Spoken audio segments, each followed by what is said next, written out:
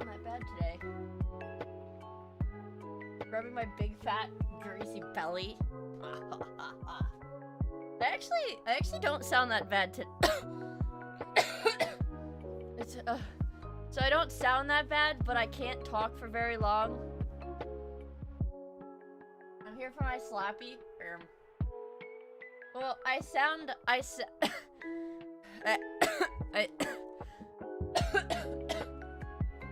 better, but eek! I sound better, but I can't talk for a very long. So I've got Mucinex, which I don't think that's gonna. Maybe that'll get my coughs out.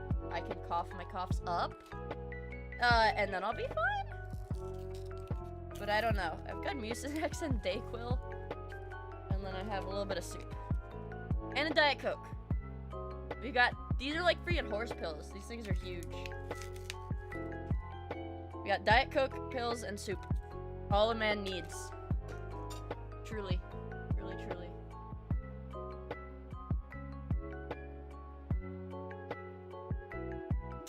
Okay, fine! Okay, fine! We can watch the Frankie Face Soy Jack video today. I guess. I'm so excited!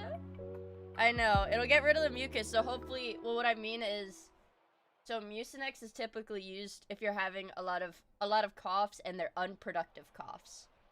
It doesn't suppress the coughing, but it will make the coughs more productive, as in you cough up mucus, which in turn, as your body expels that mucus, it's not gonna give you the reflex to cough as much. What did Frankie Faye, my wife? Actually, she's my wife. Anyways, let me take my pill. I got too excited. Sorry. Let me take my pills, and then we start. I'm gonna mute in case I like choke on them.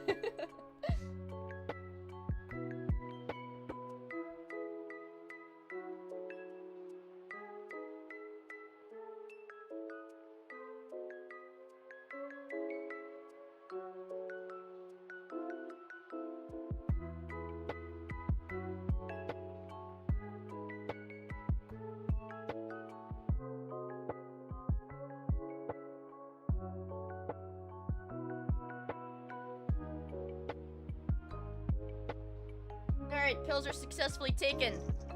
We win again, Patriots. We win again.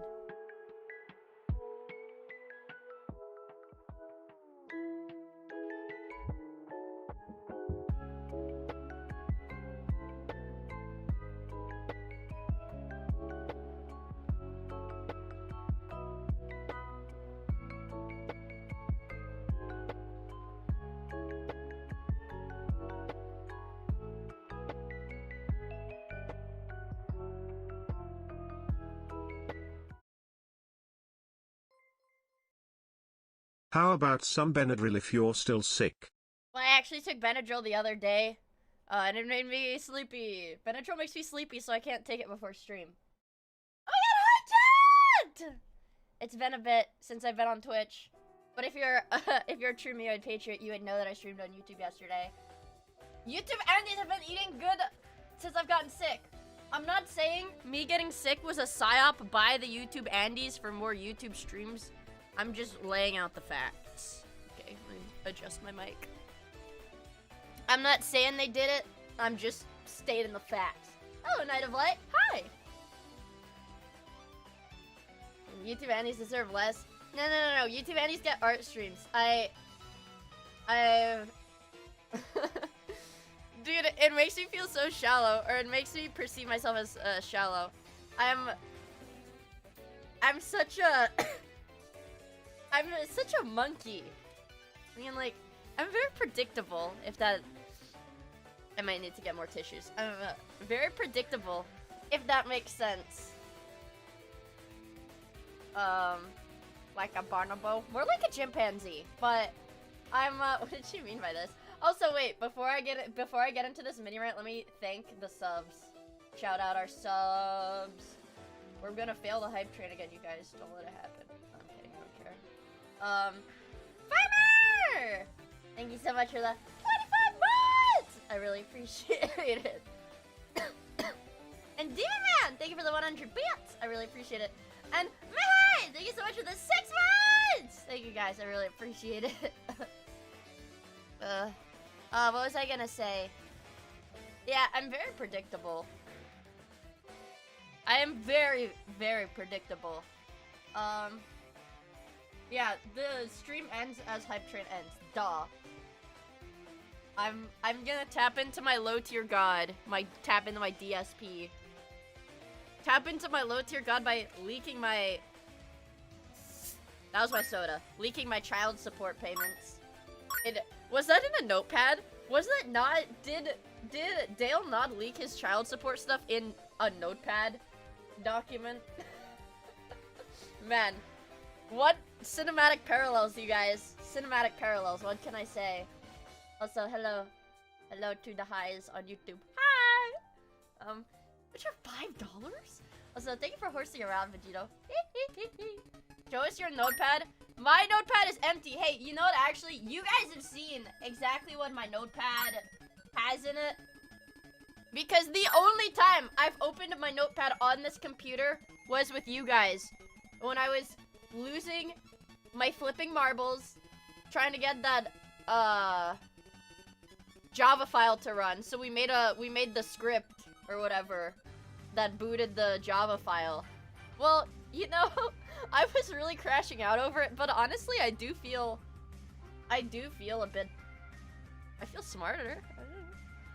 Dale, parentheses, low tier god just admitted on stream that the notepad thing is real, and excuses it by, dude, my thing with lolcows, you guys, specifically. Sorry, I'm rubbing my eyes. That's why I'm blinking weird. I'm about to put eye drops in, so I'm gonna blink weird again. So, the thing with lolcows, right, is all you have to do, all they have to do, alright, in that position, all they have to do is not address it. That's it. Just don't address it. Don't bring it up. Don't get defensive about it. Just don't mention it. Like, just don't bring it up. But they literally cannot stop themselves from doing this. And then yeah, I know it's what makes a lolcow. They wouldn't be a lolcow if they didn't do that, but like, holy shit. It was right there. It was that easy. Okay, maybe, I feel like Lakari's a little different because this dude isn't a lolcow. He's literally like a criminal that was in possession of cheese pizza. So it's like a little bit different. But Bossman Jack is back on crack, by the way. All is right in the world, you guys. I feel like all the pieces have finally clicked back into place in the puzzle. I have gonorrhea.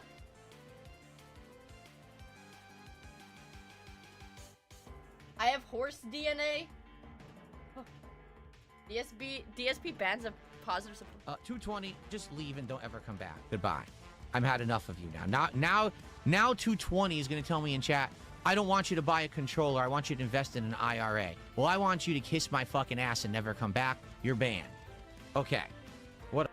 Imagine, dude. Imagine banning somebody. A, you have to be really fucking stupid. You have to be really fucking stupid to give DSP money. But imagine giving DSP money and he bans you for giving him money.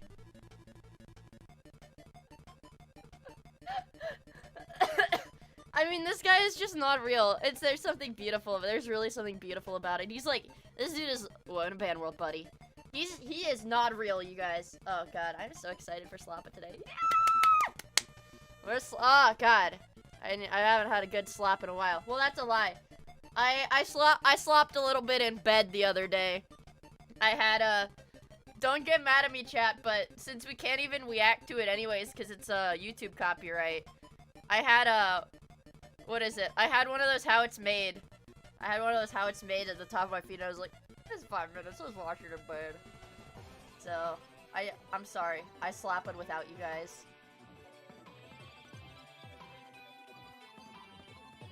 You know what? And next you're gonna tell me that $10 was for my dad and not for me. Yep, you're banned.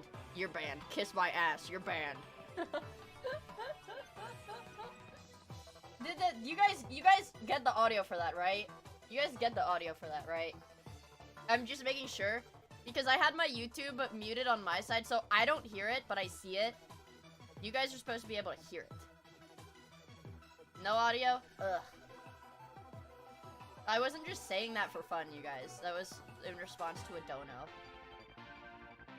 Okay, let's fix this? How do we fix this? Properties. Don't control audio via OBS. Alright, now I'll hear it. Yay. Is it burnt? Did you drop it in dirt? No, I did not. Grow up. I forgot what I was gonna say. Okay, I unmuted it so you guys can hear it. Thank you for the super chat, Jonathan! I really appreciate it. Thank you so much. It'll go to a good cause. Like paying my taxes that I have to pay, before, what, April? Don't worry. It'll go to a good cause. I know, there's no, you paid him? Yeah, you're right! No, guys, so the problem is I can't even gamble. I can't even gamble to make money to pay my taxes because I literally owe money on my gambling winnings because I've won so much money gambling this year. Does that... It's over. The United States is a fucked up place, you guys. Double or nothing? Double or nothing, I'm gonna go... Oh, double on my taxes. Yeah. Humble brag, I'm good at gambling, right?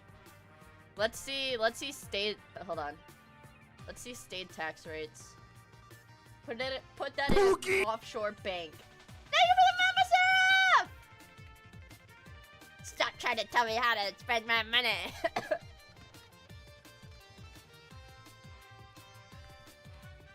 Let's see. Alright, tax winnings calculator. Oh my god. So, I won over $5,000. Okay, actually, guys, this is my first time looking at the tax rates. This is my first time looking at the state tax rates for gambling winnings. I thought I was gonna have to pay a percentage. I thought I was gonna have to pay, like, a big percentage, but it's actually just, like, a couple $100. Yes, I won over $5,000 gambling. This year. Barely.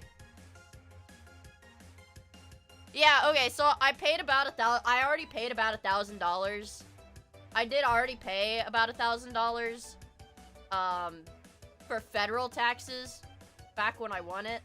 Like, they literally just took my money there. But it's like, I actually only owe a few $100s on state taxes.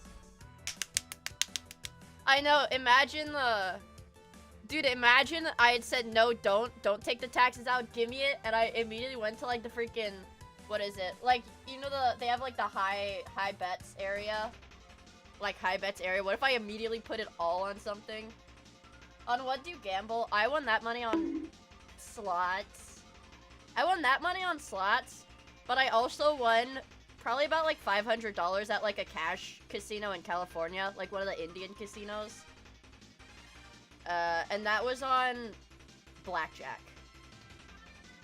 I mean, guys, I don't have a gambling problem. I just have really good luck. I'd be a millionaire, duh. Truth nuke. Truth nuke.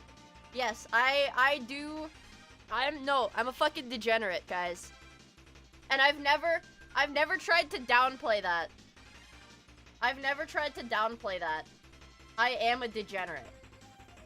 And I think that's alright. She won 5K, she didn't say... You don't get mad at me, that one guy. When I won like 500 at blackjack, I put in 100. When I won 5K on slots, I put in $20. That's why I've had to spark on like every gacha banner this year. That's what... They got the Vishnu slot machines? No, like Native American, like reservation casinos. Mia gambles like a Chinese lady. Maybe the allegations are real. I have Chinese allegations. I have Chinese allegations. Listen. I'm not a Corpo VTuber. It's pretty fucking easy to find pictures of me online. And I am not Chinese, okay?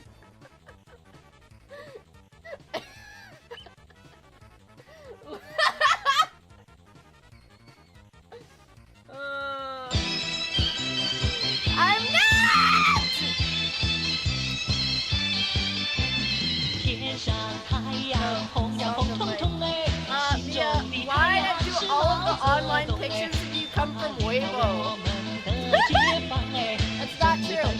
true. It's not true. It's not true. Goodbye, YouTube stream. Nah, YouTube stream is fine. They just don't get monetized, which is fine. None of my lives, none of the videos that I really post on YouTube are monetized. I still haven't. I'm kind of retarded. So I haven't actually figured out how to monetize my shorts yet, which is fine. Because what it means is that when you guys scroll and see my shorts, there's never gonna be an ad. There's never gonna be an ad, like, before, like, right before or right after my short, I think is what that means. Is that there's never gonna be an ad right there. No, they're not. You have to do, like, a monetization school or something. Like, I had to do a copyright school. Because I got a copyright strike. There's something in there. I do it for free. I do it for free. No, I do it because I love you.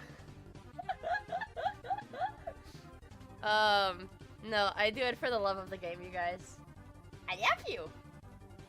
You best friend. Yeah, dude, you have to do hella, like, HR lectures on YouTube. Praise be glorious China. That's right. Wait, what? Hello, Mr. Combat Draft.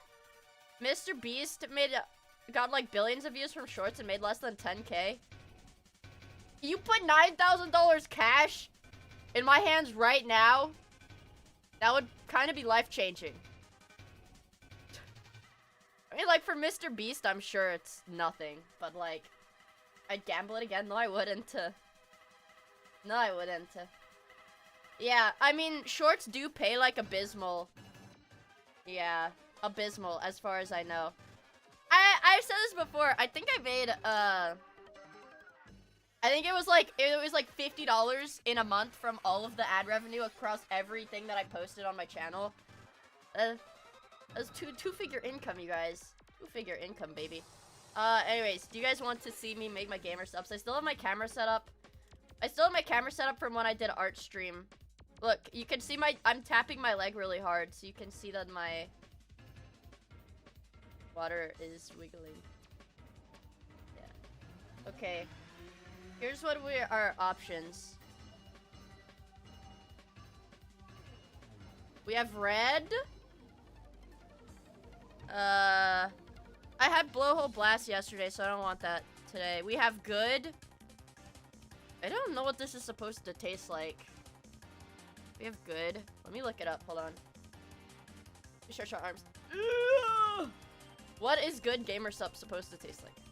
What is good gamer subs flavor? Now I just look like a retard Googling it, but the flavor is called good. No, no, no. Tell me what it... Oh! It's cherry limeade? Wait!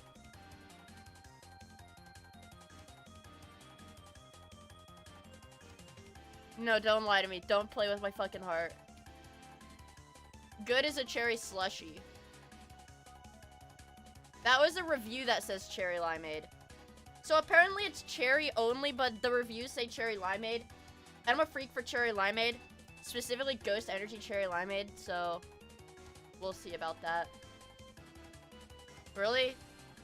Well, okay, maybe I'm retarded and I have bad taste. Maybe I'm just stupid and I have bad taste. So, I wasn't tapped in. Big. Oh. Dude. This is very red. I don't know how much I was supposed to put in there. It looks like Kool-Aid. If this spills anywhere, I'm gonna be totally fucked.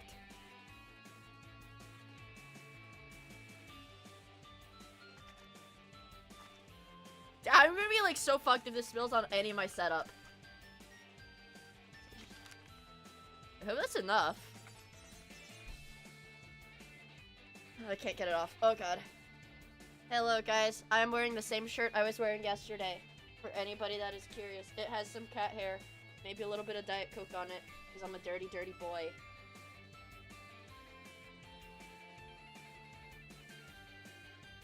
It says, fix your problem, child.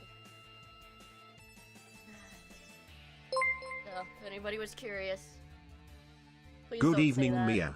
Did you bite off your fingernails before tonight's stream? No.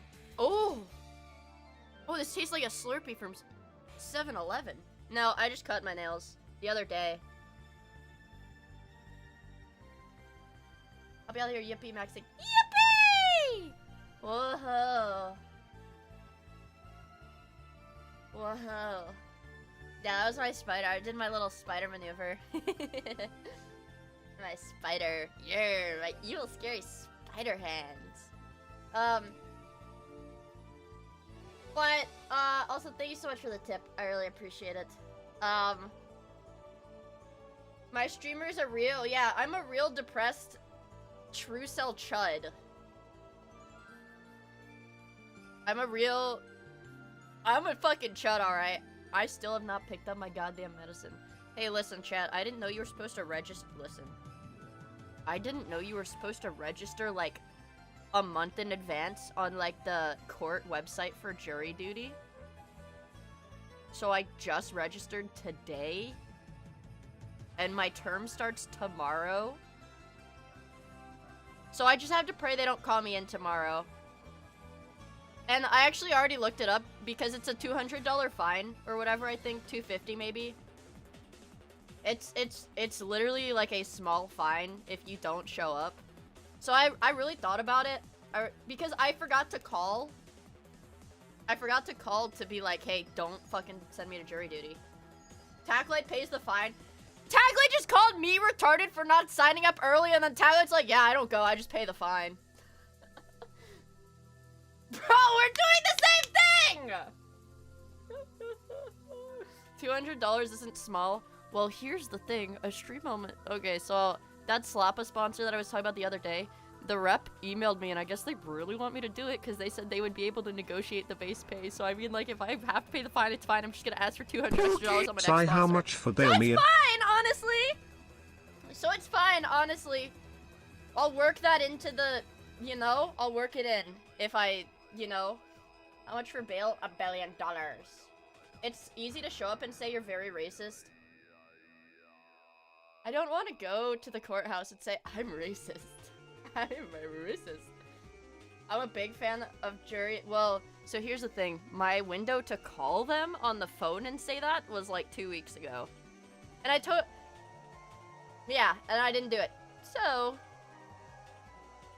If you do it, you're retarded, but if Taglight does it, he's based. That's just the rules, chud.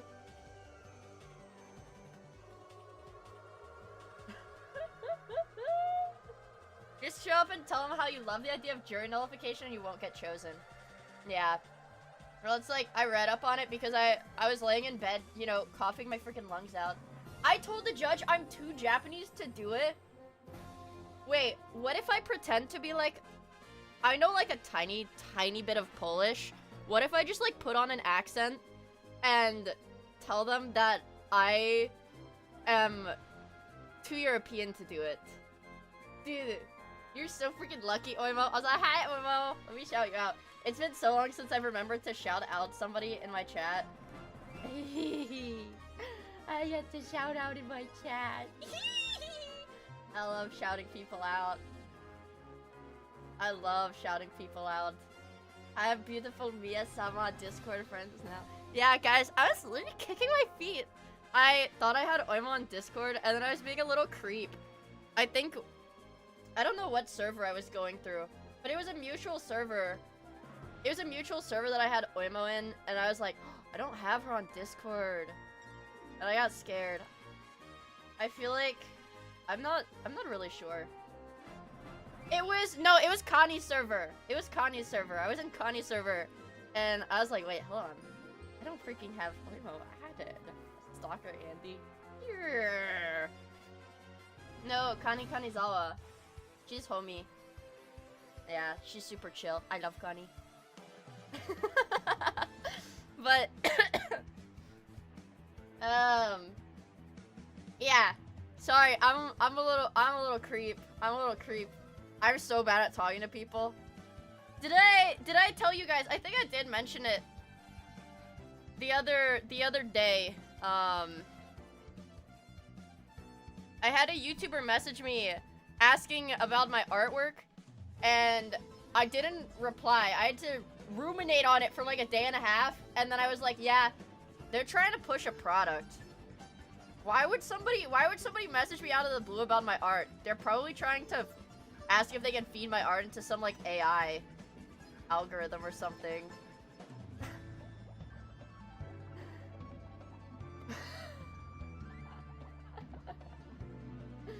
Yeah.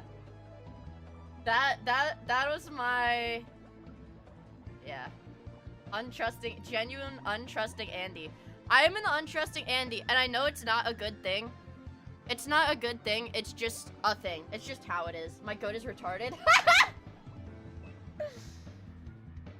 Hey Mia, we want you to be the mascot for Chud Point. I can't network if I assume all of them are trying to feed me into the AI farm. Well, I don't know. I was just kind of confused. It's like, you know, I expect a very... Mia, do you think Mr. Beast has a large hog? Well,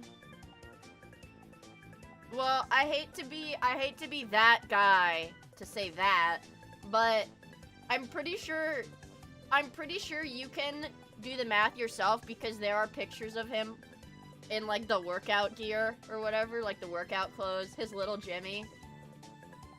I'm just saying, yeah, you pull up the pictures and you do the math. I would say it's probably, what the fuck? Don't ask me about celebrities' penis sizes. Don't ask me that! What the fuck? I have potato chips. I didn't eat yesterday. I didn't realize it until this morning and I felt really sick. I didn't eat yesterday. Remember when I ended my YouTube stream and I was like, guys, I'm so hungry, I'm gonna go eat. Well, what did I do? I walked like 2 steps to my bed and I laid down and I fell asleep until 4 a.m.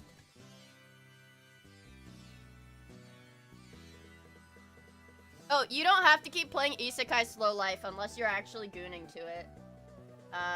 Unrelenting Paranoia is awesome. Yes! Yes! Yes! I love believing everyone is out to get me. I love it, I love it, I love it, I love it.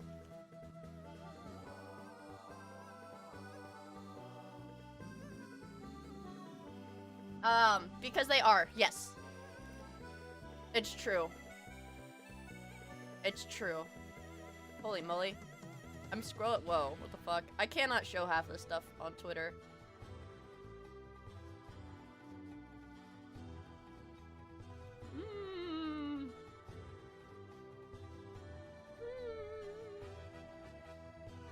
I know Loki has some, I know, we looked at it together, we know. Dude, we know it has gems. We looked at that shit together, okay? It's got gems. I get it. I get it. Racism or porn? Call it racism. What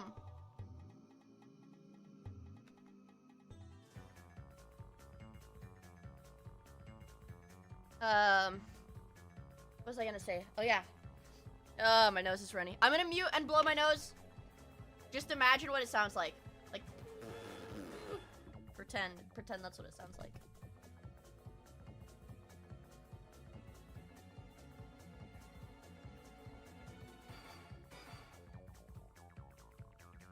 Okay, we're safe.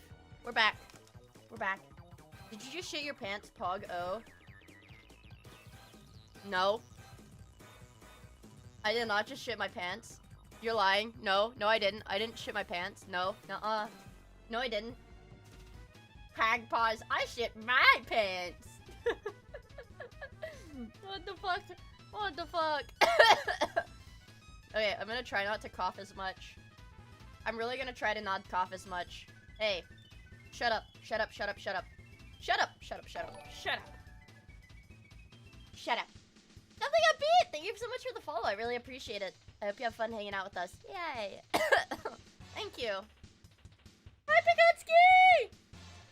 You want penis today? Twitch has smell-o-vision. Do I wear deodorant? You can't smell me. No, it's too risky. You bastards, I told you it wouldn't work. body spray. Femboy Eater 666. Thank you for the follow. I really appreciate it. Bro, Mike, they were telling me about the Pan and Coic video yesterday. Oh shit, there is new Pan and Coic. Right. Also, hi Mike. Fuck. We've got Frankie Faye, Soy Jack. We got Turkey Tom. We got Pan and Coic. Oh! Whoa!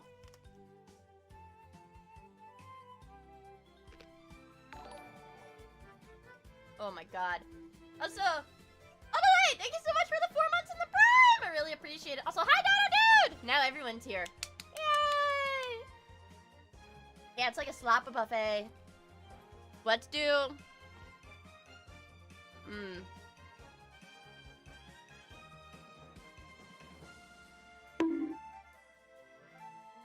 Let's do...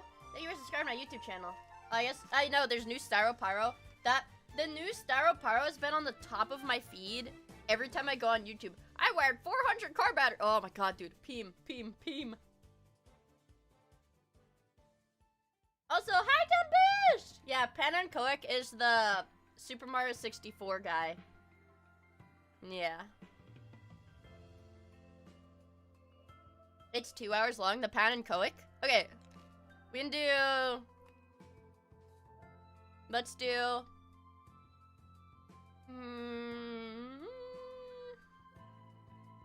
We could do... It's got no E, no I.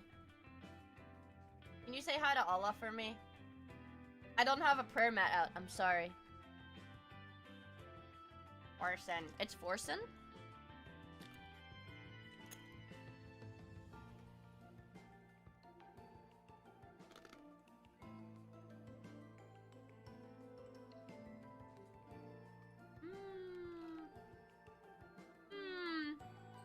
Who you do? We do Vouch. Vouch is a solid one. Oh fuck, it does have a V. It has a V and a U. This doesn't help me at all. Jesus Christ. We're not gonna lose. We cannot lose this.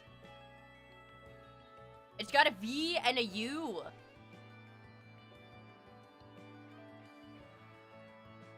But it doesn't start with the V. Uvula? That's really funny. But it can't be uvula because U isn't the third letter. It could be vulva. Dude, we didn't even... We've always been going for the penis angle. We didn't even think to consider the opposite. We didn't even think. We didn't even think to consider the opposite, you guys. But it doesn't start with a V. So it can't be. We do...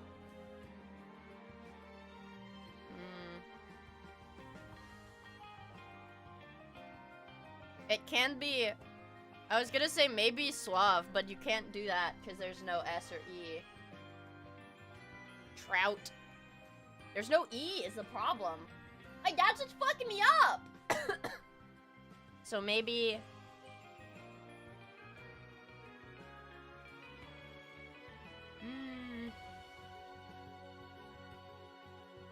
We could do... I feel like R, maybe, is a potential word. Or letter, sorry. I think R is a potential letter. I feel like it probably has R in it. Guava. Let's go guava. Metaflora comes in clutch again.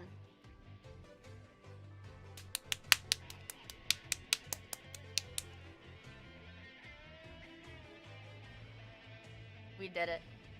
Guys, we did it. I saw you drawing some guavas yesterday.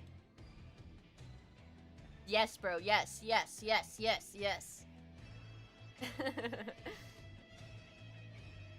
Yes. Gooning! Alright. Enough.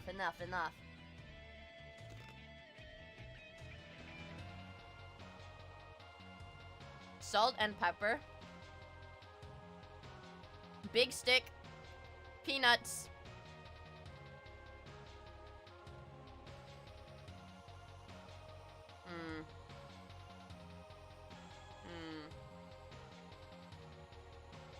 We can do like black, sheep, reject, outcast, misfit.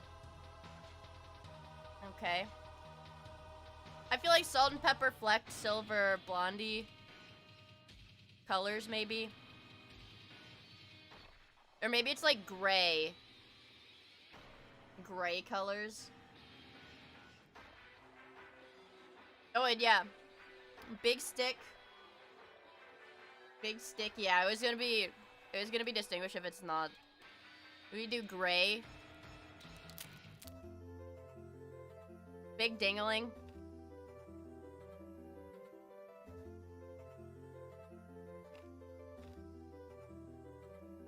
I got a chip piece on my shirt. Moose? What?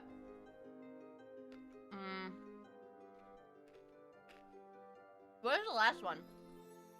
This is Roosevelt. This is Roosevelt. I should know this because I'm American. It's the bull moose. Okay. Alright. That was his party's name. Yeah! Look at us, you guys. I mean, we've got it, dude.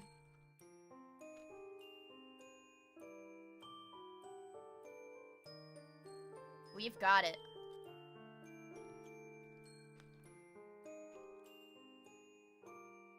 Olympics. Dude, did it. Okay, alright. Who watched hockey this morning, you guys? That shit was low-key a nail biter. I did. Meat did. Meat Scepter on suicide watch. Okay, we do like closing ceremony maybe? Yeah, closing ceremony. Oh, dude, oh my god, it's like the, what is it, like the torch holder thingy shape. You know? For the Olympics. Guys, I love it when they're clever with the spanograms. I like it.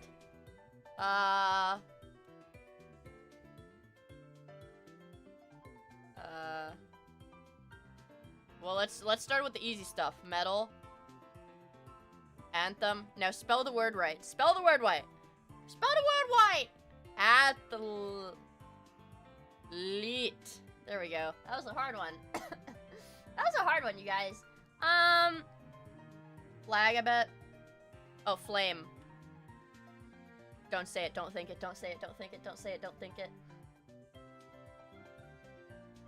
Don't say it, don't think it, don't say it, don't think it. What? Parade. We are... No! No!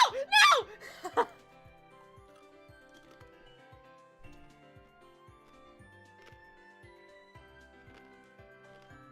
The voices. Alright, let's pull up the bundle. Let's get our dailies in, and then let's get to slopping it. We're gonna watch the Frankie Faye Soy Jack video. Yay! It's Weezer.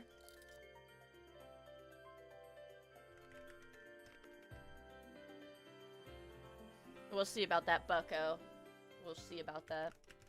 Metazua elemental and enclosed horse. Alright.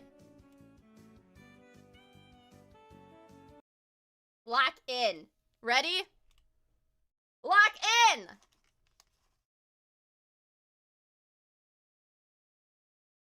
What would you do if you found out Frankie Faye was Frankie gay? More for me. 1967. This is the Beatles.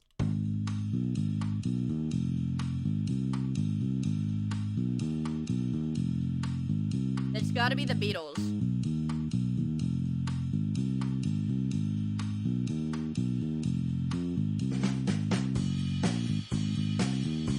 Oh, wait. I've heard this before, I think.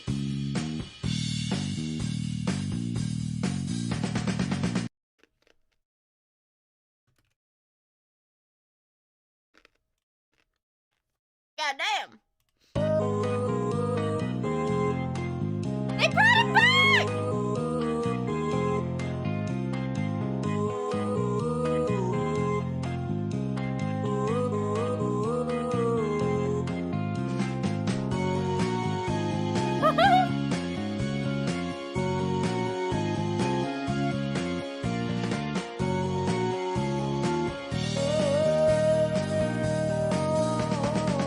What a beautiful bandle today. What a beautiful, emotionally moving bandle. I love it. Now back to the men's game. This is what separates boys from men. Wow. Can't wait for Glorp to cover the end. Thank you for the super chat, Jonathan! I really appreciate it. I know, Crater fucking hates my BGM now, because I stream too much, so the BGM gets played too much.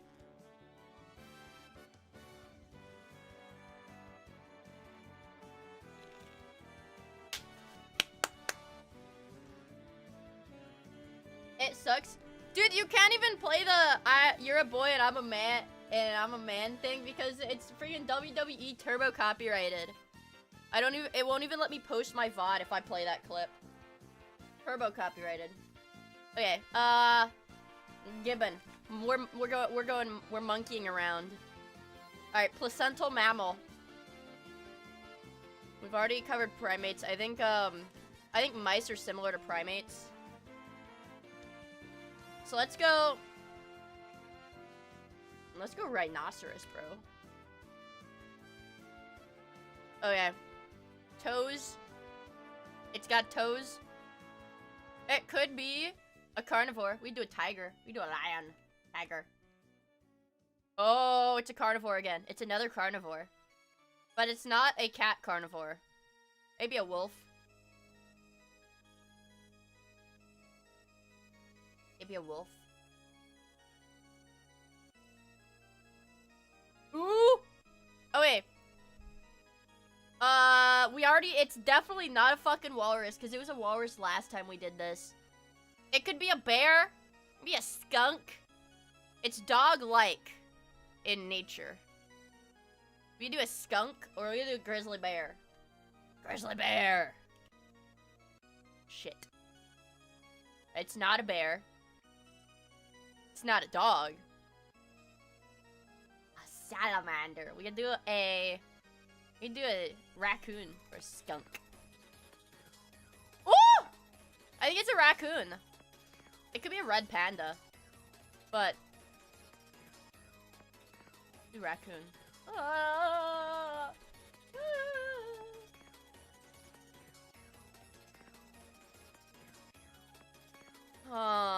You guys think it's a red panda? I mean, what is a red panda similar to?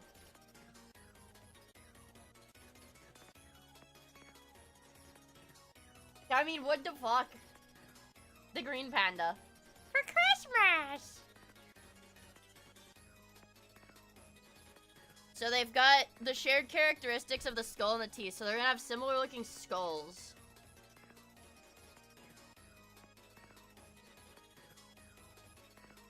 Now, what is this? Is this a badger?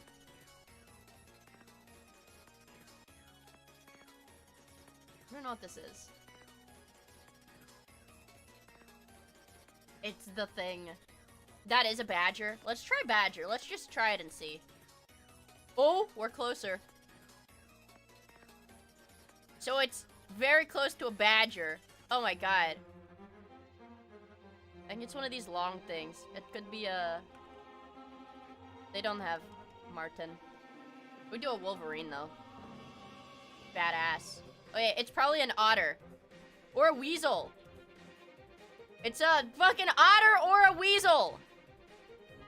Let's do weasel.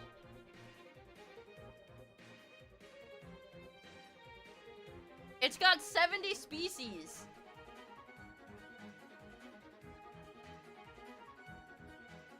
Let's try a weasel. Oh my god, it's a ferret or a mink. Ferret or mink. It's a ferret! Oh my god, you guys. Jesus. Jesus Christ. That was a rough one. That was a rough one. Oh, oh, oh. I love those funny little guys. Alright, call it Astrid. Oh shit, it's an Astrid, but it's not a Nightshade. Oh my god. Son of a bitch. Well, now I'm at a loss. It's an Astrid, but it's not in the Nightshade family. And unfortunately, that's all I fucking know. Gulp. Gulp. Okay. What if we do the Aster? No, you can't do that. Damn it. Damn it, damn it. Damn it. I mean, it was worth a shot. It was worth a shot. Oak is a Roset, I think.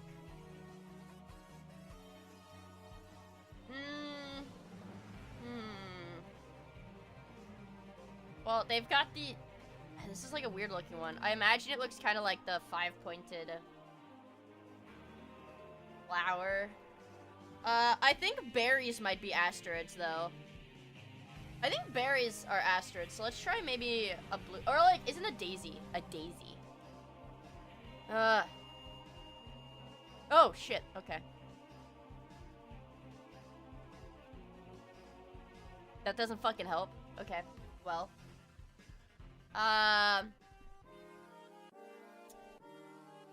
Okay. Well, all of these have flowers. Generally, it has flowers. Most of the plants have it. It could be like, or like an herb. I think there's herbs in Asterids, like maybe like parsley or something.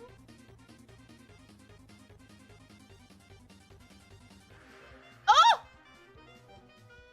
Celery, celery, celery. Flowers that look like this. Or that's a parsnip. That's a parsnip, isn't it?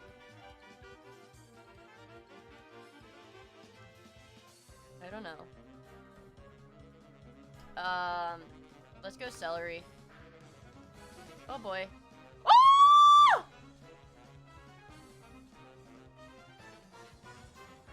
Check him, Breezy!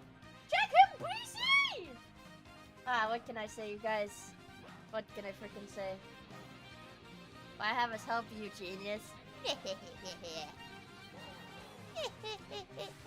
Alright, we did it. On to elemental. I think it's gonna be a transition metal today.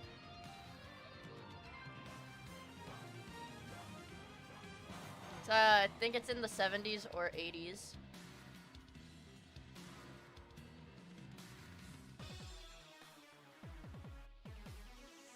But it's past, it's past the lanthanide. It's not a lanthanide.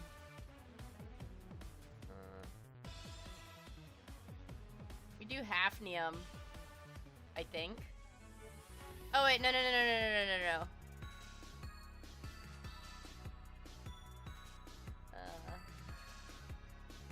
me try hafnium. Oh. Okay. It's a transition metal. It's dingalingium. I never heard of that one. It's dingalingium. Okay. So it's probably, but it wasn't discovered in the 1800s or the 1900s to 1950s. So it's either super new. Let's go tungsten. Ah, damn it. I was thinking it was older. So it has to be like either ancient or freaking very new. Is iridium ancient? I don't think it is. Oh, it's 1800s. Oh, wait. Gold. Duh. Gold is ancient. Claviculum. Clavicularium.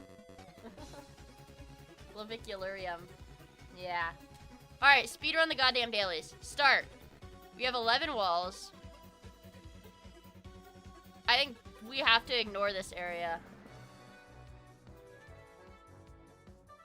My initial focus will be over here. Ooh, you know, now that I think about it.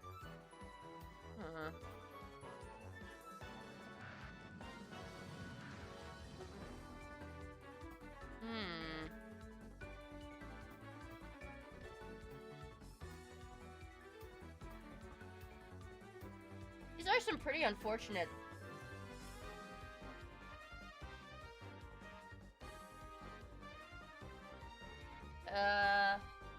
Let's start with this. Yeah, I'm gonna spike my freaking cortisol doing this, bro.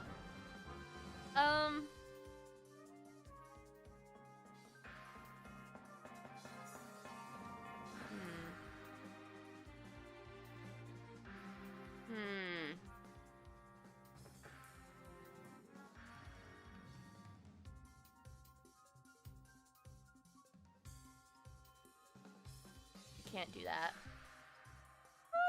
This one's kind of fucked. I feel like it's gonna be like some weird, like spidery, like spindly. The miia would spike your cortisol. Me too, bro. Me too. Me too, bro.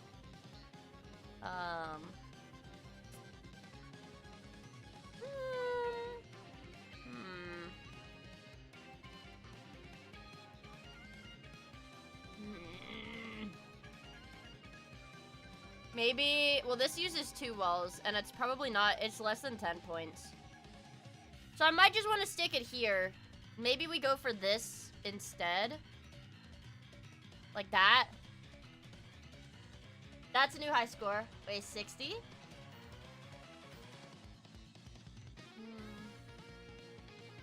We have 2 walls. I think this cannot be improved upon. This cannot be improved upon. For the wall of cost. I don't think this can. I don't think this can. This, sussy. I don't know. No, I think this one's fine. I think I want to see if I can do anything here. Because we could always just use 2 wells here. I mean, how would this fucking work? Wait. We get 86 like this. I can't get a diagonal on that. Pull this out one more. I mean, I think this. Ate all my chips. This feels pretty good. Hello, Andrew Morningstar! It's good to see you, bro. This. I keep getting those videos of the CIA agent talking about being undercover and he had to have gay sex to get information out of an ambassador. I also saw that on Twitter. I also saw that one on Twitter. We're locked in! Wah, ha, ha, ha. Wah, ha, ha, ha. Yeah.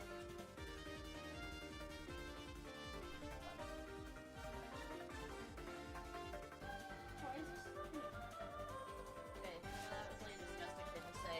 It's my soup.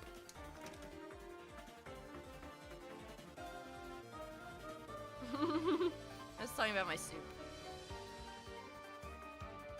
The soup is a bit slimy. Or the container is. Soup. Yeah, it's not as hot as I wanted it to be because oopsie daisies. I sat and jerked off at my computer for an hour streaming instead of eating my damn soup. Oopsies. Oopsie daisies. That's fine though, whatever. But let soup cool down. The soup is cold! What Demia doing? We're gonna slappa. We're gonna slappa like freaking crazy today. I am so ready! Guys, I am so ready to freaking slappa. Slappa like crazy. Slappa like crazy. Dude, I keep getting Reggie shorts. I know there's a new Reggie. Look, dude, look at my fucking feed. Okay. Reggie, Styropyro, Panenkoic. Freaking how it's made. Okay, this is Kim Jong-un. This is a good one. And then I keep fucking getting this armless and legless Paralympic swimmer. Astrum. I keep getting a lot of cinema. A lot of cinema. Nile Red. Watch Regivet and Culture. He posted it like less than a day ago. I've been getting Mart shorts a lot. Oh yeah! Salmonella! The Salmonella is real now! Holy shit. Salmonella is real now. He has a beard, so he doesn't match his stick figure. Salmonella is real. I freaked out. I saw that shit on Twitter. I was like, oh my god, oh my god, oh my god, oh my god. Minecraft TAS. I mean, you know the fucking deal. You know how it fucking goes. The cylinder must remain unharmed. Whoa. Hamina, Noel. A lot of Kerbal stuff. Captain Sparkles.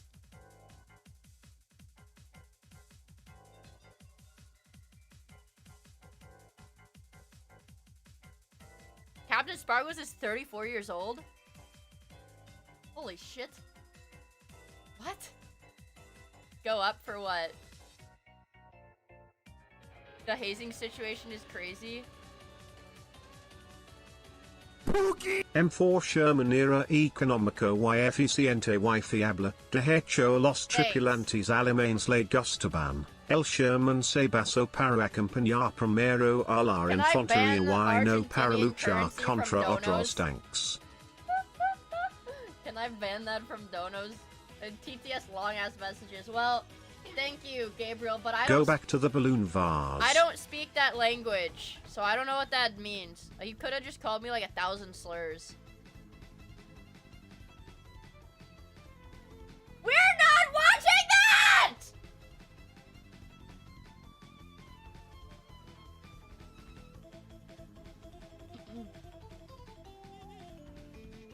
We're not watching that. We are not watching that. I want to watch Frankie Faye. 1984. Yes, literally yes. I'm a cold-hearted dictator. Man, what terrible search histories. Rack the Black World. I'm ready. Guys, I think I'm ready. I love Frankie Faye. You guys, everybody needs to watch this video genuinely 10 times. Get this video to 1 mil. Get this video to 1 mil. I'm ready. Oh my god, I'm ready. I'm ready. I'm ready. I'm ready. I'm so ready. Oh my god, I'm so ready. Ah! I'm so ready. I'm so ready. I'm so ready. Man, I haven't had true long form sloppa where I feel I'm still coughing a lot, but I feel well enough to be able to yap over it to a degree. I mean, we haven't had good hard sloppa in a while. Sorry for flashbanging you. I love you, Frankie. Nothing funnier than drawing your enemies. I love you, Frankie Faye. I love you. I love you. I love you. I love you. I love you. She's beautiful too. There is literally nothing funnier than drawing your enemies as stupid, ugly, easily excitable morons. And in 2009, the internet asked, what is the funniest possible way to do that? And modern memes as we understand them today were born. But over the last few years, you've probably noticed the explosive popularity of this weird new meme. A meme so huge, they're posting it on the official White House Twitter. The official White House Twitter posts AI-generated chud jacks. Is that real? Is this true? It's called Wojacks and Soyjacks. And it sounds hard to believe, but these might just be the future of human communication. Oh, I believe it. You might be thinking, wow, that's insane. But I have a theory, and I'm going to spend the rest of this video. Oh my god. Dude, every time she posted a work in progress of this chart on Twitter, I got so excited. I mean, you know she did her fucking research because the Shardy bubble is the biggest one. The Shardy bubble is like, you know she did her research if she's got this much from the Shardy. The rest of this video trying to prove it to you. I know. That's how much I like you. I propose that memes, like living things, mutate and evolve and compete for one precious resource. our attention.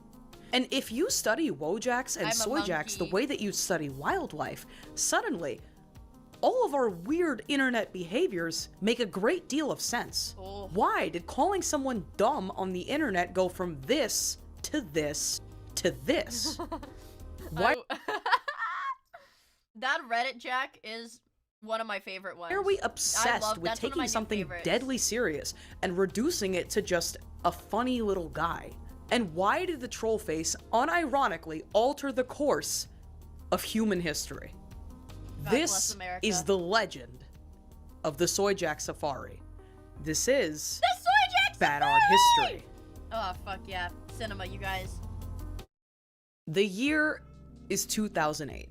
One fateful day, September 18th, a small-time artist going by the name Win logs onto his account on a website called DeviantArt and uploads a crude illustration that would change the internet forever. The troll face came from DeviantArt? This artwork, titled Comic Trolls, was the masterpiece that gave the internet one of its most iconic recurring characters. The troll face. What? Oh my god. An ageless, raceless, vaguely male homunculus that, when posted online, basically said that you were the cool one and the other guy sucks. And this formula fundamentally hasn't changed. For reasons that will take this entire video to explain, all internet social behavior really does boil down to this. Me smart, you stupid, also you look like this. So that part makes sense. Dude, it's like perfectly crafted, you know, to get under your skin. Me smart, you stupid, and ugly. You stupid and ugly. You not just stupid, you ugly too. And the role of the troll face in that basic interaction is pretty easy to understand. But somewhere along the way, the troll face gave rise to a new species called the wojak. So what is it? A wojak is a meme that has dominated internet discourse over the last decade or so, and it has a very distinct look. It's a simple drawing that resembles this face. That's it. But that doesn't mean that any old doodle that gets memed on is automatically a wojak.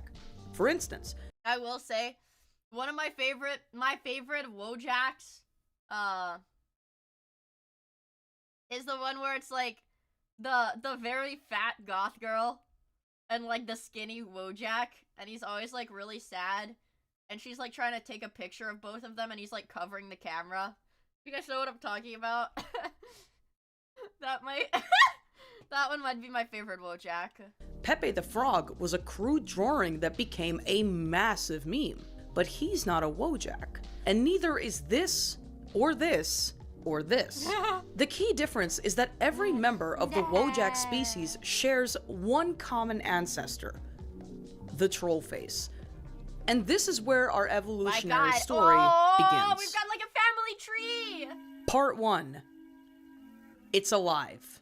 Spurto. I have a confession.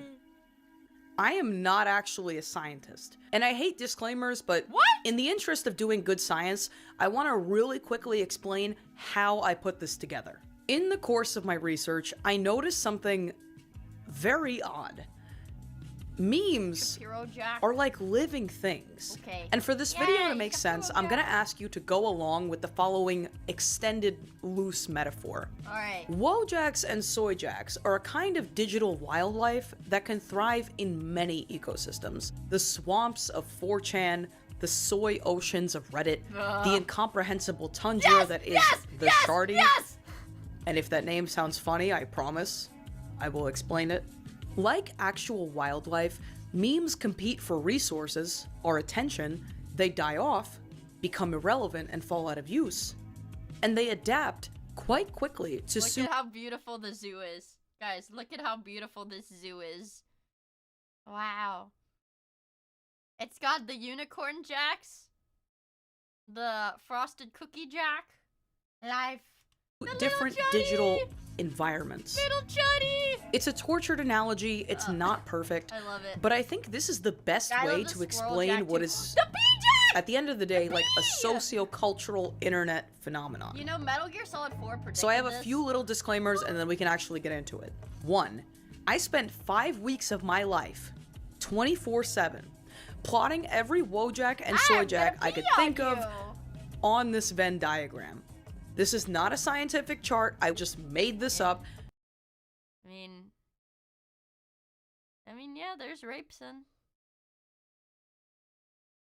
I feel like some of this is redundant because there's a lot of Rapesons. There's more than one Rapeson in this, anyways. But for the purpose of this video, I would say it works. 2. There are well over tens of thousands of unique Soyjaks and Wojaks, and more are being made every single day. They have a cat one. I cannot possibly plot them all on this chart. That also means that there are going to be some glaring omissions. And we're all adults here, so let's be honest. At the end of the day, these memes are a tool meant to make fun of people. Many of them are extremely specific to every cross-section of human you could possibly imagine. The Jacko system. Please understand what I mean by this. So for she's gonna show the most fucking racist Soyjak you've ever seen in your life, dude. Some of them get crazy. My peace of mind, and for the most educational viewing experience, I'm going to skip a few. But here is how I decided what to include. To be a species on this chart, you must meet 3 or more of the following criteria.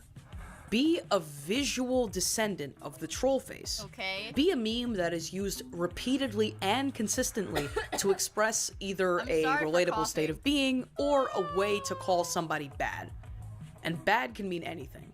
Exist because of a prominent internet trend, or exists specifically to make fun of any species already on the chart.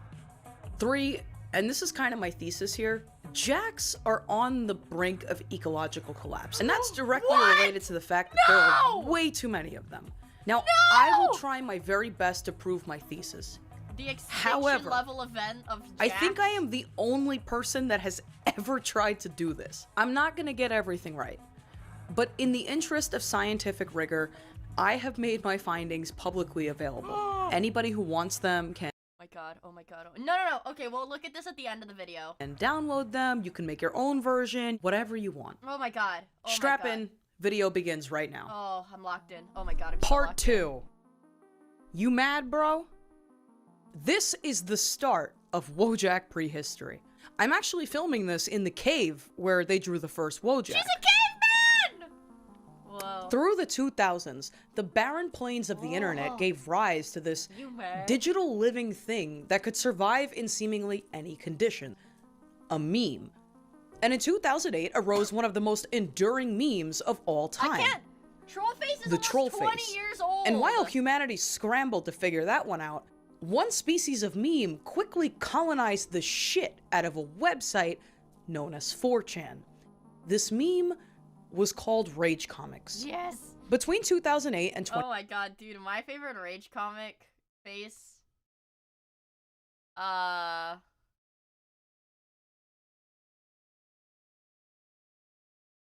me think. I don't, where's the, when I was a little kid, I liked the where's the why you know? Where's the, oh, there it is, the why you know, the me gusta. I like the, oh my god, there's the no. Dude, I sound like such a fucking chud. The cereal spit. Is cereal spit on here? Oh, the not bad. The not bad. You don't say is my favorite. I like the, oh dear god. That was or the fapping one. The fapping one was funny. The Yao Ming, Neil deGrasse Tyson are peak Reddit. Oh, here's cereal spit. Here's cereal spit. Yeah. For the, okay. Oh my god. Between 2008 and 2013, Rage Comics there's just something beautiful about these things. There's something There is just something beautiful about these things. Also, Sawwhaler, thank you so much for the follow. I really appreciate it. Black and white digital artworks depicting funny, relatable vignettes absolutely ran the internet. Going with our metaphor here, it was a species that thrived. From a movie? Reddit, 4chan, 9gag, Twitter, wait for it to blood. Anywhere remotely hospitable to digital life, and Rage comics would infest it. And the trollface ruled the meme landscape by orders of magnitude.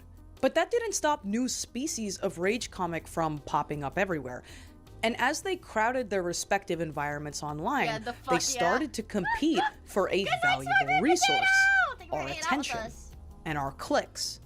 So, Trollface, what's the deal? Aw, he's sad. He didn't invent Rage comics, to be clear. He was just one of many, and he first hit the internet, like we discussed, on September 18th of 2008, on the art-sharing website DeviantArt.com. God, dude. I genuinely cannot believe that Trollface is DeviantArt. Like, somebody that, like, an art hobbyist created Trollface. Like, they're just making art. It was, like, I think Trollface specifically has, like, and the Rage comics as a whole has a very different, I don't know, like, origin at the very least. Because it wasn't, like, created, like, a lot of the soy jacks. Okay, like, a lot of modern soy jacks, right? When people make them nowadays, because it is, the environment is so saturated with different jacks, a lot of the ones that are made are very specific to make fun of, like, a very specific person or group. But, like, this, I mean, this is just someone's art. This was just for a comic somebody drew. Like, this wasn't made with hatred or malice, yeah. You know, this was born of artistic passion. And I think that's beautiful, you guys. There's no scientific consensus on why he looks like that. Meme researchers agree that he was likely an offshoot of the much less successful meme, the rodent. Crazy how that one never took off. Anyway, Trollface proliferated like few memes ever had. He was recognizable around the world. And that's why it was no shock when nearly a year to the day after the Trollface species first blessed the internet, scientists discovered a novel species of Trollface called Feels Guy. Oh, yeah. God damn, it was Feels Guy. Holy shit. Feels Guy was the Big Bang. Feels Guy, by all appearances, was a direct descendant of Trollface. But how? TFW, what accounted for how different he looked? Shit. What was he doing on the Polish image? Yeah, this is taking me back too. Board, VChan, of all places. Why did people call him Feels Guy? Unfortunately, given how long ago— I did know that, like, yeah, Wojak is Polish. I'm just, like, in the name. This was in terms of internet time, a lot of context has been lost. But here's what we do know. Feels Guy was named after the prevailing internet slang of the time.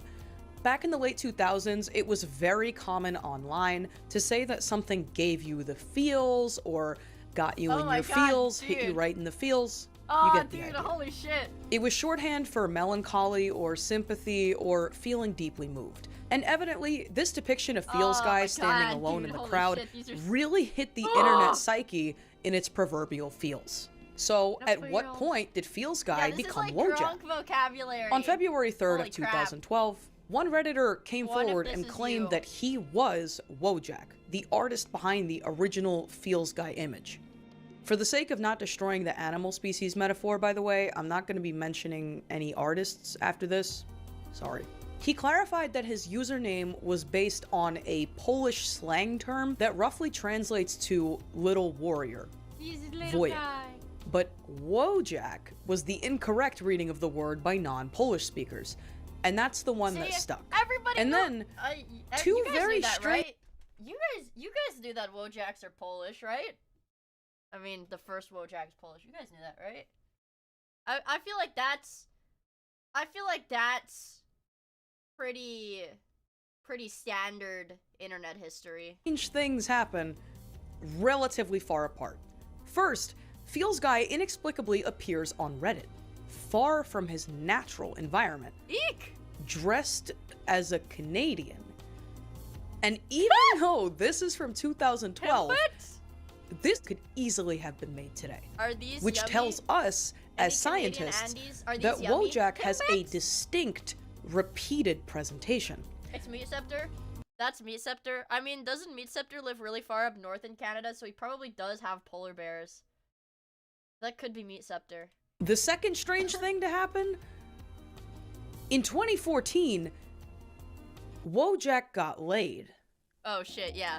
Oh. Part 3. Guys, Wojak guys. explosion.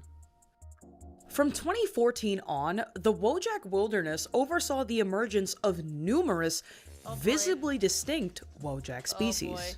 Somewhere along the way, Wojak... Look at how she's censored.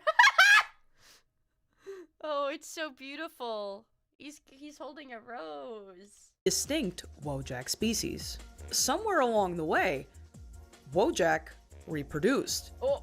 And these new Wojaks were weird. They were unique looking and hyper suited to their environment.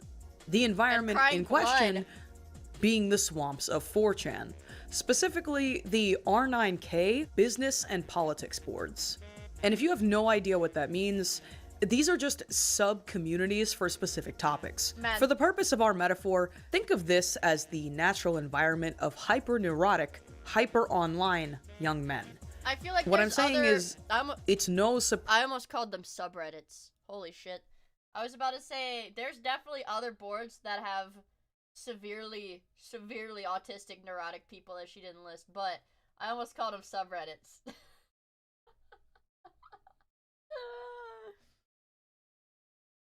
Well, maybe not neurotic. Mia is a redditor. Well, I told you guys, as a kid, I was a B-tard when I was a kid. I was a huge B-tard as a kid. But I guess there is a pretty sharp distinction between neurotic people and just retarded people. So we know you still are, little bro. Back in, like, 2015. You know, dude, I was low-key a cooked-ass middle schooler. I don't know how I got exposed to, like, such bad stuff on the internet as a little kid, but I did. I was actually giving this some thought the other night because I saw a TikTok about what was it? About Eroguro. And I was like, wait, I like these games, right? And I was like, oh man, I played that in middle school. What the fuck was I doing? What was I doing? What was I doing? Yeah. If you want a little vision of my twisted, fucked up world, that's what I was doing. If you browse this VT, I'd rather pull my fingernails out than go on 4chan right now. Say 4chan as a whole.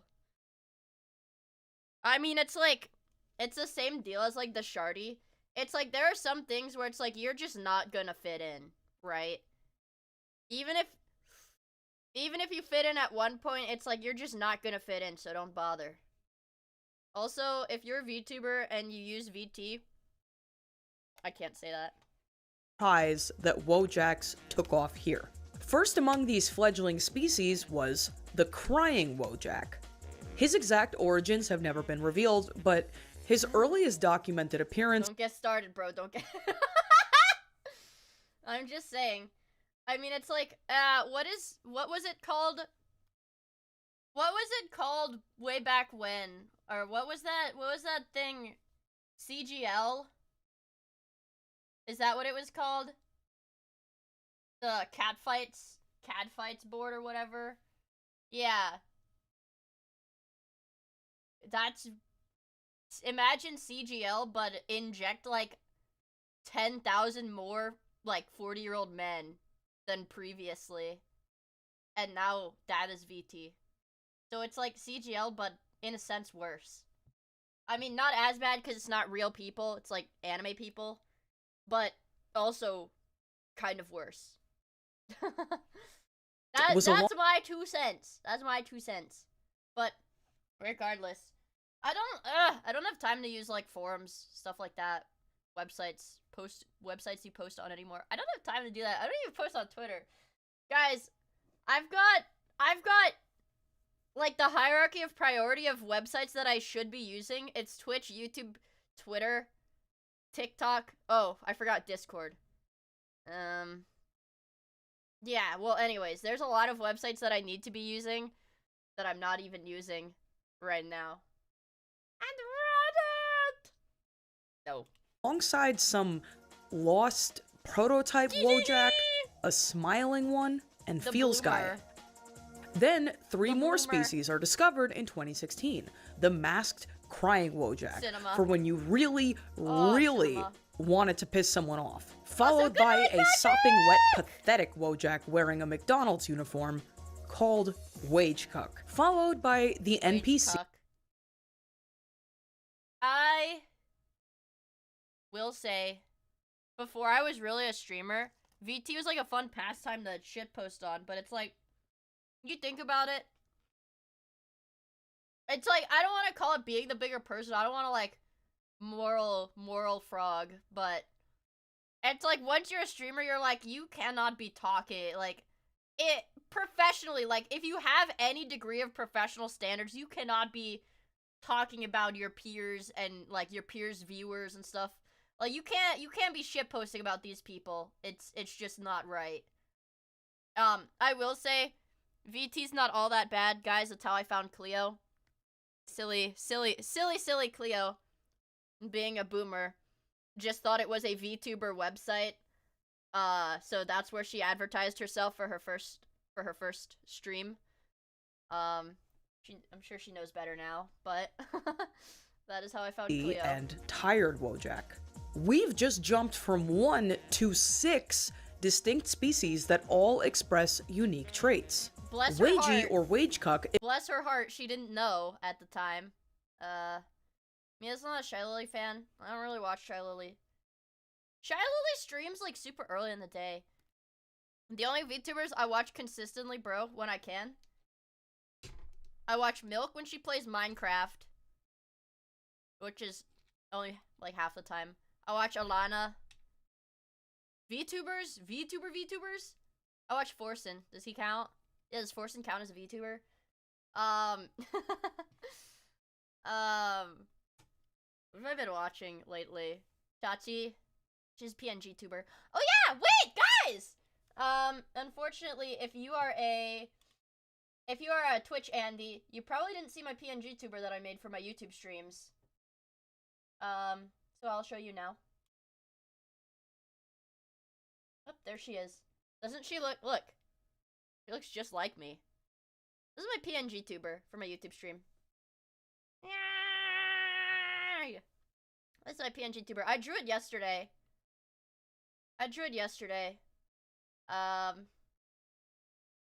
Yay. Anyways, yeah, but that's for YouTube streams. That's for when I stream on YouTube. Which one is the real Mia? Yeah, the Mia rant Sona. Now I just need one with, you know, arms crossed. Okay, wait, hold on. Let me move my potato chip bag so it's not in the camera frame, so you guys can see me do my rant Sona poses in the camera. Whoa, why is it?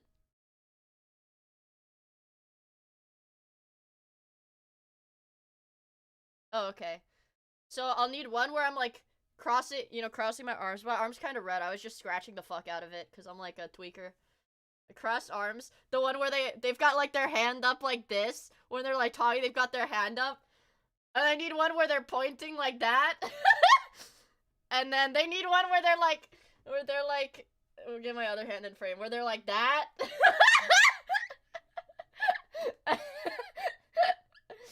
Or what is another good one where they've got their hands on their hips? What is that shirt? I already showed it earlier. It says fix your problem, child. It's got some cat hair on it because I was carrying my cat around earlier. Anyways. Yeah, I know it's fire, right? Well, no, I'm not gonna say that. That just makes me sound gross. Well, this isn't... Well, let me just say it's not the first stream I've worn this shirt for. It's not the first consecutive stream I've worn this shirt for. Emerged from the language of super online shut-in culture, also known as NEET, not in employment or training. Describe smell. I just did that for you guys. Like powder and like clean laundry. Powder, like powder, what is it? Powder fragrance and clean laundry. I don't know what you want from me. I shave regularly and I wear deodorant. I don't smell bad. And I showered yesterday. For the record, I showered yesterday right before I streamed. So, you guys being like, Mia, this is gross. No, it's not. The joke is that having a job is slavery, and being a shut-in who can work but refuses to is like the ultimate state of enlightenment. The NPC is an example of a discreet Wojak that really took off. If you didn't know, the NPC was once an incredibly popular way online to depict the weak-minded other. NPC comes from video games, it means non-player character. The premise of the meme is that you were the only one with critical thinking, and everybody else was just a boob that parroted mainstream media. And that was on the nicer end, as far as this meme presented itself in popular culture. And I would personally attribute the proliferation of Wojaks in 2016 to the NPC. Yeah, I don't know what she said. I don't know what she said, because I was thinking about whatever I was just talking about that I already forgot. But NEET is not in education, employment, or training. Education, employment, training, EET. Not N, NEET. Education, employment, and training. See, it was an election year. This was some of the most mainstream exposure early Wojaks ever got. But we could do this all day. I don't want to bore you with the details, because funny enough, the specifics don't really matter. Everything that happened from this moment on was a 1-2-3 punch of mimetic mutation. Punch 1, 2016, Chad. Chad descends from a pretty obscure meme species called Nordkuk. Neither he nor his ancestors are Wojaks. I feel like, I don't know, I saw this a lot. They are an entirely different thing. However, Chad and various Wojak types frequently interact in nature, and through the course of this interaction, Chad became baked into Wojak DNA. I'll explain how when we discuss female Wojaks, but suffice to say, much like the Genghis Khan archetype that Chad is supposed to represent, a lot of Wojaks look the way they do because of him. Punch 2, the pink Wojak. In 2017, the pink Wojak signaled a major evolutionary change. The ability of Wojaks to take on multiple physical traits at once. I will say, this one, I use this one a lot, where he's like pulling his fucking 2017, eyelids. If you recall, was a huge year for cryptocurrency. The surging value of Bitcoin prompted tons of investment, a bubble formed, and then the bubble popped and a lot of people lost their money. And during this period, hundreds of crypto bros on 4chan's business board needed a new way to express just how much this sucked, creating the perfect conditions for a new Wojak to thrive. The angriest one of them all. A screaming pink guy who cried tears of blood. He was the picture of rage. Dude, whenever I get mad or I freak out and I say I'm crying blood, this is what I'm talking about. By the way, anytime I say I'm crying blood, this is what I'm talking about. Hi Mia, my $35,000 that I purchased of Mia coin is now $2,000 after 10 minutes of buying.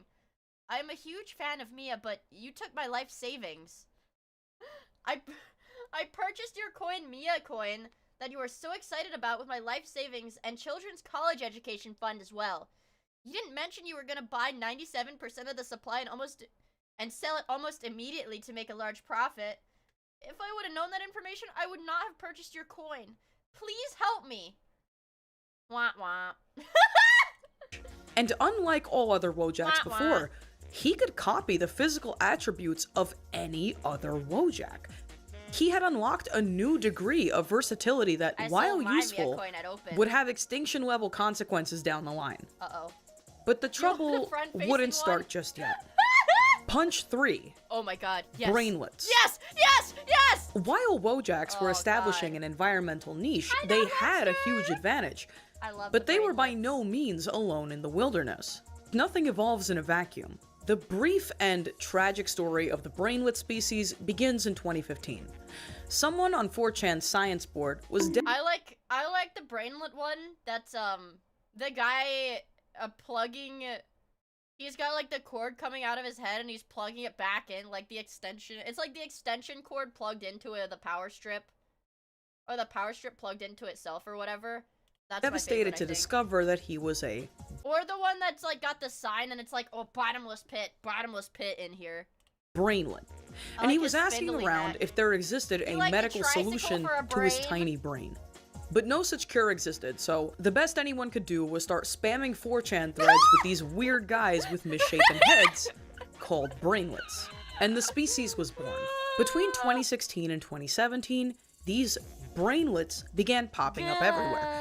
And they were increasingly converging on Wojak-like features. But you rarely hear the term brainlet these days because natural meme selection mostly killed them off. Also, when I refer to a species as killed off in this video, I don't mean that it disappeared forever. Memes don't work this way. A meme dies when it becomes so irrelevant that it falls out of use. So just keep that in mind. So what happened? As brainlets butted up against the ever-multiplying number of Wojaks, it was adapt or die. Wojaks had a major edge. When it came to calling someone stupid on the internet, which is the entire purpose of this kind of meme, you could just respond with a generic brainlet. Or you could respond with a stupid-looking Wojak that actually resembled the person you were insulting. This was way funnier and way more offensive than anything brainlets could offer. And their numbers were soon devastated beyond repair. Let me see if I can find that specific brainlet, because I don't think... Brainlet plugged into himself. This...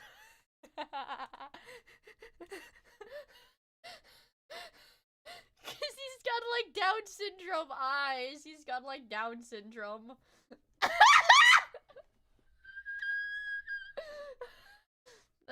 If there's one brainlet... Oh, here's the windmill one for whoever was talking about that one. Here's the tricycle one for whoever was talking about the tricycle one. For me, it's the power strip brainlet. For me, it's the power strip brainlet. The best brainlet Wojak. Oh my god, it's beautiful. Oh fuck, it's beautiful. I like the one in the bottom right. With the exception of one. But you don't have to let something like that happen to you. No one said keeping yourself alive and healthy is easy. Far from. And with AG1, taking charge of your health is actually as simple as one step. Hey, is AG1, wait, isn't AG1 the stuff that Wendigoon is sponsored by too? The green juice. It's the green juice, isn't it? Yeah, okay, good sponsor then. Oh fuck. Oh fuck. Oh fuck. It's time. It's made of people. AG1 is made of car crash victims. Oomers. Somewhere nestled deep in the fetid 4chan swamp was one smart brainlet. He resembled a humanoid caveman with kind of like a stomped on head. And in the spring of 2018, when whatever grows in a swamp was blooming, another new Wojak appeared. They called him the 30-year-old boomer. Now, if you're just listening along, I need you to look at the screen for just a moment. This new Wojak was clearly just that brainlet with hair. But no one was calling him or treating him like a brainlet. The thing is, looks absolutely matter when it comes to classifying Wojaks. But behavior matters too. Let's quickly check out our Venn diagram and see what it looks like right now. So far, we have Rage Comics prominently featuring Trollface. Then we have our main Wojak bubble. In the overlap is Feels Guy. Now, we can add brainlets in their own bubble. I didn't really go over these, but there are I like this one too, because he's smiling and he's got a really long skinny neck. That's what he sounds like. Few brainlet species that never really took off, but they so strongly resemble Wojaks that they fit the overlap. And let's now add a new bubble for Oomers. So what are Oomers? why are they called that? Bloomer, Stepping doomer, back from our metaphor a boomer, bit into the boomer. real world, in 2018, the words boomer and zoomer were inescapable. That was like the hottest girl on Boomer TikTok refers for to a few baby months. boomers, and zoomers to Gen Z. Was her name Nico Lol or something like that? Was that her or was that a different cosplay dance girl? The ascent. Oh, I've got the pages, dude. I've got the fucking pages. I've got the pages. I know my the Coomer Andy. Younger generation that now had political and purchasing power. No, the hit or miss girl is different. The hit or miss girl is like legit a cosplayer. I think Nico Lol, like, I think she just goes on like Hassan's stream sometimes now. I'm pretty sure she's been on Hassan's stream before, so that decreased my opinion of her. For me, it's Nora Fawn, the hottest cosplayer on the planet. On the fucking planet. And yeah, the OK Boomer, yeah, but she's like, she did it in like the Bernie Sanders shirt. Dude, and Nora Fawn clones are hot too. I don't care, they're all hot. They're all really hot. Yeah, Nyan Nyan cosplay. Like millennials before them, Zoomers came of age and then everybody blamed us for everything wrong with society. Nothing new under the sun. But the masterminds on 4chan began to wonder. Didn't Sunzawa sing the OK Boomer thing? I think so. I'm pretty sure. Yeah. You know, Boomer and Zoomer... You know who else did? Senzawa did a lot of like the internet, like that high-pitched girl voice internet meme songs. Senzawa did a lot of those. Yeah, she did Belle Delphine's comeback song. Yeah. Yeah, and she did the Uwu, the RAR X3, yeah, the furry rap. Really do Senzawa did a lot, dude. Capture specific archetypes. What other kinds of people can be depicted as Oomers? And just like that, 4chan experienced a third wave of wojaks in the form of these Oomers. So you got boomers, groomers, bloomers, coomers. And once the so-called doomer wojak hit 4chan in 2018, it was gasoline on that evolutionary fire. The doomer wojak was the inflection point. Holy shit. He was the next generation of Feel Sky. Both of them got their name from existing. Doomer one-shot an entire generation of people. Holy crap. Yeah, and I think she literally said that she was drunk in in the intro to one of those songs that she did. Also, Neon, thank you for the follow. I really appreciate it. Slang both represented the melancholy of being a young person trying to find your way in the world, and both were popular as a meme because they articulated a very real problem. Just not the same problem.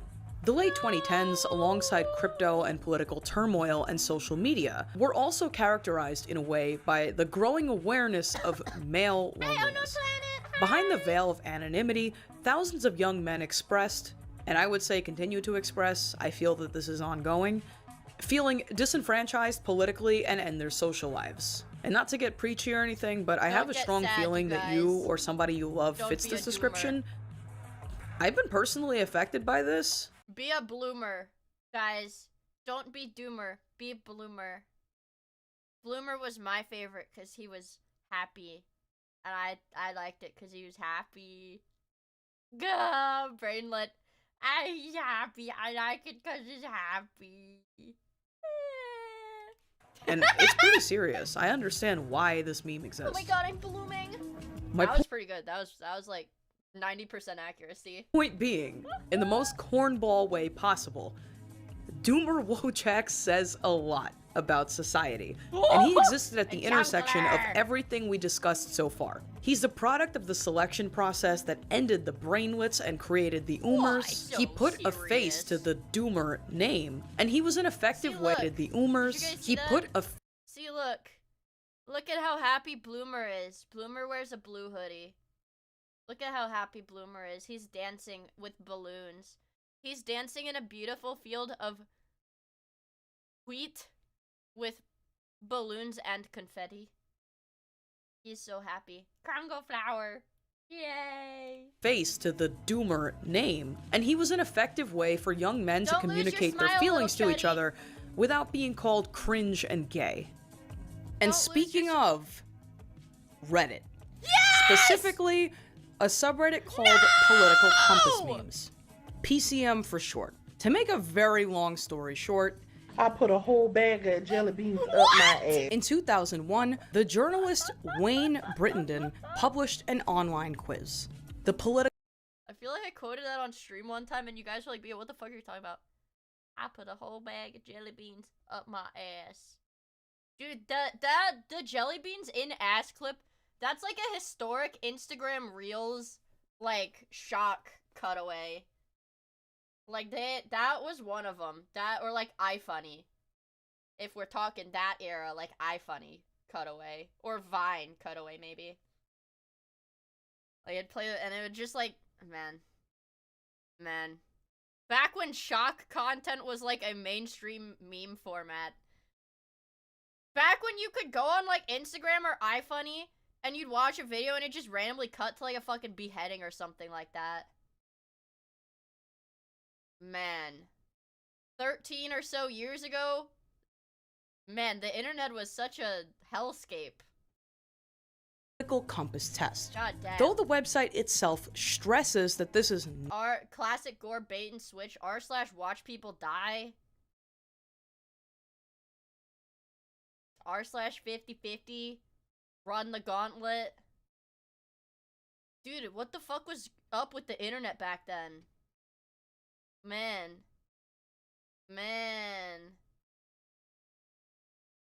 Dude, one of my friends, I was in 8th grade, I think, like 2015, and I was a tomboy. I think that much is probably clear growing up, and one of my friends, I was not gay. I was never gay. I mean, obviously, like, you're in middle school, you don't have crushes on dudes in middle school, but I don't know if my friends just thought I was gay or what, but one of them, I remember this vividly. We were in English class. I was sitting next to one of my bros, and he was like, Mia, look at this. He had his phone in his desk, and he was literally, like, browsing porn on Reddit. I was like, dude, what the fuck?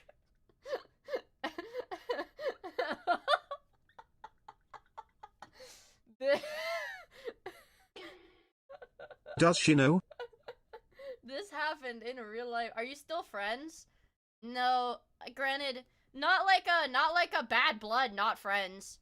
But it's like, I did not really keep in contact with many people from school because I spend all of my time on my computer now. I spend all of my time on the computer now. I mean, low-key, I was like a terminally online ass kid for like, what, 2013 to 2015 when I was in, like, middle school. By that time standards, I was, like, a terminally online kid, bro. So, sub Zaddy Bear Mia. Hello, kitten. The most unrealistic part is that she's ever been outside. I've, like, told past Mia stories, and you guys just don't seem to believe them. What's tonight's brain rot? There was Soy Jacked by Frankie Faye. Also, Angry Shark, thank you so much for the 12 months! Way back when, dude, I used to do orchestras, like, in school. I did, like, a city orchestra. I did, like, a private orchestra. I used to do sports. I mean, now I just sit and jerk off at my computer. That's like a broad statement. I don't actually jerk off at my computer because my chair is really expensive, and I think it would sully my chair if I did anything disgusting like that at my computer. Anyways. Artie Enjoyer! Thank you so much for the... Hello! I really appreciate it. Garlic. Yeah, but... yeah, plus anti-rope meds don't let you do that anyways.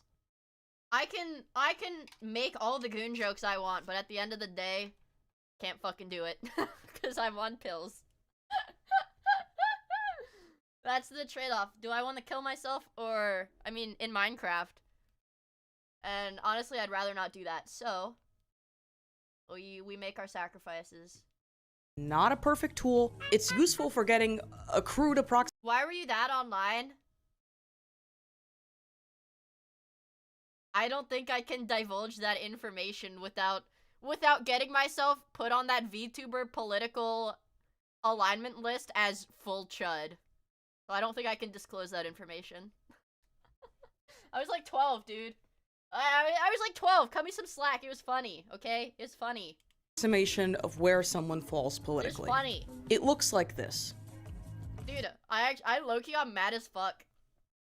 I'm not on that list, but there's like literally a 1 view, like sub 1,000 follower, genuine 1 view, miia with 2 eyes.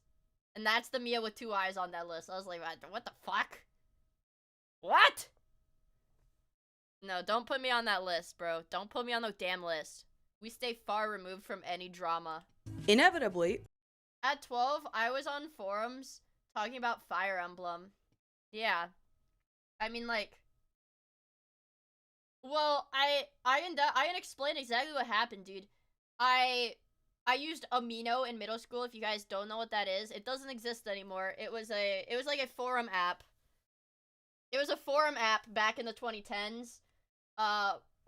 Rampant with groomers, okay? Hella pedos. And iFunny also had hella pedos. And my first, like, internet friend group, my very first internet, like, online person friend group was from those communities of, like, Nintendo game players. And most of them were, like, legit children. I will say, there were less pedos than you'd expect, I guess. I mean, that's not, I mean, that sounds really bad, but I mean, not really a good place for, like, a 12, 13-year-old to be on, but, you know, it's just the way the cookie crumbles. Yeah. Anyone remember Kick? Yep, I was a Kick user when I was 12. Man, I saw some fucked up shit on Kick. Because you know what people would do on 4chan? They would post links to Kick group chats all over 4chan, and, I mean, you're 12, you see a link to a chat room on an app that you use, you click it. Alright, and what images are in there? Well, I can't say on Twitch, but it's the kind of stuff that, like, you never forget about, dude. Like, it's always burned into your fucking mind. Like, it's burned into my fucking mind right now. Redditors discovered it, and in 2017, miia confirmed as groomed. No, I'm pretty open. I'm pretty open about it. I got fucking groomed like crazy, bro. It's a good thing. It's a good thing. It's a good thing I never, like, ever. I got groomed as fuck, dude. But it's a good thing I never, ever showed my face or anything like that. No, strictly no real life. But yeah, no, I got crazy fucking groomed. Created a community where political commentary was framed. Are you still being groomed? No, I'm grooming you guys. Ha ha ha. In game. What the fuck is this? Around where you fell on this chart. So lots of people do not hire friend groups online, I realize, which makes me appreciate my first big friend group online I'm still friends with today. I will say, like, when I got into VTubing, there were a couple friends that I made way back when. Like, way back when I first got into VTubing, Western VTubing, that I am still friends with today. And it's like, those are the realest motherfuckers in the world. Like, the people that I made friends with when I got into VTubing before I was a VTuber myself, when I was just another fan. Like, I mean, the normal people stay normal. The crazies, well, you kind of tell that they're crazy after a bit of time. But, no, I mean, and I've made some online friends that I'm still chill with. Like, oh god. I remember one time, what is it? I went to, like, oh god. I think it was before I started streaming, so when would that have been? Maybe I was, like, 18? 17, 18, or 19? I don't know. But I went with some of my friends, to Portland, I think. Yeah, Portland. And because we had some friends that lived there. And, what is it? So one of my online friends also lived there, and I was like, yo, we should all hang out. And I say they as like in a woke way. They parentheses woke, like non-binary they. They parentheses woke, connotation woke. And so I wasn't like, oh my god, we're gonna get like molested or some shit, because it was like, you know, they parentheses woke. And honestly, it was like they were super chill to like all of us, and it was like pretty fun. I've gotten downgraded to just lean chud. I want to be fat chud. I don't want to be lean chud. I want to be fat chud. But anyways, it's like the online friends that you make that stick around, they're usually pretty normal people, well adjusted. I'm only chud adjacent now. A typical post might contain a really depressing headline paired with the doomer, or depict someone with stupid and evil politics as a stupid and evil wojack. I'm mushroom. You get the idea. This is mostly before PCM devolved into self-referential humor. PCM was instrumental in the wojack colonization of the internet. It was now clear that they could absolutely survive outside of 4chan. And I would say the doomer was the true start of the modern wojack era. Wojacks before almost exclusively came from and thrived on 4chan. Don't worry, Mia, and we all know you belong in the chud category. I literally have a chud gamers. Dude, that shit, low-key, I did get a minimal cortisol spike when I saw that chart, because it's like, anytime I see chud being used as a descriptor, like an unironic, derogatory descriptor to like a right-winger, I'm like, what the fuck are we doing, dude? You're gonna call someone a chud, and it's like they're supposed to be offended? You stupid fucking chud! Like, I'm just supposed to hear that and be offended? I'm supposed to be offended by that? Chud pride. We need a chud pride flag. Oh yeah, I forgot to show gamer subs today. God damn it. Does anybody have my gamer subs link? I need to set up a command for that. I need to set up a command for that. It's https://gamersubs.gg/miia, I think. Is that the link? Is that gonna go? Yeah, it is. Okay, that's the link. Okay, that's the link. Hold on. Hold on. Put the QR code on your forehead. No can do. Buy a drinky with Linky. No, the link is Mia. I don't think Chud directs to anything. So the thing is, yeah, it's 20% off. The thing is, only one vanity link or whatever, like, only one link can go to... I think it's like only one link can go to a code, but you can put as many codes in as you want. Oh, the chud code. Okay, so yeah, the chud code just redirects to gamersub/Mia. So it's like basically the same thing. Alright, lock in. Miaverse! Oh my god, hi, Miaverse! Their image boards. Wojacks after Doomer, especially once Oomer started appearing all over the place, increasingly came from Twitter, Facebook, Instagram, and most notably, the PCM subreddit. There was seemingly... oh yeah, that's right. I needed to see. What bot do I use for my commands? Oh yeah. Oh fuck, I've got 2 of them. Why do I have 2 of them? Wait, what about Twitter? Is that gonna be Nightbot or Stream Elements? Nightbot. What about YouTube? Nightbot and... Okay, let's use Nightbot. I'll do it later. No environment too foreign for them to completely take over. I fucked up my bots. I'm bad at setting up streams. For now. I'm sorry. Unlike early Wojacks, however, Oomers multiplied ferociously, and in so doing, revealed a pretty serious defect. This problem that I've been alluding to all this time, it starts here. Uh-oh. Look at this assortment of Oomers, and see if you can spot the problem. He's a mushroom. That's right. Doomers, Zoomers, Bloomers, these are all relatable states of being. These memes have an obvious function in their environment. I'm new, what do we do here? Well, today we're slopping. Today we're just slopping it up. Sometimes we play games, though. What exactly is the purpose of the Shroomer, other than to compete with nearby Wojacks for resources? Or the Gloomer, I hope you don't hurt me. Hello, Serb. Thank you so much for the 10 months. One in chat if we don't hurt Serb today. 2 in chat if we do hurt him. Uh-oh. Uh-oh, Serb. Uh-oh. It's not looking good for you today, dude. We're throwing sharp rocks at him. We're gonna pelt you with pebbles. We're gonna pelt you with pebbles today, dude. That's me throwing pebbles at you. Sorry. I do what the people ask of me. Thank you again so much for the 10 months. I really appreciate it. Yeah. Also, I forgot to say Destructo. Thank you so much for the 28 months in the Prime! I really appreciate it. It was herself. Your chat wants to commit digital violence and molest me. Well, it's true. But here's the thing. You know, chat is all their own. Chat's their own people. I can't stop them. I champion for freedom, okay? This does taste like a cherry slushy. Definitely not cherry limeade, but cherry slushy. You would probably add, like, lime juice to it or something, and it'll taste like cherry limeade. Barely different than the Doomer.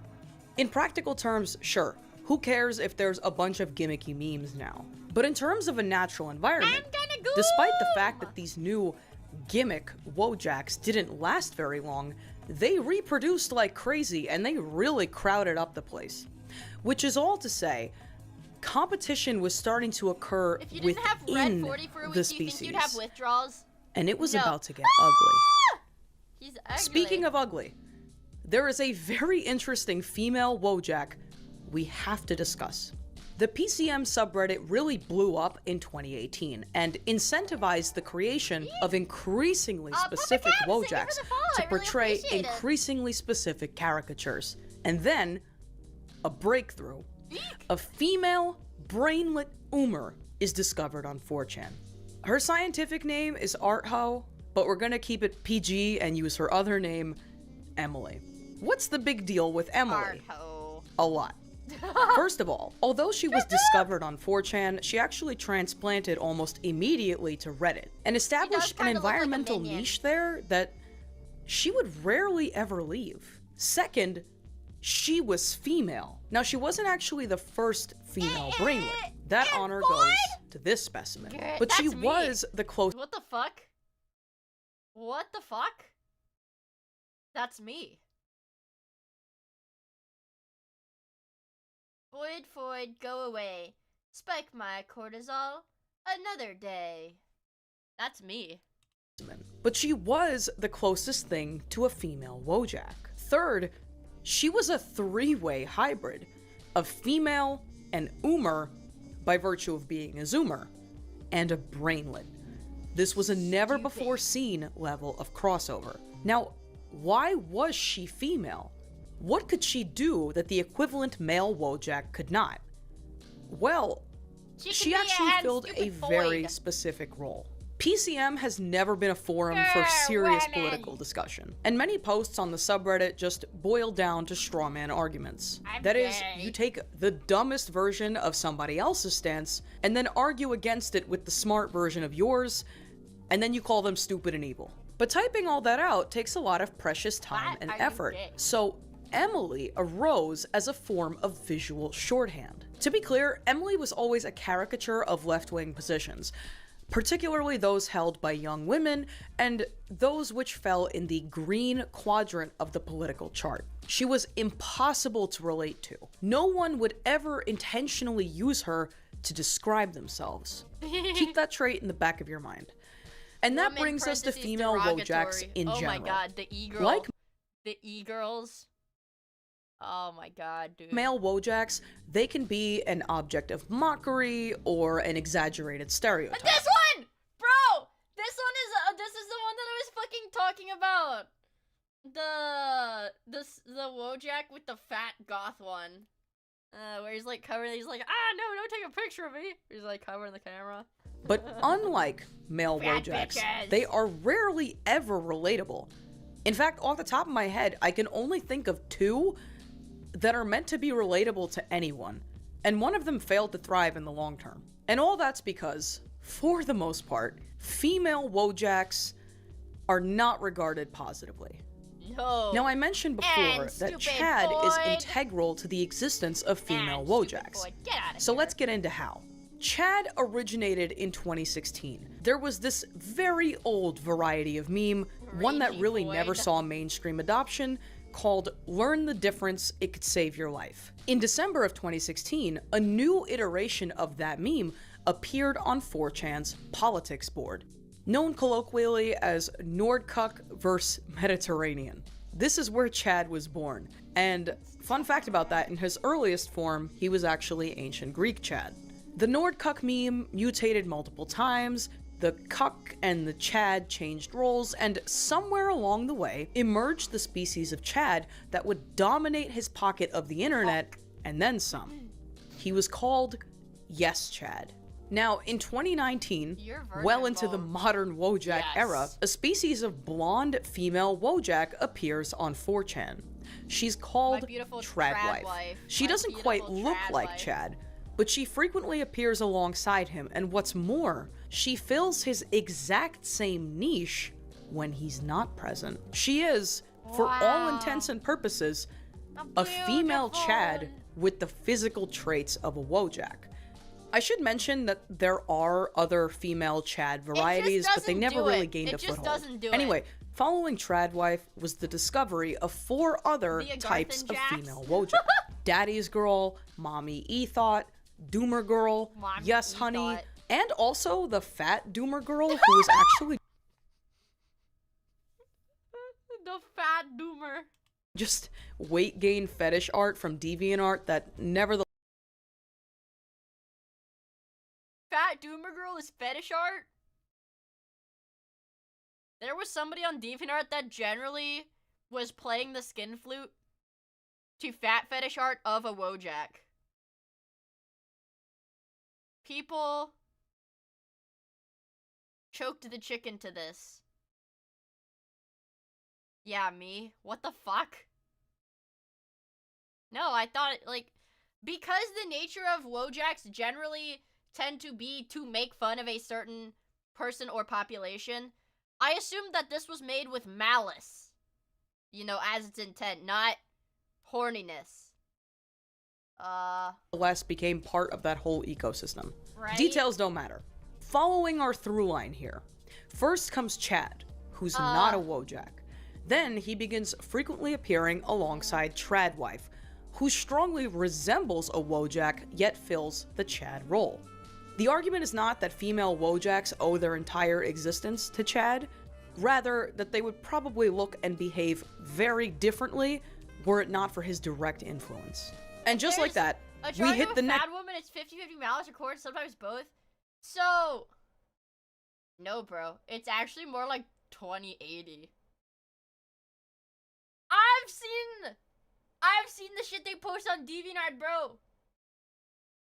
Maybe even 1090. 9 times out of 10, that shit is like fetish art, dude. It's a major turning point in internet history.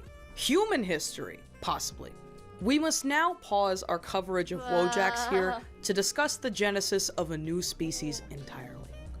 A species so annoying, so invasive, and so unbelievably funny to draw that it could only be described as the progenitor of a new century.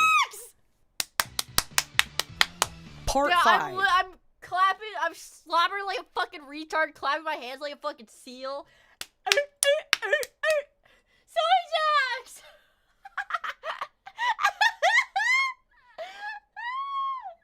I'm literally like slaying out to this. The soy age. It's Soyjak time. What are Soyjaks? Where did they come from? How do they differ from Wojaks? And what does any of this have to do with soy? A couple of key facts. Different digital environments, much like real life. Wait, he's right behind me. Do you guys see him? Him. That's my little chuddy. That's my little chuddy. That's my little chuddy. One little chuddy jumping up. No, it starts 5 little chuddies jumping on the bed. One fell up and bumped his head. Mama called the doctor and the doctor said, No more chuddies jumping on the bed. Biomes, if that's the right word, exert different selection pressures. Selection pressure means that the environment favors certain traits, and creatures with those traits will survive to pass on their genes. The simplest example might be giraffes. During the course of their evolution, giraffes with longer necks were better able to reach leaves and other— Don't make me fucking pull it up. Don't make me pull it up. Periodic table SMV. And now, ASAP Science presents the elements of the periodic table. There's hydrogen and helium, then lithium, beryllium, boron, carbon everywhere, nitrogen all through the air with oxygen so you can breathe, and fluorine for your pretty teeth, neon to light up the signs, sodium for salty times, Magnesium, aluminium, silicon, phosphorus, then sulfur, chlorine, then argon, potassium, and calcium so you'll grow strong, scandium, titanium, vanadium, and chromium, and manganese. This is the periodic table, noble gas is stable, halogens and alkali react aggressively. Each period will see new outer shells while electrons are added, moving to the right. Iron is the 26th, then cobalt, nickel coins you get, copper, zinc, gallium, germanium, and arsenic, selenium, and bromine, thermal, krypton helps light up your room, rubidium, and strontium, then yttrium, zirconium, niobium, molybdenum, technetium, ruthenium, rhodium, palladium, silverware, then cadmium and indium, tin cans, antimony, then tellurium, and iodine, and xenon, and then cesium, and barium is 56, and this is where the table splits. Well, lanthanides have just begun. Lanthanum, cerium, and praseodymium. We have to stop. Unfortunately, we can't do the actinides because actinium is definitely classified as hate content. Whatever the picture they use for actinium is definitely classified as hate content. But we can go up to there. Neodymium's next to promethium, then 62. Samarium, europium, gadolinium, and terbium, dysprosium, holmium, erbium, thulium, ytterbium, lutetium, hafnium, tantalum, tungsten, then we're on to rhenium, osmium, and iridium, platinum, gold to make you rich till you grow old, mercury to tell you when it's really cold, thallium, and lead, then bismuth for your tummy, polonium, astatine would not be yummy, radar, and sea. Okay, yep, it gets kind of bad at the end, but it gets kind of bad at the end, but anyways. I'm submitting the stream to the Autism Research Clinic at my old college. Thanks. Anyways, so if we're talking talking soy jacks, I mean, some kids surely were able to study the table because of this. Yeah, me, bro, me. That's why when we do the elemental and it's early in the periodic table, I have to sit there with my eyes closed and recite the song. Sources of food. Because I learned it through the song. It is actually pretty cool how your brain stores information like that, because I can't just recall the elements in order. Like, cause the music is like a whole different part of your brain. So the only way that I can accurately remember it is by going through the song. It's pretty interesting. Anyways, Food. This allowed that was a tangent. them to survive, to reproduce, like alphabet, and over yeah. time, the selection pressure exerted by the environment made long necks evolutionarily advantageous. This is also a process that takes at minimum 1 million years.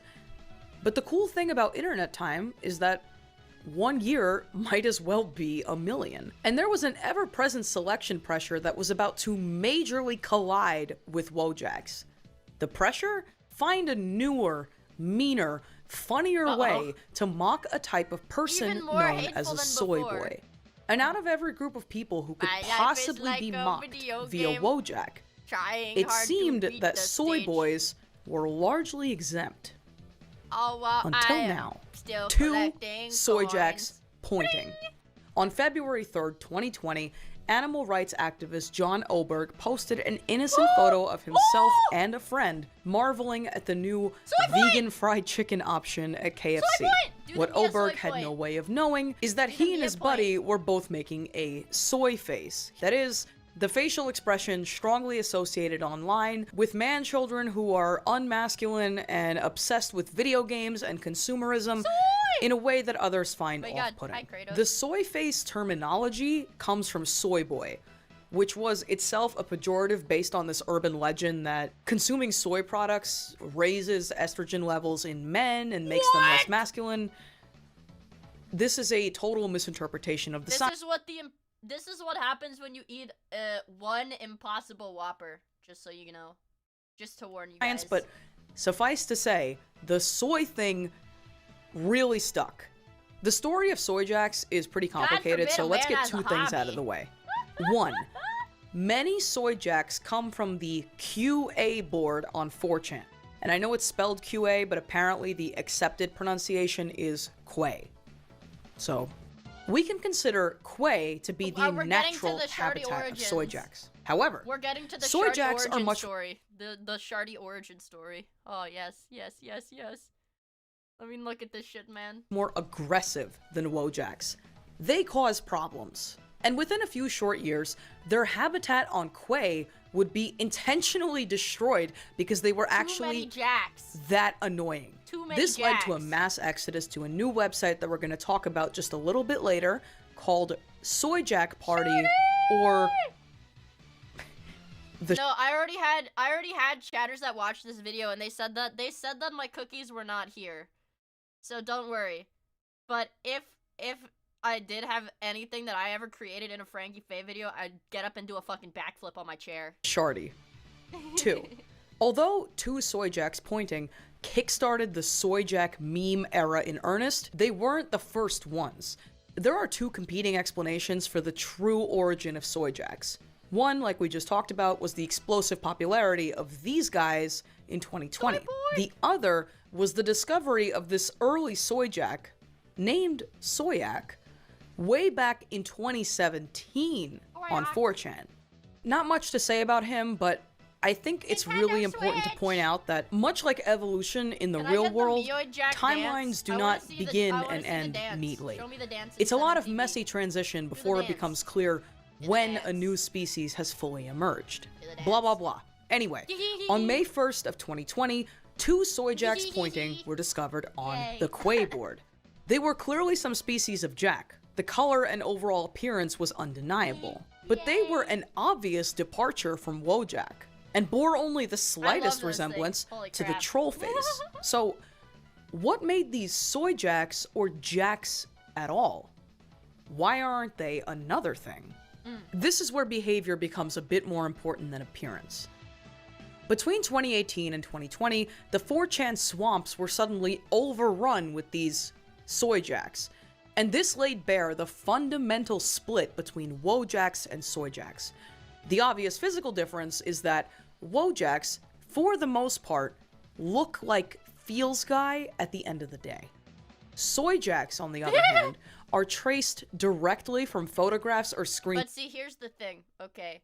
Yes, the soy jacks are traced directly from photographs, but here's the thing. If you notice, they do bear similar anatomy, okay? They keep the anatomy similar intentionally, right? So look at the structure of the nose here. I mean, this is the same structure of the nose. It doesn't particularly match the picture, you know? It's to draw similarity to the original. Jacks, on the other hand, are traced directly from photographs or screenshots. They look grotesque because they contain an uncanny and inconsistent degree of detail that wojacks just I like this one. lack. But whatever. Appearances can be deceiving. So, here's how you can really tell. Wojacks, to a large extent, are relatable. You can use them to make fun of other people, but you can also use them to represent. You know what my favorite? I like the one where... Hold on. Donald's fall. Where he's fallen down and he's crying. This one makes me really sad. Where so there's a wojak standing above him. This is like the McDonald's employee, because you can see the collar on the shirt. This is one make me really sad. It's really sad. I don't like it. Dad, I dropped my Happy Meal. Don't worry, son. I'll get you a new one. Aw, that makes me happy. Aw, guys! Guys! There's a sequel. That was quite a fall, bud. Hope the new meal helps. Yay! New Happy Meal. Aw. Guys, we are all going to make it. We're all going we're all gonna make it. We're all gonna make it, chat. Be yourself. I like it when they make them happy. I don't like it when they make them sad. Yourself. And no one on the face of the Appu's earth different. I know. was doing that with Soy Jacks. I know Appu's different, but here's the thing. 2018 on. Here's the thing. If I Google Pepe, I'll get Pepe, I'll get Pipo, I'll get Appu. You'll get all of them if you just Google Pepe because people are stupid and don't care about the distinctions. People don't care about the distinctions between them. Onwards gave us such classics as A24 Jack, Tony Soprano Jack, Markiplier Jack, Gape Jack, all of which came from 4chan, and all of which are an overt mockery of soy boys. And by the end of 2020, it was clear. Soy Jacks were here to stay. And soy scientists, as they are sometimes called, made several key discoveries. Guys, would you consider me a soyentist? Well, I'm not a soyentist. I would be like a creator. No. A soyentist is one who studies the soy jacks, but I literally was making them. Right? You're definitely on the spectrum. Okay, thanks. That's not what I was asking, but thanks. That really helps. A professor of soyentology with 4 doctorates. What soy jack did you make? Well, I made the cookies.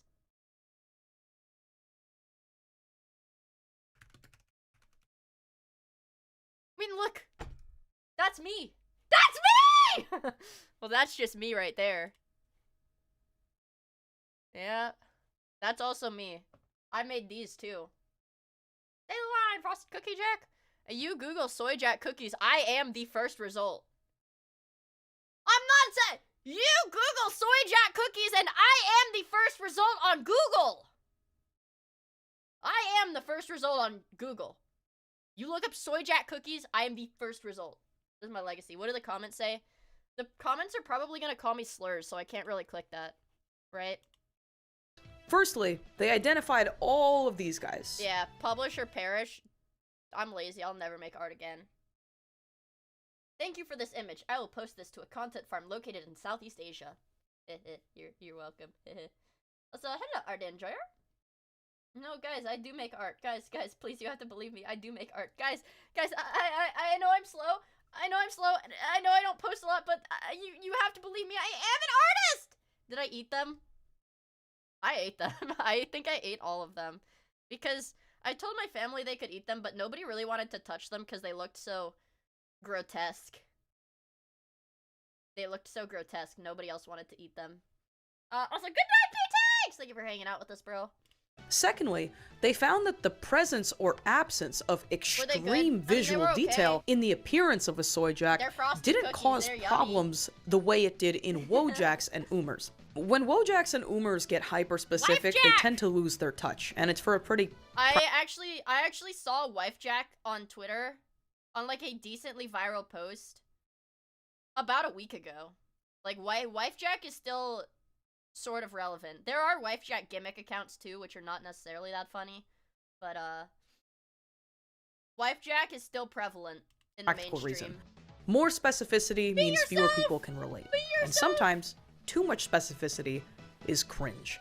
Few things kill a meme quite as fast as being deemed cringe, but soy jacks are inherently unrelatable, so they could really look like anything at all and still thrive as a meme. And this would cause the sheer number of soy jacks to quickly overtake that of Wojaks. And third, it was becoming clear that soy jacks were almost exclusively... Dude, I think one of the really funniest things is that you could categorize Lumi, like, Kaneko Lumi. She, like, obviously she's not listed on the Venn, but she is in the soy jack Venn diagram because Because random engagement farm gimmick accounts on Twitter don't realize that the Tardwife thing that's edited to have the buns is Lumi. They don't realize that it's an edit of the meme to look like Lumi, and they're just like, oh yeah, blonde woman, let's post it. Blonde woman, trad life, let's post it. So Lumi has been posted as, like, a Jack many times by these, like, gimmick and meme accounts. She's in the universe. She's in the SCU, the Soy Cinematic Universe, okay? You know, the Lumi Jack. Being crapped out onto the internet from one central location. She's there. The irradiated Badlands of Quay. But we have to make one more slight detour before we get there. There is but one final major species to discuss. Not a Wojak, not even truly a soy jack. Chud? A species formerly known as cannibalistic humanoid underground dweller. Part 6. Chud. Okay. Bear with me here. In 1984, a movie comes out. Chud. It's not all that good. Eek. In 2026... What if we did a movie night of Chud? Have we thought about what about Chud movie night? Iron Palmu, thank you for the follow. I really appreciate it. Well, she said it's not a good movie. Is it like cringe kino? Is it cringe kino? Is it camp? Or is it just like bad? Who cares? Let's go. All right, Chud for our next movie night. This image appears on Twitter. What's the connection? It all comes down to a 4-letter word that is seemingly on course to define the late 2020s internet landscape. Chud it is. Chud. Chud. So what is a chud? Chud is not to be confused with Chad. In fact, it might be helpful for us to think of him as Chad's total inverse. And like Chad, he's a species outside of Wojak and Soyjack. So let's visualize it this way. Wojak is at the center, a neutral species. He can be relatable or not. On one... Well, okay. If you really want my opinion, before she says what her opinion is, if you want my opinion, so you put Wojak here. Oops, sorry. Wojak's here. On this direction is Chad. This direction is Soy. And then this direction, it's a 3-dimensional plane. Okay, it's a 3-dimensional plane. If you wanted me, like, this is the most generic, like, 0-0 feels guy. And there's potential for a secret 4th thing down this axis here.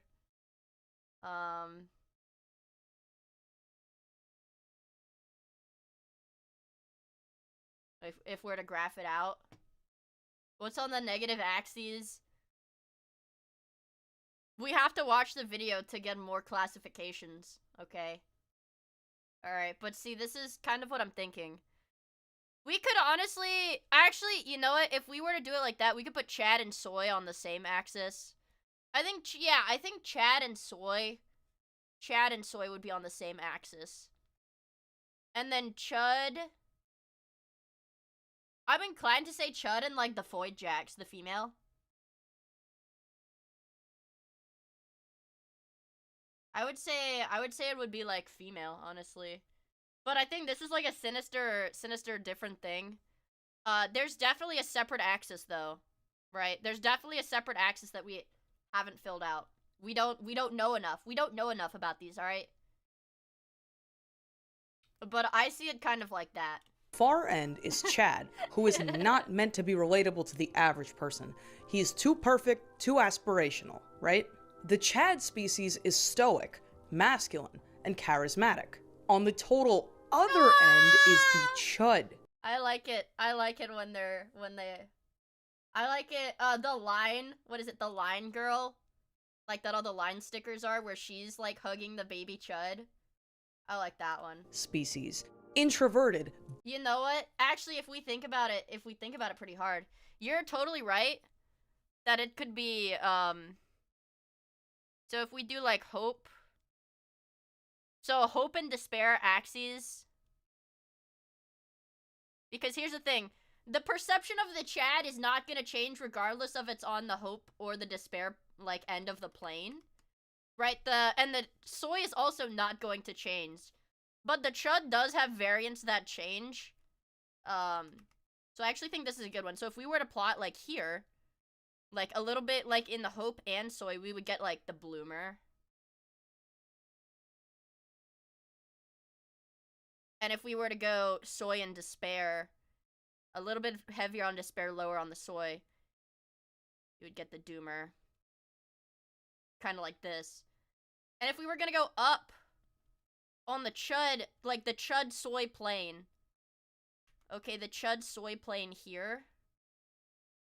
Let's fill it in. Okay.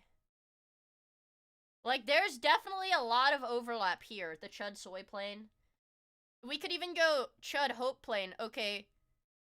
If we go 0, 0 on the soy despair on this plane, we would get, like, billions must try.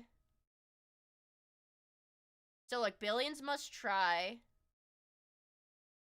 And then we go to the despair plane here. 0, 0 on the soy Chad axis. We've got billions must die.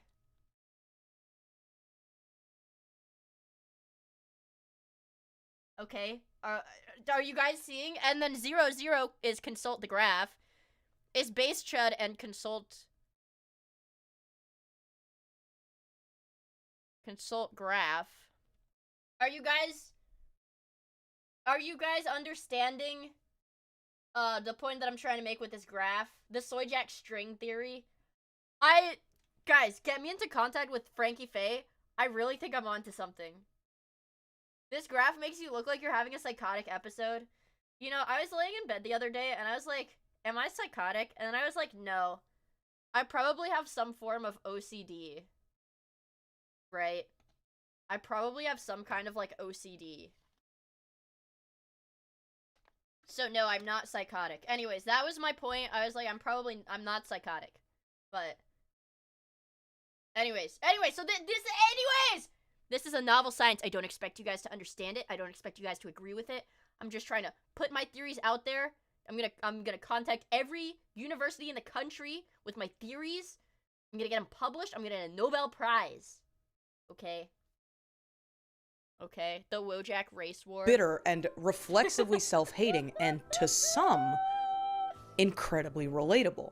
The chud archetype online is characterized. Look, and like here, all the way in the soy despair axis, here, like this corner, this is the crypto jack. Where he's like pink and crying blood. This is the pink crying blood one, the crypto jack. By an inherent link to incel culture. That is, the belief system / community premised on the idea that all women preferentially mate with chads, and that incels, as the name suggests, are the men left over, doomed to a life of involuntary celibacy. It's a whole thing. So how does this relate to soy jacks? Chudjack, or chud, is the name of a novel species discovered in 2019 on a small German image board known as Kolchan. Initially, chud was called Le Poleface. Oh my that God, is, dude. he was a caricature of the typical user of 4chan's poll, or politics board. This might strike you as odd if you don't use the site, but 4chan is a big place, and inhabitants of some of the boards do not— dude, I remember this shit. Holy moly, 29 months of autism. Holy crap, Joe! Thank you so much for the 29 months! I really, really appreciate it. Professor Dr. Miia of Chudology. automatically respect or value the inhabitants of neighboring boards. And to put it politely— was the only place worse than VT? That depends. Okay. I'm not gonna draw up another 3D graph, but everybody defines worse as a different thing. I think there are ways that pole is worse than VT, and I think there are ways that pole is better than VT. Because if you would consult the graph, Well, yeah, Poll instantly gets minus 100 rep points because Epstein was the one that made Epstein. What? It was like, wasn't it like Moot met Epstein and then like the next day made Poll or some shit like that? Like what? It like you wouldn't believe. You're like, you gotta be making this shit up. Nope, it's real. Nope, it's real. Nope, it's real. Poll had quite the cancerous reputation on and off 4chan, so it's no surprise that someone put pen to paper and tried to make a soy jack to represent that group. The problem is that Chud Jack's face is traced from that of Patrick Crucius, a mass shooter who killed 20 people and injured 26 more at an El Paso, Texas Walmart on August 3rd of 2019. Now, the argument could certainly be made that this is beyond the pale for a reaction image, but that's not what this video is about. Chud Jack is an incredibly interesting species because he was a prominent example of a jack created by someone on the left to make fun of someone on the right, and generally speaking, early Wojacks and most soy jacks go the other way. But this is hardly the reason that Chud is entirely his own category. For one, his naming convention is completely unlike Wojacks and soy jacks before. Chud, cannibalistic humanoid underground dweller, originated from a 1984 science fiction movie of the same name. Or as the Soy Jack wiki puts it, the 1984 slow-burn, bone-chilling, character development-driven, cheap jump-scare-free, emotionally draining, genre-defining, science fiction horror film, Chud. Wow, guys. I guess we really do need to watch this. Wow. This sounds like a heck of a good movie. Wow. I guess high praise. Man, I bet this won a bunch of awards at the time.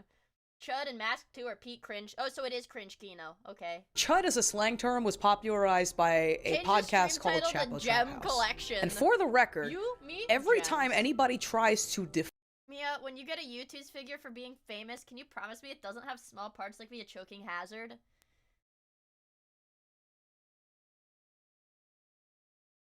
Okay. I give you my word, Serb. In fact, I will personally quality test the figure by swallowing 5 individual Miia U2's figures to ensure that no parts will be too small and break off while I'm eating it and cause me to choke. You have a knight's word.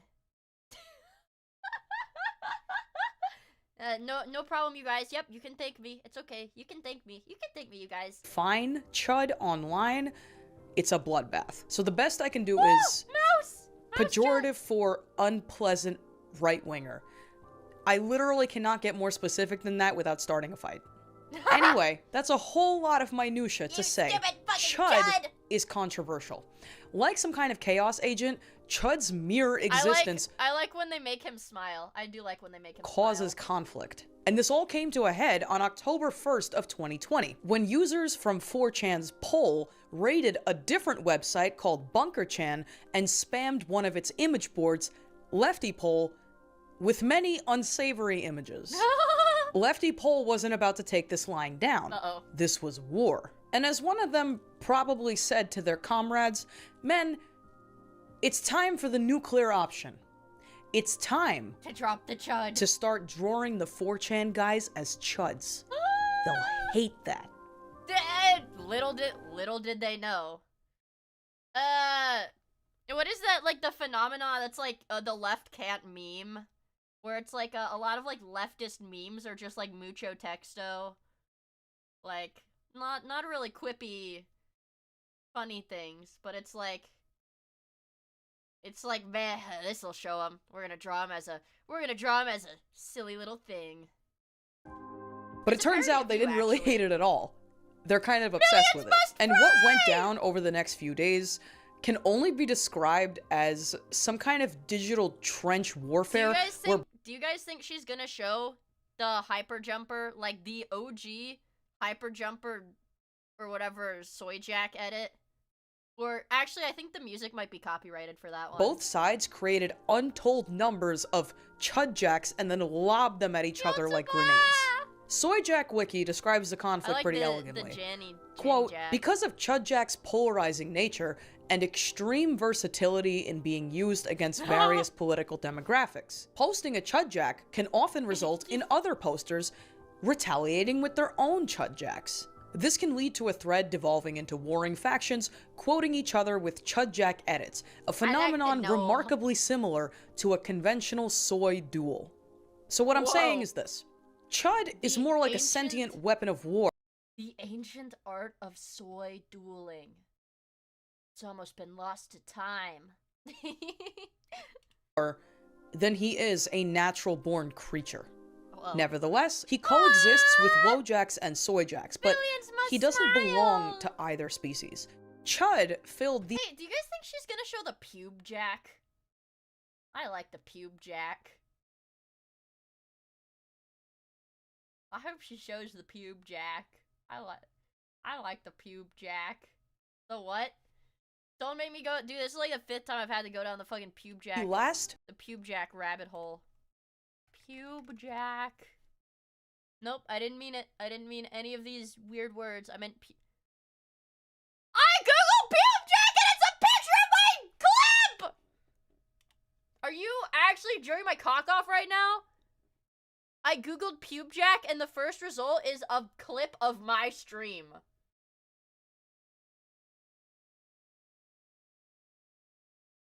Anyways,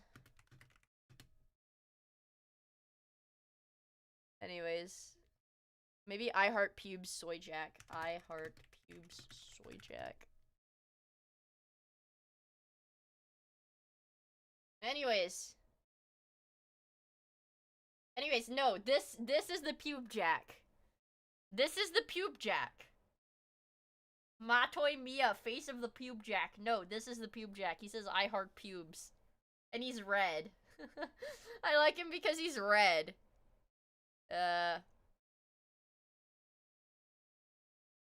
I don't know why he looks like this. Here's the I hate Google Classroom jack. I'm not really sure. Anyways, I'm not really sure. Major untapped environmental niche. The relatable soy jack. And he is what scientists classify as IAS. Whoa. Is a soy. As opposed to NAS. Not a soy.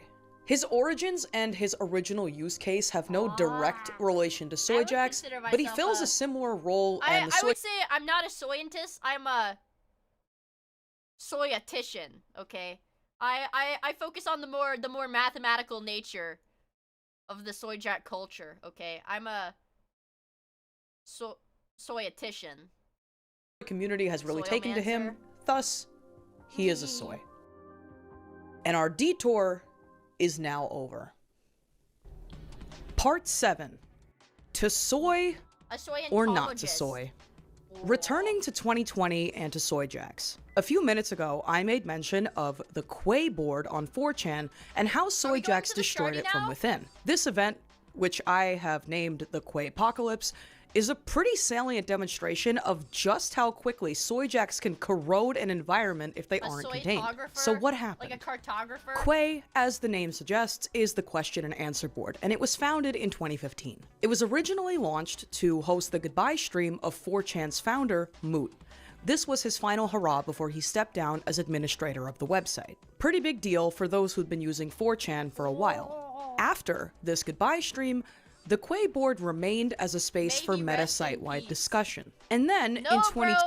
No, bro, we don't say that about Moot anymore, because now we know he was chilling with fucking Epstein.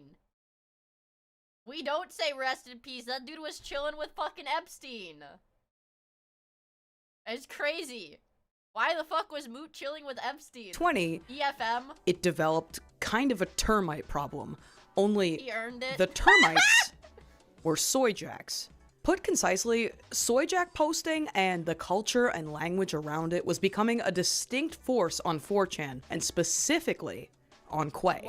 No one could start a thread or host any kind of discussion. You're telling me you are in Tel Aviv, Israel, playing Fortnite with Little Saint J on Epic Games.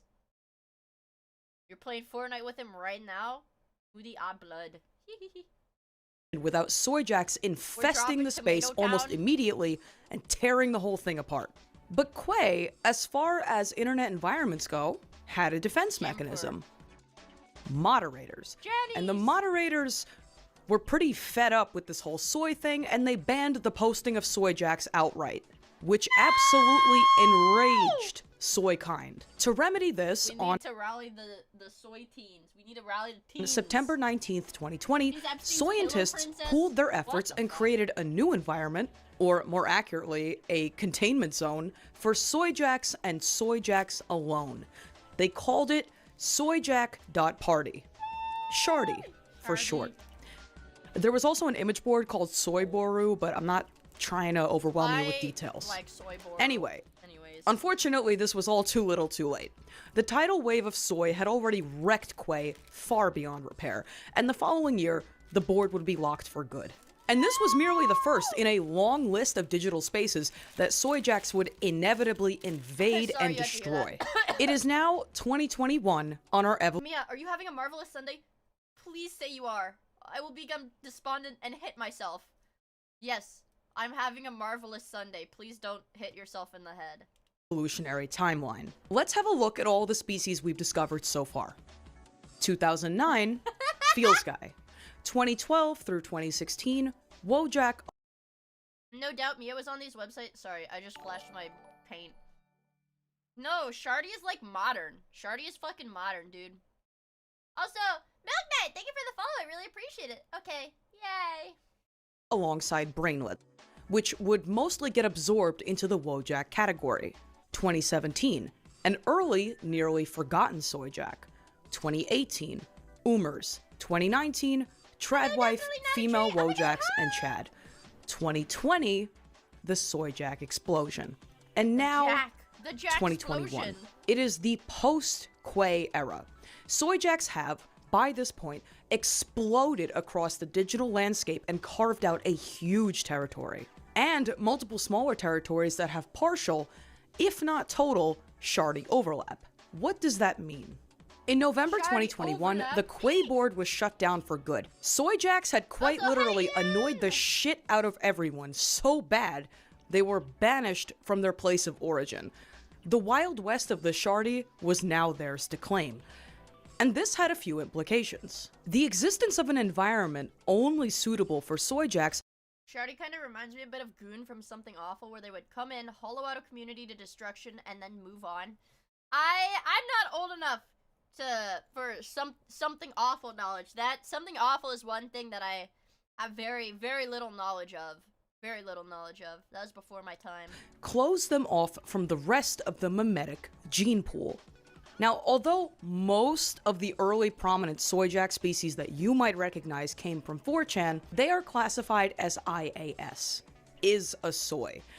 And that distinction matters because, for the most part, any new soy jack that spawned after 2021 must have spawned in Shardy territory to truly count as a soy. At least, this is the impression I got from reading the wiki, and I hope you're able to follow me so far because this was an absolutely insane amount of information to try and put together. Now, because of the walled-off and synthetic nature of the Shardy, the atmosphere quickly became so toxic and hostile to outsiders that it formed entirely alien selection pressures. These soy jack species thrived in conditions so foreign to Wojaks, they stopped looking like them at all. With the proliferation of new life on the Shardy, scientists developed a language to describe their observations. We've already touched on IAS and NAS, right? Is a soy and not a soy. Soy speak is an entire topic of its own, so I'll make this explanation quick. But gem and coal are also... Dude, I'm so excited. I'm like kicking my feet. 1 in chat if this stream is a gem, 2 in chat if it's coal. I'm gonna say I think this is gem stream right now. I think this is gem stream right now. Oh, we do have the freaking gem alert. This is gem. So, central concepts to the Shardy universe. Some context. In 2021, a new soy jack appeared called Cobson. His name actually comes from Jacobson, which was a very short-lived name for the soy jack species. Now, he's a relatively common soy jack now, but when he was first discovered, observers hated him. This is not even close to the standard of soy jack that we expect. He is a gem. They said. He's coal. No! What is coal? No, don't call You can it probably coal. tell from the context. Van to black, brimstone, anthracite coal. But if not, I will give the most controversial take of my career. Gem and coal, that is, whether a soy jack is considered gemmy or coal, is analogous to upvotes and downvotes on Reddit. Gem is good, coal is bad. And it's around this point, late 2021, that soy jacks so crowded their containment zone that they inevitably started leaking back out into mainstream memes. And here are just a few examples. Gape Jack, the Reddit trio, it's over, nothing ever happens, the West has fallen, billions must X. Now those last three, at least as meme phrases, predate Wojacks and soy jacks and all. You can goon if you follow me. You know what? There's my new. You know what? New conditions. All right, follow me. Make the number go up. I don't fucking care anymore. All of that. People on 4chan have been saying that kind of thing forever. But the mimetic success of Chud popularized these terms of phrase. No, wait, I changed my mind. I went back on it. You're allowed to goon if you buy gamer subs with code miia or code Chud. Yeah. You can goon if you buy a sub also. Oh wait. Backpedal. Don't even goon to me. Goon to this. Here, look. I drew this just for you to goon to. I'm kidding. That's not why I drew it. I drew it far beyond their original reach. And again, this is like a really unique property that Chud has. By virtue of being relatable to— wait, that was a hyper jumper. That was a hyper jumper edit. This is like a really unique property that Chud has. By virtue of being— So I was right. She was gonna put his stuff in the video. Hell yeah. Being relatable to anybody, he's become kind of endearing. And these days, Chud has taken on a totally absurdist, apolitical character that Wojacks and soy jacks, by and large, just aren't capable of. He's just become a lovable little freak. For good and for evil. I like him. Part 8.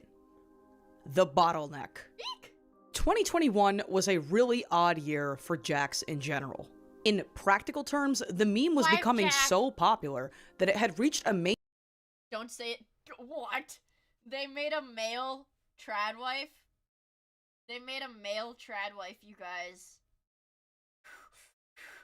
No, don't say it, don't think it, no. Mainstream audience who could not possibly comprehend any of this Wojak or 4chan or coal posting stuff. To them, these were just funny little guys.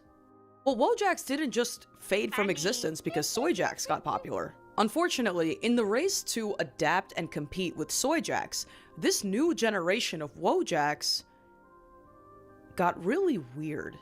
It's hard to say where the problem truly began. Some would consider the pink Wojak to be the beginning of the end. I want to see Shroom Jack. Others might attribute it to the existence of female Wojacks at all. But I actually think Shroom Jack was the turning point for Wojacks in the worst way possible. In 2021, Shroom Jack was discovered on 4chan's B-board. But unlike any other Wojak, Shroom Jack was not relatable in any serious way. The fact that Shroom Jack existed opened the possibility for a new breed of pointless Wojak that didn't express any state of being. A Wojak can now be anything at all. I think this does represent me as what I am, a shrigma male. Which meant that virtually overnight, hundreds of new Wojaks were appearing left and right and dying off just as quickly. Wife Jack is a particularly tragic example. In 2021, Wife Jack was discovered on Reddit. She was a hyper-specific Wojak, meant to portray the real-life woman who created her without any actual subtext. She didn't have a point, so to speak. But in 2022, Wife Jack appeared on Twitter, and her use case was not obvious to anyone. What is she doing here? Why is she taking up space with all the other Wojaks? Because she's a woman! Does she actually contribute to the meme species? Man, she's such a fucking woman. Not really. Consequently, WifeJack became a lightning rod for hatred, and for people's frustration generally with what they felt was their funny meme getting gentrified by internet tourists. Let's step out of the animal metaphor for just a second. No one could figure out quite what to do with WifeJack, even though she was seemingly everywhere for a few weeks. Some people used her to vent frustration about things that women did that they found annoying. Things my stupid bitch wife does. Others made graphic artwork of her getting torn apart. But it seemed the hate only metastasized the problem that WifeJack represented. Back to the animal metaphor. You have a new species that is appearing everywhere, taking up resources, dying off just as quickly, and upsetting the established order. And this was basically the case for every new Wojak after 2021. That's the one. This is the sad Wojak fucking the obese doomer girl. That's the one. I don't like this. Stop it. No, we have to keep going. The video's only got 10 more minutes. You're strong. Keep going. You're strong. Keep going. For instance, in 2020, the Doomer Girl species was discovered and she made quite a splash. She was very compatible with her environment and people took to her. So far, so good. Shortly after, Doomer Boy emerges. Doomer Boy was the male version of the female version of Doomer Guy. So, okay, not super clear what purpose he serves, but he still kind of makes sense. But what about Husband Jack? Or Daughter Jack? Wife Jack barely filled a niche to begin with. Doomer Girl really only had a foothold at all because of the internet's obsession with goth girls. But why did we need multiple versions of Wife Jack? For that matter, why did a woman definitely made this one. Wife need another male counterpart? Why did every Wojak after 2021 come with the contingency of introducing a new microspecies that was nothing more than useless eaters? In a nutshell, there were too many Wojaks. They didn't serve a purpose. They had to fight and they were survival. crowding out the species. But soy jacks weren't exactly in the clear either, because soon enough... I like, Calm Jack. I like Calm Jack, and I like this one too. They also started having this problem. Wait, is this the one where she's pouring like the soda into the fucking fish bowl? As we discussed, the Shardy did an adequate job of containing soy jacks, but it wasn't perfect, and the hardier species quickly bled out into the general internet. From 2022 onwards, it became pretty commonplace to see soy jacks, ones that formed in the walled alien terrain of the soy community, appear on Twitter and Instagram. It's harder to think of digital environments that are more diametrically opposite than Instagram and the Shardy. Gem. Oh, there it is, you guys. Quite a few new soy jack species were emerging completely outside. I fucking love pears! Don't talk to me until I've had my pear. Warning, may start randomly talking about pears.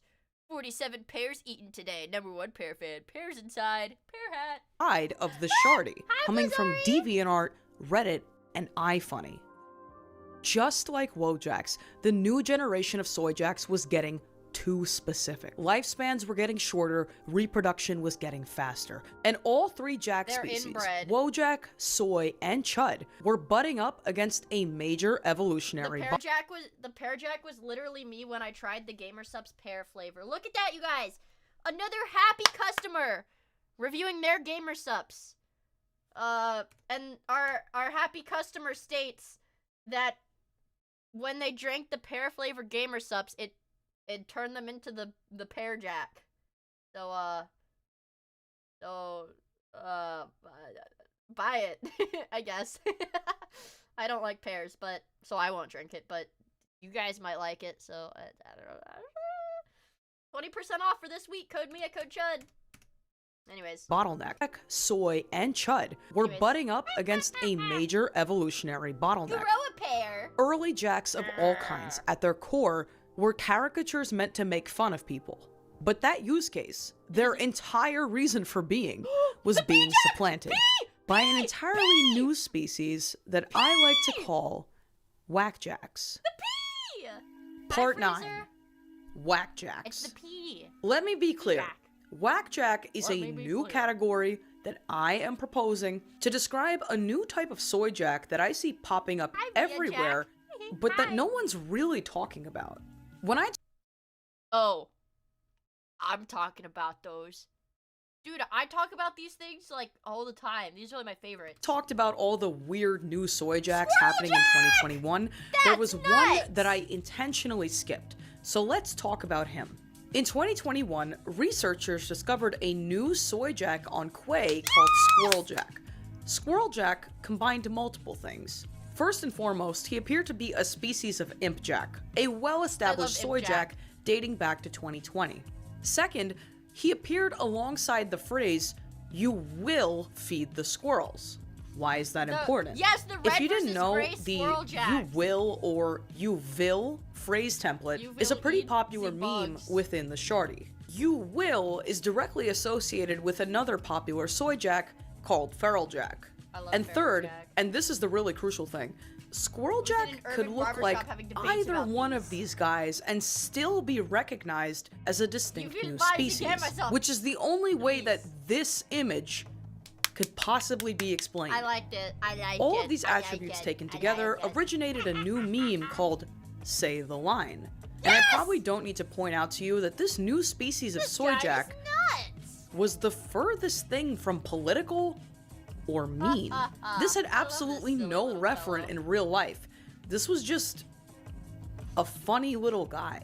And Frosted throughout Cookie Jack, 2021, Lime the Jack, funny little guy species Cucumber Jack. quietly took off. We have Lemon Jack, Lime Jack, Cookie Jack. This emergent species Frosted had Cookie Jack. absolutely no No. That is Frosted Cookie Jack. It's in the name. His name is both words. competitors. They could be or do or look like whatever they Plumber wanted. Jack. So I call them whack jacks because they're whack. Here's a Apple. really specific example, right?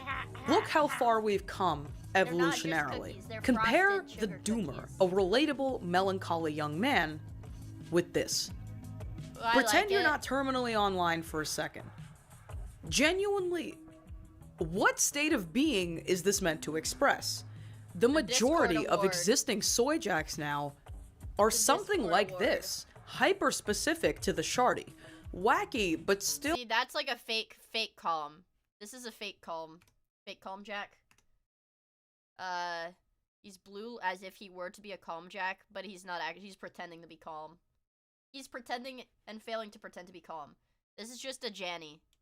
far too This is pretty straightforward. This is just a Janny. esoteric for mainstream tastes. To some extent, all of the different jack species were starting to do some version of this whack jack thing independently Yeah, take at the notes, same take time. notes. And no one quite exemplified this like Chud. Chuddy, Gnome Chud, 5 little chuddies jumping on the bed. One fell off and bumped his head. Mama called the doctor and the doctor said, "No more chuddies jumping on the bed."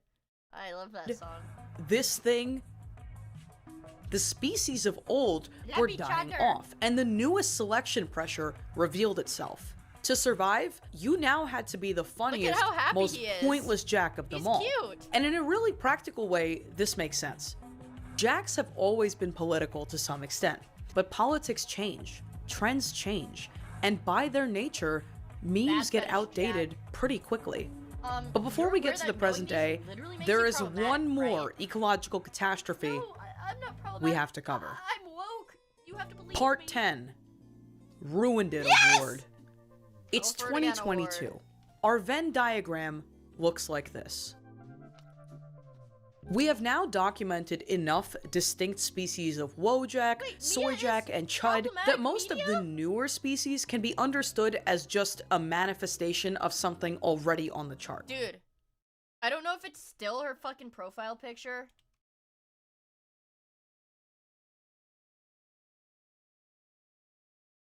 Let me see if it's still her profile picture.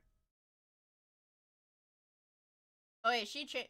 Dude, or maybe it's her Discord. This was like Tobs This was Tom's fucking profile picture. Last time we collabed, this was her fucking profile picture.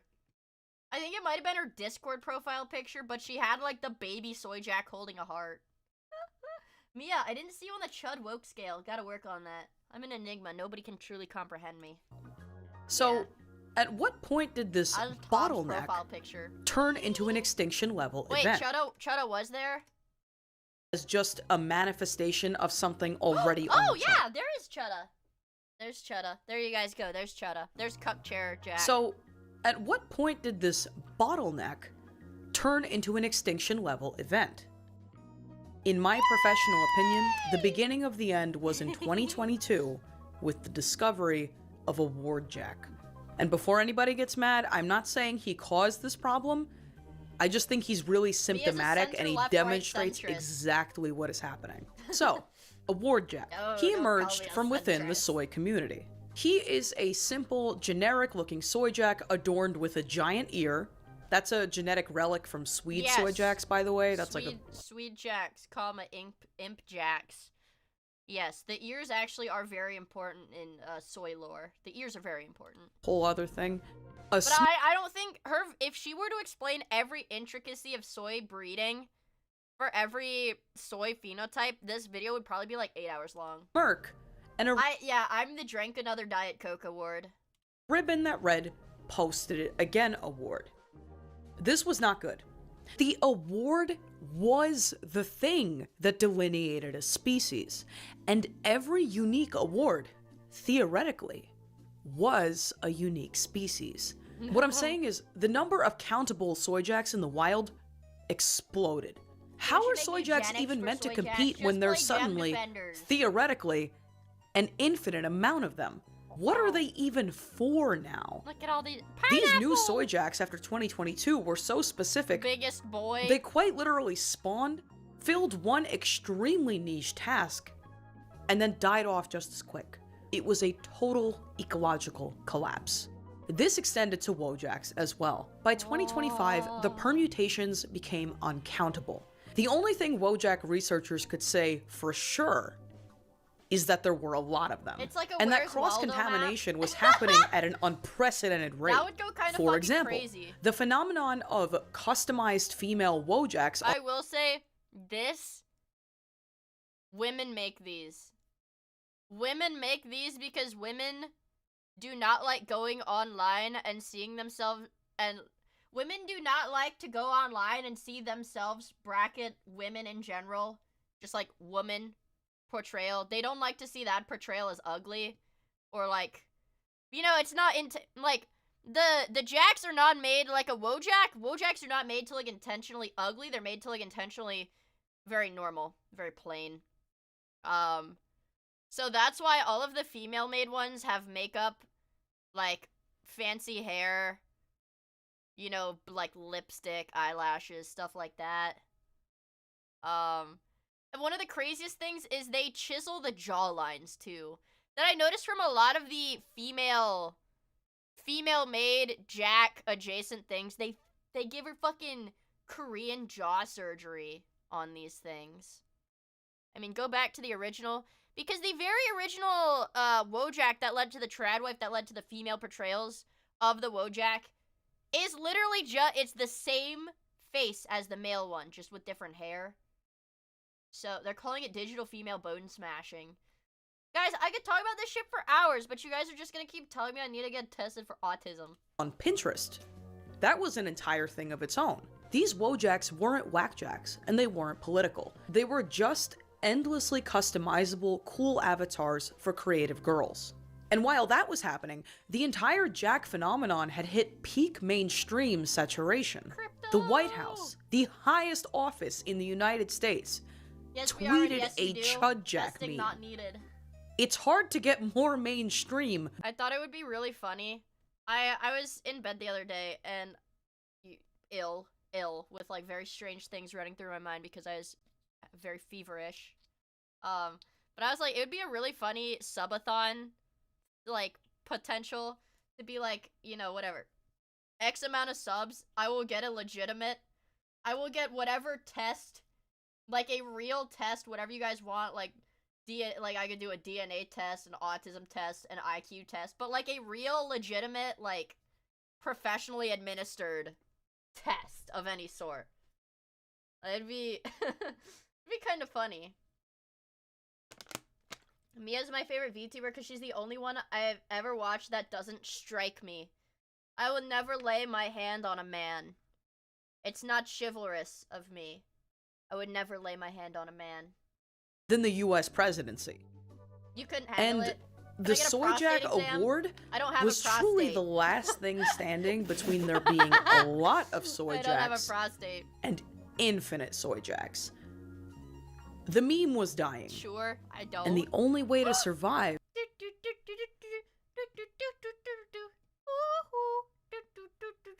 We need to pull it up. We need to pull it up. We need to pull it up. We need it now. Now. Now. Now. Germany. Soyjak.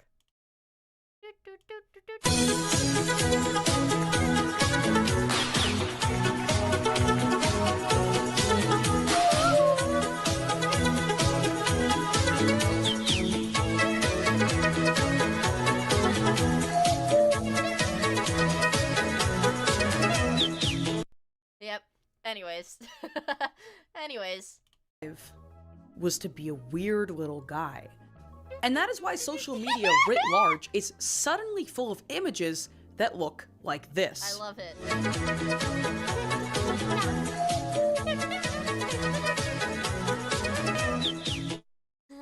Part 11. Guys, Frankie Faye's so awesome, I didn't even have to go navigate to that video myself. If I had just waited like 5 more seconds, she would have just played it. Limits of Soyance. The era of the Wojak is on the decline. And it's not necessarily a good or a bad thing. Memes are living things. They're born, they mutate, they die, they reproduce. It's the way of the world. But some memes last much longer than others. And I truly believe that studying why can give you some really excellent insights into human behavior. But researching memes, let alone predicting future ones, is tricky business. In my effort to make all of this comprehensible to someone who's never even heard of Wojaks, I had to leave a lot out. But I really tried my best, and if you want all of Jack history in a nutshell, here it is. Well, I already have it. Wojaks and Soyjaks are drawings you make when you want to call someone on the internet stupid. They have a tendency to multiply out of control, and that combined with changing political winds meant that the joke got old. And I theorized that a new species of incredibly weird, funny, apolitical Soyjak will emerge, and many of the smaller guys will fall out of use or become absorbed into the new whackjack category. Don't get absorbed, kind of like what happened with brainlets. No. It's all a cycle of history and of human behavior. At the end of the day, these are digital animals competing for the most precious resource of them all. I am not our extremely fleeting I am intelligent. attention. Wow. And it's either adapt, die, or hit the road, Jack. Like this has been Bad Art History. Oh my god, dude, I fucking love Frankie Faye. Thank you, as always, to the patron cells for keeping the dream alive. Is so good, if you want to see me mess up and laugh during my lines, or you want to see the part of the video that I cut out for time, which increasingly is the case, please consider becoming a patron. If I'm a patron, my name, I could have Mia at the end of her video. I could be a patron. I could be a patron cell. I could be a freaking patron cell.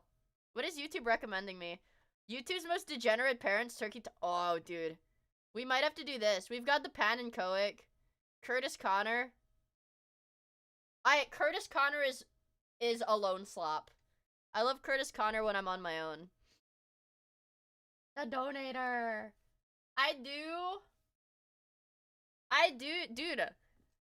I love giving money to YouTubers. I love giving money to YouTubers. Don't let me on YouTube for too long, dude. Don't let me in a freaking YouTube live stream. Me await the Frankie Face Soyjak spreadsheet. You're right. It's a Google Drive. Okay, let me turn off my stuff. Okay. It's a spreadsheet. Alright. Oh boy. Oh my god, this is awesome. How many did she log? She only logged 97. Does she have all of the whack jacks? She has lemon jack. So actually, lemon jack is actually from 2022 in DeviantArt. Lemon jack is from DeviantArt, you guys. A lot of the ones that I like are Soyboru, definitely, because I like the newer generation ones. I like the Soyboru ones. A lot of the strange newer ones, like the Calm. Imp Jack is from the Shardy. I do like him. Yeah. I do like these. This is pretty cool. I do. Chud!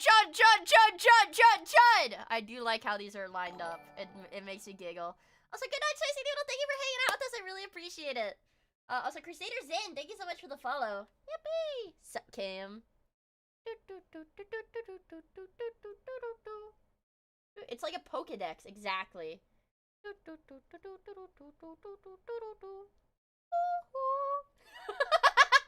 Okay, anyways,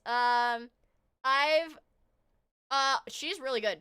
This is a really good video essay lady. I like watching her in my alone time too. Anyways, I think I want Turkey Tom. Curious. Diaper degenerate. Turkey Tom, the call is coming from inside the house. Alright, anyways, where was it? It was degenerate. Yeah, YouTube. Disclaimer. This video. Loud. You are loud. Be quieter. It's bad. I've been meaning to watch Turkey Tom, but I haven't been able to get around to it. I like Turkey Tom. Turkey Tom! Can I get a Turkey Tom in chat? Can I get a Turkey Tom in Twitch chat? They got your— No, I don't want They Got Your Mans. They got your mans, the one that you behave with. They got your mans on sex assault charges. No. Turkey Tom! That's so me. Dude, I can never watch Turkey Tom. You're gonna spam the fucking sex assault emote. Discusses some sensitive subjects. I do not endorse or support any of the actions shown. Look! I can't even be like, guys, let's watch Turkey Tom and be like, Turkey Tom is a creep. I know, bro, I know. This is purely for documentary purposes. Thank you. I know. Family vlogging is an inherently weird phenomenon. And he's bald, I know! Not only does he not shower, has ringworm, beats his girls, parentheses, consensually, and then cheats on them, but he also is balding. I'm still trying to filter out 40 minutes of him talking about his hog. That's why I didn't watch that video. I will not watch that video in its entirety. I will not. I don't care how much I like the YouTuber. I'm not gonna listen to a YouTuber talk about their penis. That's disgusting. I know, Andy hates making YouTube. So, like, you'll never win. On the surface, it looks harmless enough. Mothers and fathers showing off their lifestyle with their kids for everyone to see. What? I do, like, man. One thing I can get behind those, I freaking hate. I mean, it's like, okay, so the deal was, anyways, the Turkey Tom drama, the deal was, it was like, these girls were like, I'm like BPD and crazy, I'm gonna ruin your life. And it's like, the shit that they said wasn't like, oh, you're canceled, blacklisted, whatever. It's just like, they're airing out his sex life, which is weird and gross, because it's not, I don't watch, if I watch a YouTuber and I have to hear about their sex life, I'm a little grossed out, I'm a little icked. So, it's like, yeah, Insane the ex-girlfriend, yeah, it's like, whatever, dude. Like, whatever. It's gross. I don't want to hear about your sex life. It's gross. Anyways. But I freaking hate family blogger. Dude, we've seen the body cam videos. Like, dude, these family blogger people are demons. And they genuinely, 99% of them abuse their kids for content. Not like abuse their kids for it to be the content. They abuse their kids to force them to participate in this content because they just see their kids as like cash cows. It's like so disgusting. It's so disgusting. Could be more harmless than family. But what's often lost in translation is that kids are not supposed to be famous. They're not meant to have millions of followers. Okay, actually, guys, take back everything we just said about Turry Tom. This is, yeah, he's right. He's right about everything. Before they're even old enough to— the toy review, yeah, the kid, he started when he's a little kid. He's like, isn't he like almost 18 and he's still doing it? Drive. And they're definitely not meant to have pivotal— And I will say, yeah, it's definitely exploitation, but it will socially stunt your kid. If your kid grows up, like, in a content spotlight, like, it will socially stun you, okay? Like, I know he's a piece of shit, but, like, Jack Doherty, or whatever, he got, like, internet famous when he was, like, 12, never developed, like, proper social skills and proper relationships with, like, a bunch of shit, like, people, money, like, work, like, everything. Like, it will stunt your fucking brain. If you get famous as a kid and you don't continue to grow up and learn like a normal person, like, you're stunted forever. Like, it fucks up the kids. Same thing happens with child stars on TV and movies. See literally any Disney child actor. Like, even the ones that are put together and famous now, like,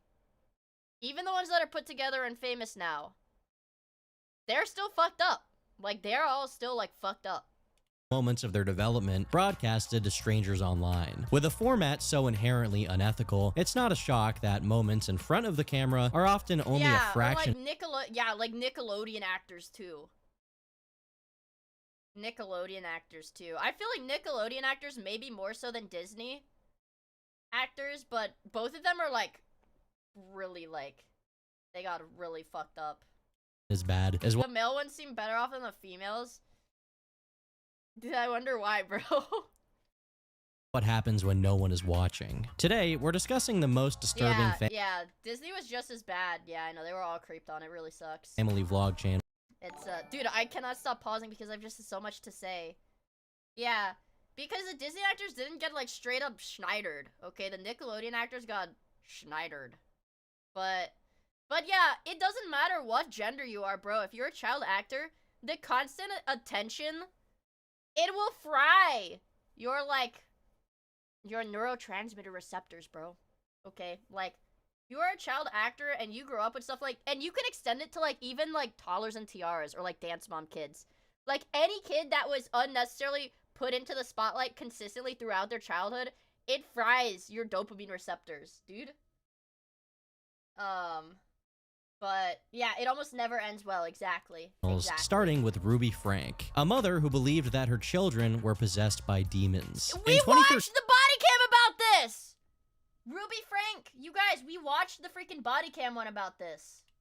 Mother of 6, Ruby Frank created the YouTube channel 8 Passengers to document her family's life, which was pretty eventful at the time. One of her sons was about to turn 18 years old, while Ruby was about to have her 6th child, who appeared in one of her videos straight out of the womb. Partly due to the unusual amount of kids she had, her channel did— Like, so my thing, like, what possesses you? You have just given birth to a baby. Which is, like, an exhausting process. And your first thing, like, in the hospital bed, you're like, honey, get this on camera. We need to post this to our YouTube channel. I mean, that's not a normal person's thought process. Didn't take long to amass a sizable viewership, peaking at over 40 million views a month. To put it simply, Ruby was at the absolute top of her genre. He's using Core. Or no, this is the, what is it, the Hotlands. I think this is Hotlands. From Undertale. BGM. Sorry. All from simply recording her enjoying her family life. But of course, this had to go wrong somehow. Fans of the content started picking up on some red flags. For example, sometimes after the kids clearly asked Ruby not to film them, she ignored their requests and continued anyway. See this? No. No. Okay, so Can you not film it? Although she is their she's mother, like viewers felt— She's like stun locked. It's like, Mom, can I have a modicum of privacy? Can I live a normal life? And the mom's like, What? That never occurred to me. Felt it was a violation of their privacy to record them against their will. It became even more questionable when you factor in that it's been widely claimed that her comment sections were full of creeps posting suggestive timestamps for other creeps to then click. This isn't a unique thing for the 8 Passengers channel. In fact, it's a phenomenon that's been widely documented across YouTube. Obviously, these comments are not her fault, and it's impossible to know if she was carrying out any efforts to try and suppress or delete them, so Ruby can't be blamed for this directly. What she can be blamed for, however, is the way she treated her kids. Beyond just recording them when they were clearly uncomfortable with it, in 2019, something happened that crossed the line for a lot of people. Her youngest kid, who was just 5 at the time, forgot to pack her lunch, and this is how Ruby dealt with it. Eve did not pack a lunch today, and can I bring a lunch over to the school? This happens quite often when you're raising children. I know that her teacher is uncomfortable with her being hungry and not having a lunch. But I responded and just said, Eve is responsible for making her lunches in the morning, and she actually told me she did pack a lunch. So the natural outcome is she's just going to need to be hungry. Many people pointed out that one of the most common forms of mistreatment is withholding food or using the threat of withholding food as a means of punishment. And this seemed to be a somewhat consistent pattern for Ruby in general. I'm only gonna say it one more time, and then you're gonna lose the privilege to eat dinner. Consequently, people dug up other questions. Like, that's child abuse, bro.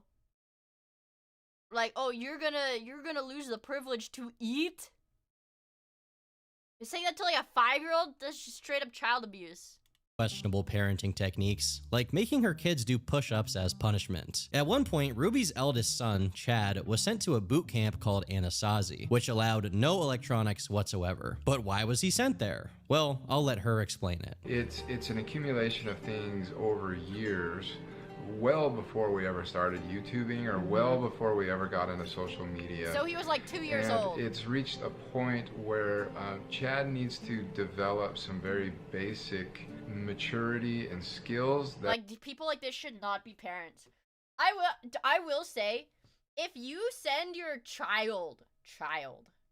if you send a child to one of those like rehabilitation camps where they're like they go hiking for 2 months straight with like no electronics, which for the record, those are like all very abusive programs, and they don't fix like troubled teens, whatever, like wilderness things. They're abusive. Kids die there. They don't do anything. They just starve you and make you hike. Yeah. Like, you should not have kids if you're gonna treat your children like that. He's gonna need as an adult, and this is a chance for like a reset, like a start over, like these people are just like, oh well, I don't like my kid, so I'm sending him away for a few months. You know, we need a break from him. Do over like a fresh beginning. Yeah. If you're confused, I think that's probably the point. It seems like their goal was to be as vague as possible about it, to avoid giving the audience something that they could judge not worthy of being sent to the wilderness. After Chad spent over 2 months there, the family reunited in an emotional vlog. But of course, staying in the wilderness for a while doesn't fix or change who you are. He was probably just out there making fires and hunting squirrels, waiting for the moment he could go back to cranking 90s in Fortnite, or whatever it was he did that got his mom so mad that she sent him to Ted Kaczynski therapy. After Chad came back, it didn't take long for him to get in trouble again, this time for tricking his younger brother into packing for Disneyland, when in reality, they weren't going anywhere. There's a wide spectrum of older brother antics, ranging from Roderick from Diary of a Wimpy Kid, all the way to Cain from the Bible. Dude, see, that's like Roderick tier antics. Like, dude, his parents are demons. And although this is a pretty mean prank to pull on your brother, it's nothing that serious. Ruby, however, felt differently, and the punishment she dished out was taking away Chad's bed privileges for 7 months. Yeah, you heard that right, bed privileges. Like, that's just it's honestly impressive abuse. how creative this woman is with her punishments. My bedroom was taken away for 7 months, and then you give it back like a couple weeks ago. I don't think our viewers know that. Sleeping on a dude, and I know she's probably like mad as fuck that he said that. It's like, one thing that I just still don't get is how do these parents get away with stuff like this for so long when they're literally saying all of this shit on the internet publicly? There's like hundreds of thousands of people listening to them say this shit, and they just get away with it. I've been sleeping on a beanbag since October. and they gave my room back like 2 weeks ago. This situation, along with many, many other minor instances of similar behavior, set an entire community on TikTok ablaze, as they collected and shared every bit of evidence of Ruby Frank's abusive behavior on the platform. And it was getting a lot of traction. Videos surfaced of her threatening her kids with severe punishments, including threatening to behead a stuffed animal belonging to one of her very young daughters. All of this negative press was starting to look very very bad for a squeaky clean, family-friendly vlog channel like 8 Passengers. Ruby became nervous that her business was going to suffer from the controversy. So once it got to a point where she could no longer afford to ignore it, the family did an interview with Business Insider to try and clear the air. They claimed that Child Protective Services had actually visited them over the complaints from social media. But when they got there, they found Ruby baking with her daughter and the rest of the home in perfect order. While leading with this anecdote, Ruby's strategy to dealing with people's accusations was to simply ignore all of it, refusing to accept that she may have committed a single mistake in her treatment of her kids. Anyone saying otherwise was simply regarded as a disingenuous hater. It was just so malicious, she said. They knew what they were doing was out of context. They were purely seeking to throw hate. That was their only objective. Unsurprisingly, this interview did very little to curb the allegations. And with her reputation severely damaged, she slowed down her upload schedule, and this case briefly lost a lot of its steam. That is, until mid-2020, when Ruby partnered with Jody Hildebrand, who used to be the family's therapist. They started a new project that apparently aimed to be a support group. Because for those who weren't here when we watched the very extensive body cam footage of this case, because these women did both get arrested for abusing their children. Jody literally would go family to family, mooch off the family, push out the husband. Like, there had to have been some kind of sexual thing for her. But she would push out the husband, like, make these women divorce their husbands, and then essentially tell these women that their children were possessed by Satan. And, like, these women got, like, totally like, she's still a demon, but she got totally, yeah, Jody was essentially a cult leader. But she brainwashed these moms into thinking that their children were possessed by demons. And then they would, like, very, very harshly punish them. Like, oh god, dude. From others, giving them advice and helping them, quote, treat those lost in the darkness of a distortion. People who saw this were naturally confused as to what this was even supposed to mean and why the 8 Passengers brand had taken such a hard turn into some kind. Anyways, Jody did this, and she brainwashed these women, right? And these women, like, who had these, like, channels for their family, like family bloggers, they would sign over the rights for, like, all of their stuff so that Jody would make all of the money off of it. Like, I don't know how, like, she was, like, a cult leader. So, you know, these people have, like, pretty interesting, like, charisma, like, very, very high charisma. But eventually, this woman did sign over the rights to all of her content to Jody so that Jody was the one profiting off of it. Jody was making all the money. Yeah, Jody would control their income, essentially. And, like, these women would just become, like, subordinates to Jody. It was really sick. It's really sick stuff.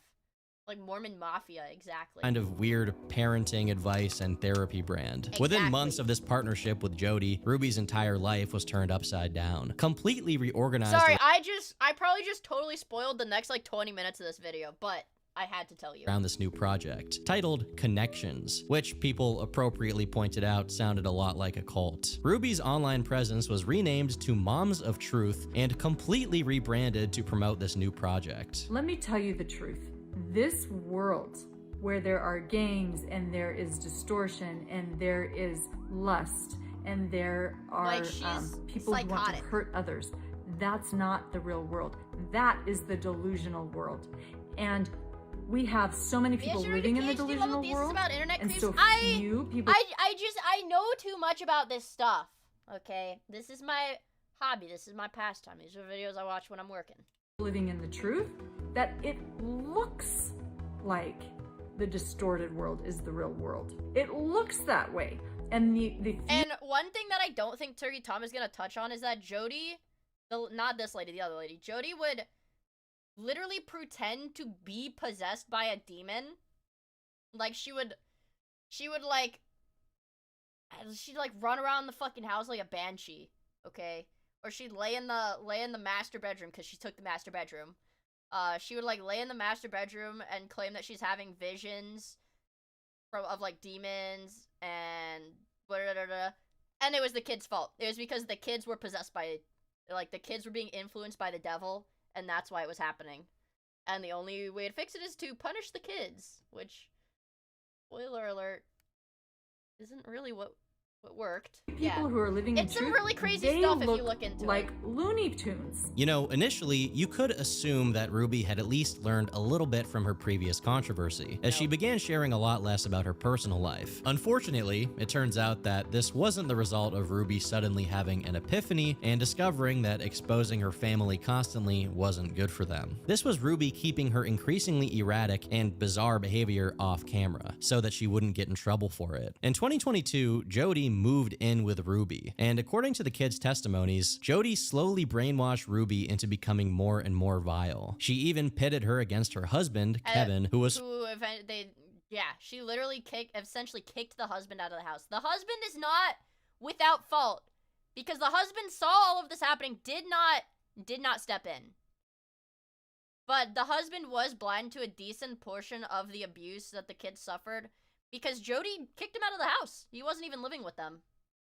Forced to abide by the insane requirements just so he could still see the kids. Of course, this was just a tactic with the intention of pushing Kevin out of their life, so they could do whatever they wanted to the kids with no pushback. Ruby began leaving them at the house without supervision for several days at a time. She covered the windows with newspapers so no one could see what was going on inside, and she forced them to perform physical labor, sometimes having them work outside for hours without food and water in over 100-degree weather. The kids were being isolated and malnourished, and being fed the bare minimum to keep them alive. Before this moment, some could argue that even if Ruby was a bad mom, she wasn't necessarily abusive. But now, there was simply no denying it. In May of 2023, Ruby and Jody relocated the family to Jody's house in Ivins, Utah, which no one, including her own husband Kevin, had any knowledge of. From there, the mistreatment continued until the 30th of August, when Russell, the second youngest, managed to escape the house via an open window, running to one of the neighbors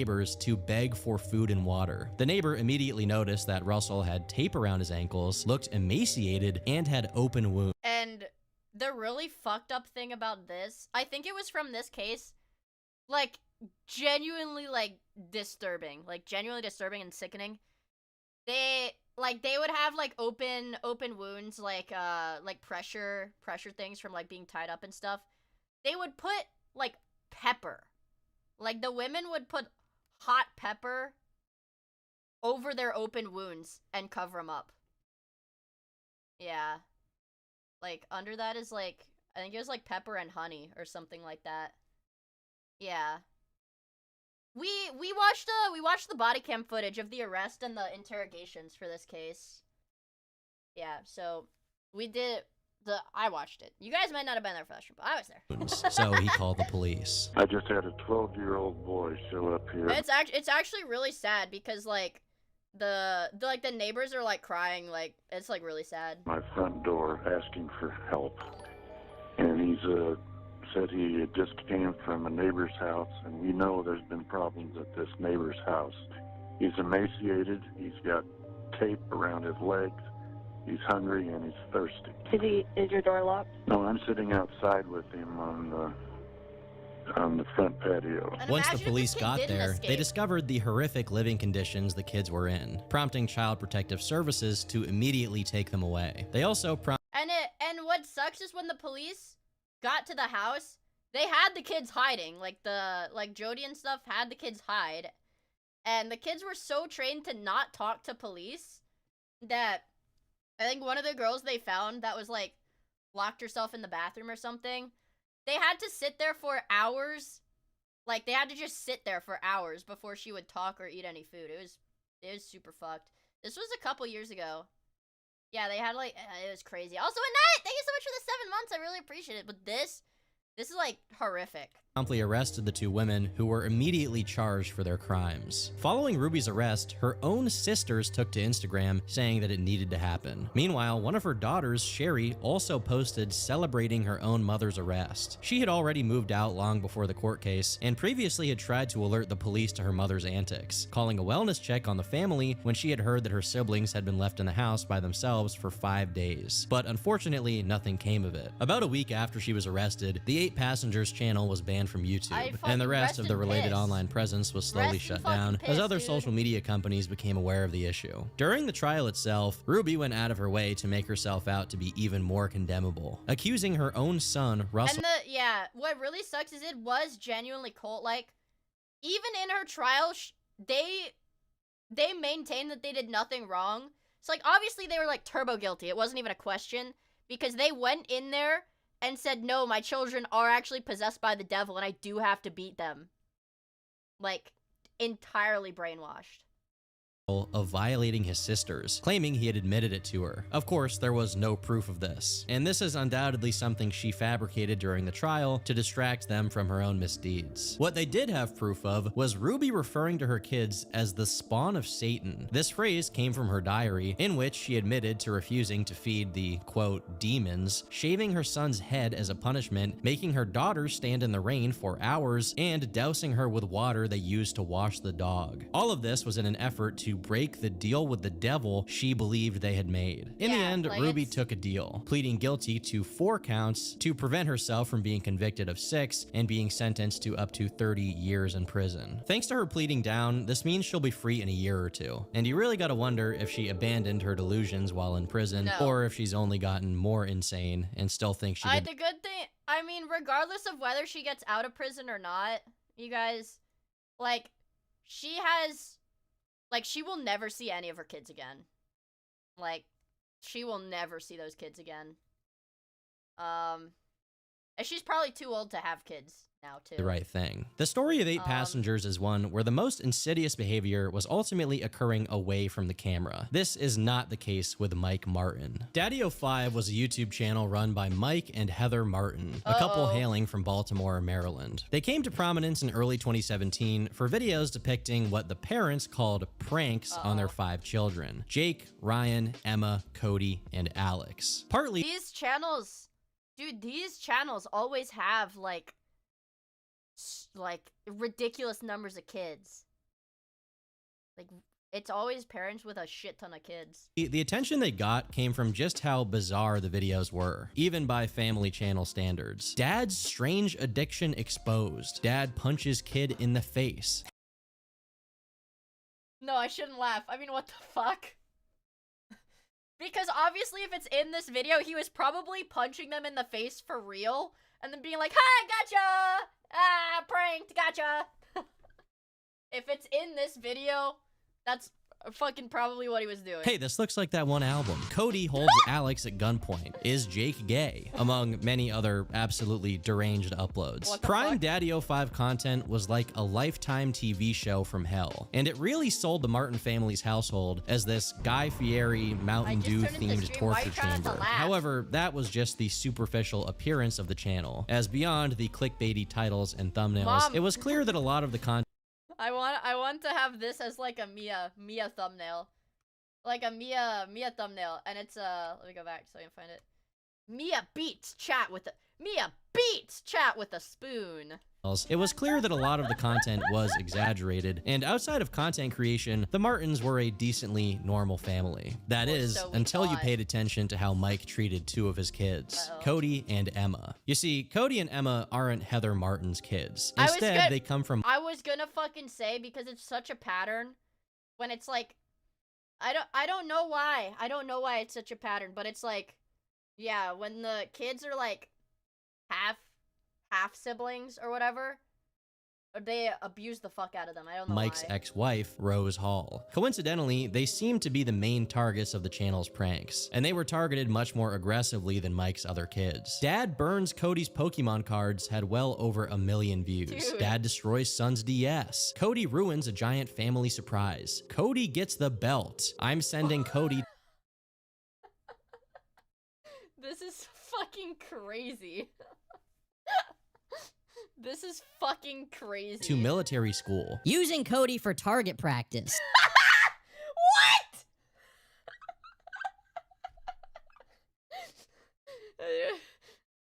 This is fucking crazy. Like, I can't. Miia, chat gets the belt. Using chat for target practice. Chat's getting sent to military boot camp. Punching chat in the face.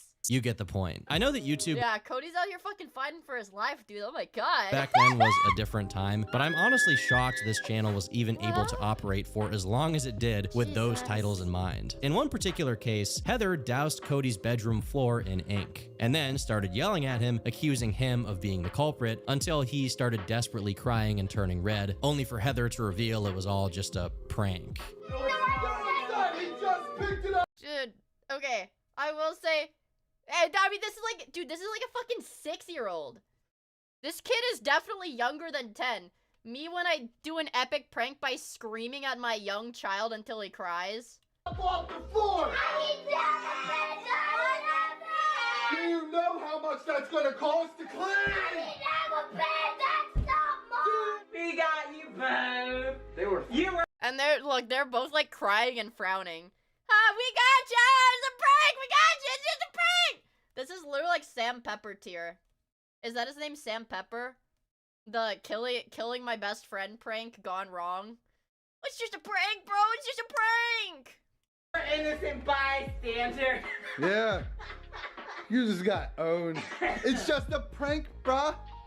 Like, this is like evil. Why, like, you're acting like a fucking middle school bully to like 6 to 10-year-olds. Other supposedly fun pranks included Mike pushing Cody into a bookshelf and having Ryan, one of What? How the fuck is that allowed on YouTube? the older sons, slap Emma in the face whenever she failed to do a bottle flip challenge, which resulted in her crying and being in visible pain. While the mistreatment was more hands-on when it came to Cody, Mike tended to outsource Emma's mistreatment to Ryan Me when I force my child to choke my other child so I can film a YouTube video? or his other kids, turning them against one another and, in a somewhat sadistic manner, documenting the aftermath for entertainment. I will concede that plenty of the videos played out like they had been scripted beforehand, but even if any of this stuff was Dude, it literally does not matter if this shit is scripted, especially even if he was like to his kid, like, hey, I'm gonna push you into a bookshelf and knock you over, or like to his other kid, I'm gonna make him slap you really hard. Like, even if it's scripted, like, you're fucking hurting them. Like, what? agreed on before filming, you gotta remember that these are kids, so them agreeing doesn't really mean anything. They aren't eligible to consent to being yelled at and terrorized on camera for content. On top of that, you'd have to look really hard to find any kid who can act well enough to look so believably traumatized and hurt as Cody does in these videos. Look at me. Say, I'm the best dad ever. You're the best dad ever. I know, but you still can't have your games, Cody. You don't have to try to flatter me. Just play with my friend. I feel like this is me. The invisible ink. Like, dude, how can you have a kid and hate your kid? Like, how do you... Aren't you supposed to have, like... Isn't it, like, literally a genetic thing? Like, you're supposed to feel protective towards your children? It was a social experiment, bro. It's just a prank, bro. Prank in particular drew a lot of hatred from the broader internet, and so, in response, Mike created a new video wherein, to disprove the allegation, dude, I'm sure he just made his kid, he's like making his kid sit there and be like, my dad does not abuse me. Like reading off a script with like a belt, like just out of frame. that he was a terrible father, he asked his kids if they had been traumatized. Apparently, it's upsetting a lot of people. Like, this video, I mean, It's just a prank, bro. Was anybody traumatized? No. Well, I don't even know what that word means, but yes, no, I was, Mom. I was. No, I wasn't. Are you guys okay? Yeah.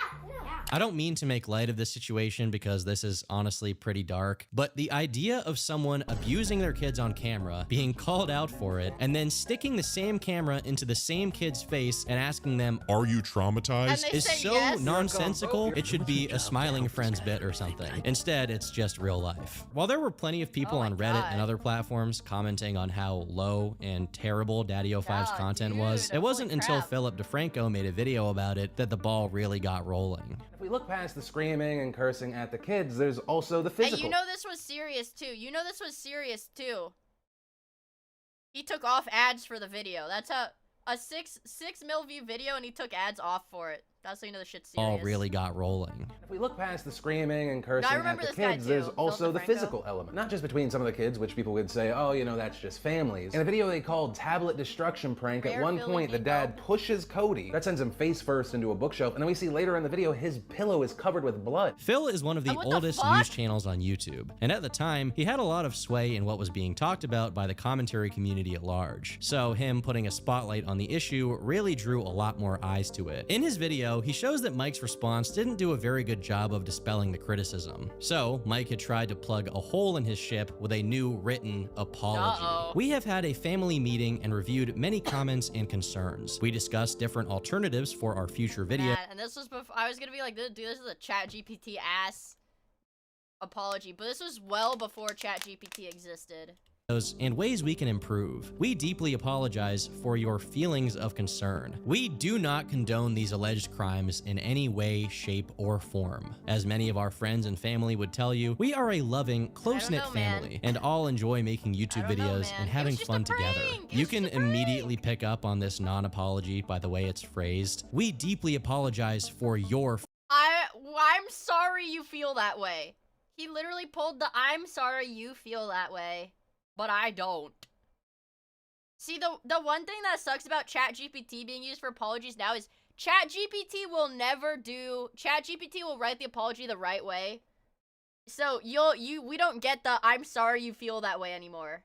We don't. This is like a thing of its time. Feelings of concern. At no point is there any admission of wrongdoing, despite the dozens upon dozens of terrible clips of Mike. People were mad, and rightfully so. So this topic just kept getting bigger and bigger. So naturally, Mike and his wife went to the one place where everyone went to sort out their grievances at that time. Drama Alert. For the unfamiliar, Drama Alert was a YouTube news show hosted by Keemstar, and he's managed to be involved in almost every single YouTube drama that has taken place over the last 15 years or so. During this interview, Mike and Heather did successfully convince Keemstar of their immediate innocence. They argued that their videos were mostly staged, and in actuality, the kids were all having fun the entire time. Are these videos 100% real? I mean, is it 100% real, or are you guys putting on a show like McJuggernuggets or Kid Behind the Camera? What does it matter if you convince Keemstar you're innocent? That should be a bad thing. He's a retard. I mean, this was their idea to start with, so... Blaming the kids. Holy shit. You're like, you cannot make this shit up. They literally blame the kids. Well, actually, the kids were the ones that came up with it. Actually, my 6-year-old son, it was his idea to get slammed into a bookshelf until he bleeds for a prank. It was actually his idea. And the camera... No, they actually like getting punched in the face, actually. Comes on, they go with it. And sometimes they'll tell us afterwards, we really didn't buy that. We knew all along. And then other times, they're really pranked. I mean, it just... We never know what we're going to get. But just one day later, Keemstar completely switched his position on the controversy, explaining to people what changed his mind. But when I saw the clip today where the dad was having them do the bottle flip, and if you didn't flip the bottle, you got slapped in the face, and the brother slapped the girl, you can't justify that no matter what. Mike became desperate and started doing whatever he could to try and pick up the pieces, including a fucking retard, bro. Me when I go to Killer Keemstar to clear my name and it doesn't work. Very rushed attempt at an apology. We just did an interview with Drama Alert. In the video, he asked me if the videos were real. I tiptoed around it because I was scared. But now I don't care anymore. Videos He's gonna say they're scripted? Yeah. They're fake. Right now we are under severe... Well, how are they... Dude, it doesn't matter if it does not matter if the premise of the prank is fake. You're making your kids cry and you're hurting your kids. And that is not fake. He's like, well, actually, the kid is fake crying. The kid is fake crying. It's actually, well, my kid's just a really good actor. We are attacked by the Franco guy. Made a video about us, just steamrolling us. He never contacted me or anything. He never asked me if anything was real. He never tried to interview me. He never researched nothing. He watched a few videos and boom. And because of that video, we now have real danger coming our way. This guy put us in... Yeah, he put us in danger. What about our Our revenue from child abuse. Our revenue from abusing children on our YouTube channel. What are we gonna do about that? Yeah, fucking based on him for huge danger. He put my kids and family in huge danger over fake. Real danger equals CPS garnishing our YouTube wages. Exactly. Exactly. Video. I can't even joke it because literally, yes, that is the danger. They don't want CPS taking money from them for my YouTube payouts.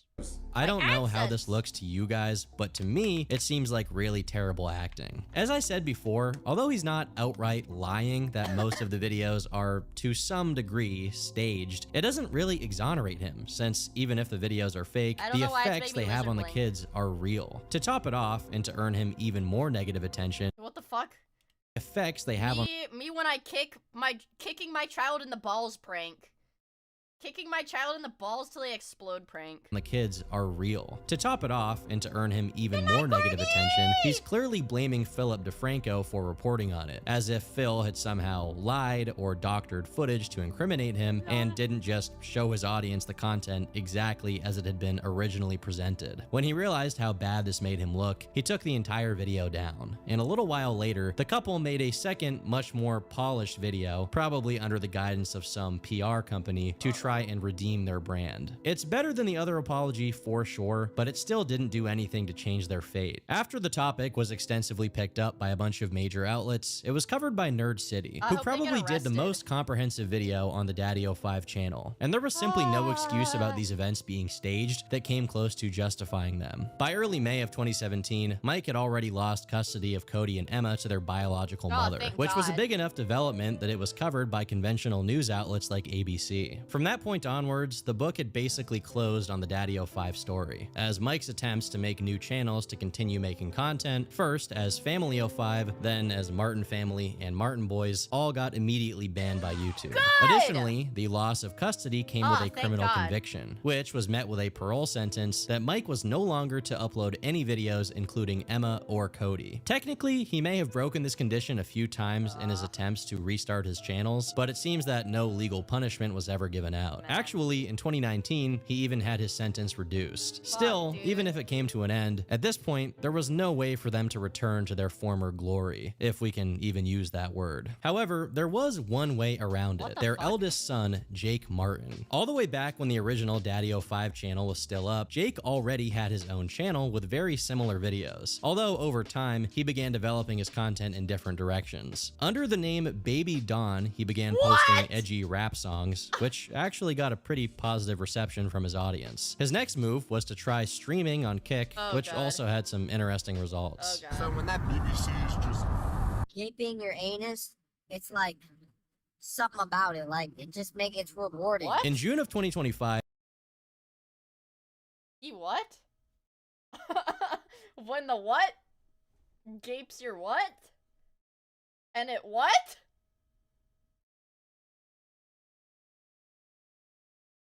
he even made a video with Cody and Emma as a sort of family reunion, which was received positively by his immediate audience. Because Jake was Mike's son, he didn't carry the same heat, so he was probably being fucking mean to them too. Free to try and redeem the Daddy05 style content without any of the baggage. He even used this small resurgence in relevance to try and clear his dad's name on live TV. Yeah, no. Because remember, this was the kid that the dad would have like slap and beat up the other kids for the prank videos. Yeah. A lot of them were improvised, but the majority of them were scripted, yes. He said a lot of them were improvised, a lot implying a majority, and then, well, most of them were scripted. Like, what? But it looks like a lot of the emotions that came out were pretty genuine. Some of the emotions could have been getting so far into improvising the videos, honestly, because it's... Whoever said in chat, that was like, no, actually, they're just really good child actors. He literally pulled the, no, they're just really good actors. They're just really good actors. It was scripted until I started beating my siblings. Like, what the fuck, dude? Also, Zclay, thank you for the follow. It's happened to me, and when you're filming a 40-minute to an hour-long video and it's a bunch of siblings, I definitely think get hectic sometimes. By making videos with Cody and Emma and publicly speaking out on behalf of his dad, Jake made some serious headway in convincing a lot of people that the videos weren't as bad as they had looked. And in photos of the family's reunion, it really seemed like everything was going well. Unfortunately for them, this narrative fell apart pretty quickly in late 2025 to early 2026 as a sequence of bizarre events took place in quick succession. First, Jake made a two-part video, the first half of which features him interviewing his brother, Alex. While this part is pretty benign, in the second half of the video, Jake begins making accusations about Cody. His reason for making these claims is supposedly that Cody had posted to his own Discord server saying that he still hates the Martins. This prompted Jake to say that during their meetup in the park that day, Cody inadvertently exposed himself to a number of children. He whipped out his and like, I mean, okay, further, like, this is a fucking kick streamer. This is a prank channel gone kick streamer. Obviously, he's gonna lie about everything he says. Pissed at a public playground next to a bunch of kids. He then proceeds to detail Cody's general emotional instability during their reunion and says that Cody and Emma had only reached out to Mike after years of not contacting him because their child support finally ran out. Now, it's impossible to know how true any of this is, and to be totally honest, the details are less important than what this tells us about this family. Somehow, I mean, like, how do you have no compassion for your fucking siblings, dude? After years of not even being near each other, Jake and Cody are now once again fighting some surrogate war on behalf of their parents, with Jake taking his father's side. If it's true that Cody exposed himself in a public park, then he absolutely has issues. But then again, I have to wonder if his lack of boundaries and general social dysfunction has something to do with him being filmed against his will and mistreated on camera at such a young age. Whatever the case is, Jake's narrative began to completely disintegrate, as in late December 2025, he himself was arrested after being accused of assaulting someone during a neighborhood basketball game, which apparently put the other person in the hospital. The most recent video uploaded to Jake's channel, which is now privated, appeared to show a cash at me! Cash at me! Give me money! I just beat somebody up and got sent to jail. Give me money!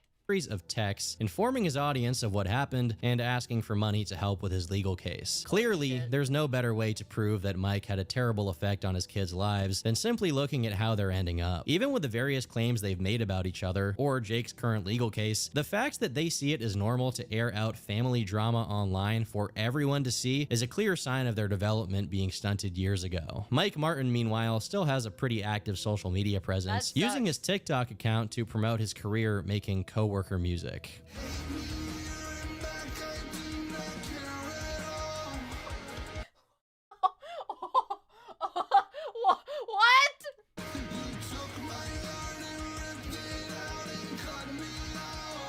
As bad as Mike Martin and Daddy05 were, at their peak, they had about 700,000 subscribers, a number that, while very big, pales in comparison to perhaps the most famous family on all of YouTube. When former college basketball player Austin McBroom and former model Catherine Pies began their relationship, they decided to start documenting their lives online, leading to the creation of the Ace family. I will say, I do not understand in any capacity the concept of documenting, like,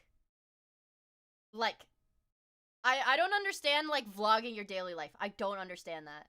Like, why would you expose, like, all of that, like, just publicly to everybody? Money, I guess, but do you, like, any dignity, bro? Like, it's like reality TV, but reality TV is like,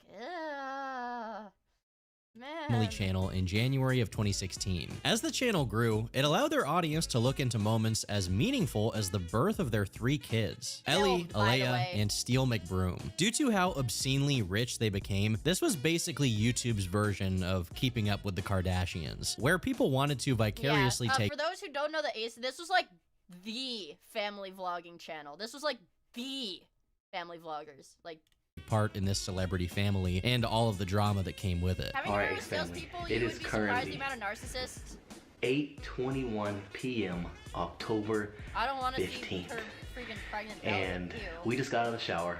I literally just put some clothes on. Catherine, as you can tell, she just got out of the shower.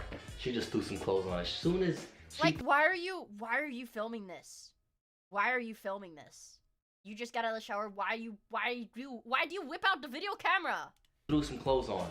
she was having some serious contractions. Their first bits of controversy are mostly insignificant, such as Austin playing one-on-one against Chris Brown, a man you might know for his hit songs like Look at Me Now and These Hoes Ain't Loyal, and for viciously beating Rihanna 15 years ago. The one other controversy was just people on Twitter digging up old tweets of Austin where he's saying mean things about black women. While both of these were considered newsworthy at the time, ultimately they did very little to put a dent in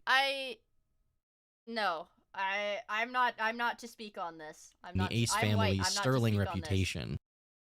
But why is it such a common trend? It's with like black dudes specifically to like rag on like black women. Like, I don't get it. Like, they're like insanely mean to black women.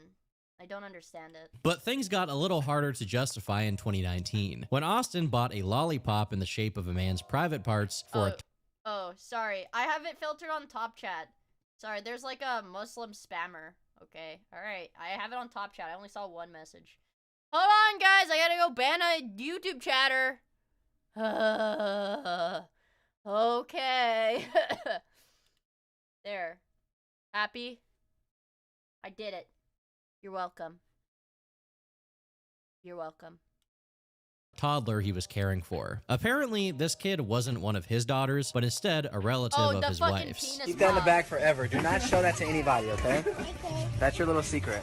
Guys, I'm in so much trouble. Like, dude. Like, dude. I don't even have shit to say, bro.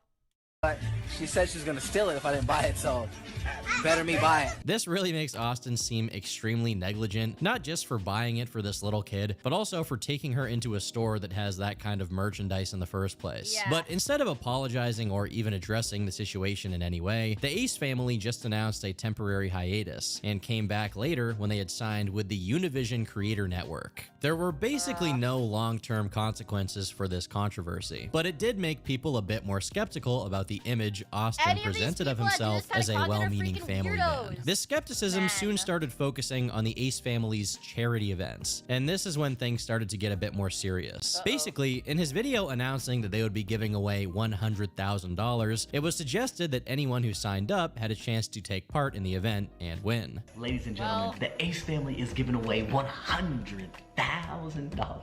If you think you can do it, hit us up. If you think your favorite YouTuber or celebrity can do it, make sure you tag them. I also put the video on my Instagram, so make sure you tag them in the comments. Guys, it's a free 100K. You don't have to pay to enter. But when the rubber met the road, it became clear that only other rich people and celebrities would be taking part, with names such as Jake Paul, Soulja Boy, Jacob Sartorius, and P. Diddy's son. As you can imagine, none of these people on the list are really going to benefit from $100,000, so it's really just something Austin was doing to get some clout online while pretending he was doing a giveaway. But it wasn't just his fans that he was basically finessing. Even other people who wanted to work with him weren't safe from this kind of shifty business. Case in point, a designer named Urban was initially contacted by Austin for some kind of collaboration, and things seemed to be going well, until he asked Austin if they could take a picture together. The mood instantly changed, and Austin refused to take the photo, saying he only took, quote, professional pictures. Of course, this was a lie. What really happened is Austin only led this guy on with the idea they'd be partnering up in some kind of business venture so that he could get his hands on enough of this guy's work to the like fuck it, yeah. Like, these are the early, not early, but these are like proto clout demons, okay? be able to plagiarize or reproduce it without giving him money or credit. Once he got what he wanted, he didn't want to take a picture because it would establish that he had met this guy, and thus he couldn't use the excuse that he had never heard of him or seen his stuff before. By the looks of it, Austin had actually done this to a bunch of other designers as well, which definitely put a dent in his ability to do business. Another incident that was heavily scrutinized was the crazy thing. Like, you're filthy rich. You're filthy rich. Like, why are you scamming, like, small designers? Like, why are you scamming designers, bro? Designers, like, small designers. So not, like, rich people. Like, people that are trying to get their work out there. Like, what the fuck? Ace family supposedly being victim to a home invasion in August of 2018. On the surface, it seems ridiculous to criticize someone for being the victim of a crime, but many began to speculate that this crime had never actually happened at all. So do we have your permission to take the knife to get fingerprints off of it? Yeah, of course. Do we have permission to take the knife for to take fingerprints off of it? Does that sound like a quote from any police officer? Or does that sound like an actor who's trying to be like a police officer? There's just something off about it. This particular situation is a bit odd because a real police report was eventually shared, so it's pretty unlikely that this was completely faked, which led some to theorize that although the break-in was real, they staged the aftermath to make a video out of it. Regardless of what the case is here, no matter how bad it was looking for Austin up until this point, it paled in comparison to his situation following October of 2019. Seemingly out of nowhere, a beauty vlogger named Cole Kerrigan made a video about Austin. The first claim he makes was I don't know what side of the internet you guys were on. Probably not beauty vlogger drama, but the network, like the far-reaching network of beauty vloggers and mainstream internet drama is pretty insane. Like, you could spend days going over all of the mainstream beauty vlogger drama chains because they really reach everywhere, dude. That Austin had been unfaithful to his wife, which, while bad, is not criminal. But the next claim was that Austin, his father, and multiple other men had assaulted a woman in her hotel room. It was kind of weird that Catherine wasn't at Austin's birthday party. I thought it was weird that I saw him out at clubs multiple times without Catherine. That's none of my business, whatever. Not that big of a deal. So a few months ago, June 22nd to be exact, I was still living in the Team 10 house and I got a call from one of my good friends. She was hysterically crying. I've never heard anyone feel so distraught in my life. I was so scared, and she began to explain to me that she was in Miami with Austin McBroom and a bunch of other people, including his assistant, his dad, security guards, other girls. XYZ happened. I'll get into that. After they all had been drinking, my two friends went back to their room to go change because the sun was setting. And that's when Austin, the security guard, the father, and two other guys came into their room. Obviously, I don't have recordings of went down in the room, but my friend told me that she repeatedly said no multiple times, over and over and over, to the point where she started crying, begging them to stop. That's when they forced themselves in her, and I will insert the photos of the blood all over the bed sheets in the hotel room right here. What the fuck? On the exact same date, June 22nd. What the hell? Now, oh shit, after they this did it, had bro. happened to them, obviously they did it, bro. they're traumatized, so they hide out in their room for hours. This screenshot is going to be one of Austin McBroom's friends texting them 3 times within a 3-hour period on June 22nd, right after they raped her. While the rumors of infidelity he echoes in the beginning here had already been swirling around for quite a while, it obviously pales in comparison to the accusation that Austin and multiple other men were guilty of a serious sex crime. Besides this, there were claims that Austin had multiple kids by multiple different women whom he refused to accept responsibility for, and there was a claim that he made most of his partners, consensual or otherwise, sign non-disclosure agreements and threatened them with lawsuits if they ever spoke out. Cole even adds that he spoke to Keemstar, who said he was going to report on this stuff, but ultimately it never happened. That's a good night, serious man. Fucking Keemstar, bro. It's crazy the amount of influence Keemstar had. Because Austin supposedly paid Keem $500,000 to keep quiet. Keemstar publicly tweeted out a reply to these claims, complaining that his phone number was leaked and saying that the $500,000 thing was a joke Cole had taken out of context. I'll say right now that $500,000 is insane, and there's absolutely no way Austin paid Keemstar of all people that much money to not talk about this stuff. Eventually, one of the girls who Cole was speaking about decided to clarify things Cole apparently got wrong. In an an Instagram post where she identified herself, Leslie Golden said, "To speak on this video that Cole Kerrigan posted, some of you have already figured out that I'm the other girl they're talking about in the video. I feel like this video was made for the wrong reasons, and this wasn't Cole's story to tell. Cole even texted me saying we could potentially get paid $100,000 from this, following the claim that Drama Alert was paid off $500K. I wasn't aware Amanda or Cole were in contact with Drama Alert to anonymously run our story, but I was aware Cole." I will say, bro, their bitches were probably having this dude's kids because they thought that they could get, like, famous too. You know, because he's like a family vlogger, like kid vlogger. They're like, oh, dude, it's like, it's so gross when, like, these people, they see, like, a kid just as, like, a means to make money. Like, this is a human.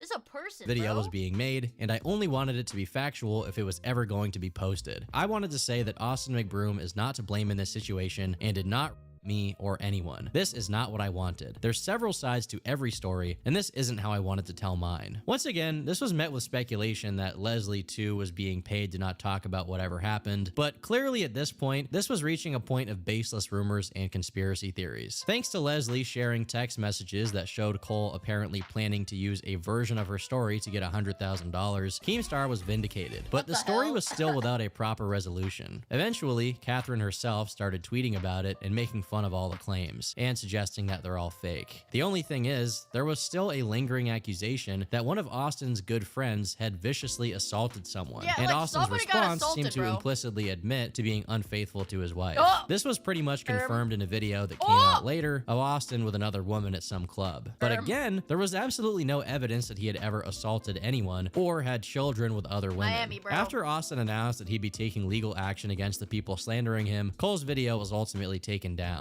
His mishandling of this story almost single-handedly buried the potential to expose Austin. But as the whole commotion died down, the people who were adamant about Austin's misdeeds continued to gather evidence. Unfortunately for Ace Family fans, it seems this close brush with career-ending controversies wasn't enough to get Austin and his wife to be more careful about their conduct. And as early as 2021, they were already back in the headlines, this time for very different reasons. Catherine had a contract with a cosmetics company called TBL, where she would be its public face and promote the brand while they handled the back end. But allegedly on March 10th of 2021, she logged into the company's accounts and changed all of their passwords in what is described as an attempted coup, followed by threats to dissolve it and appropriate all of its assets if the company didn't give her what she wanted.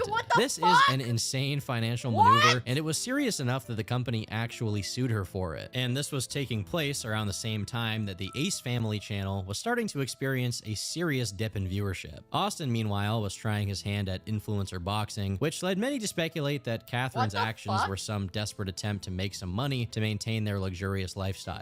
Ultimately, this boxing match was also an attempt to capitalize on the influencer boxing trend of the time, and they definitely— Wait, like, what the fuck?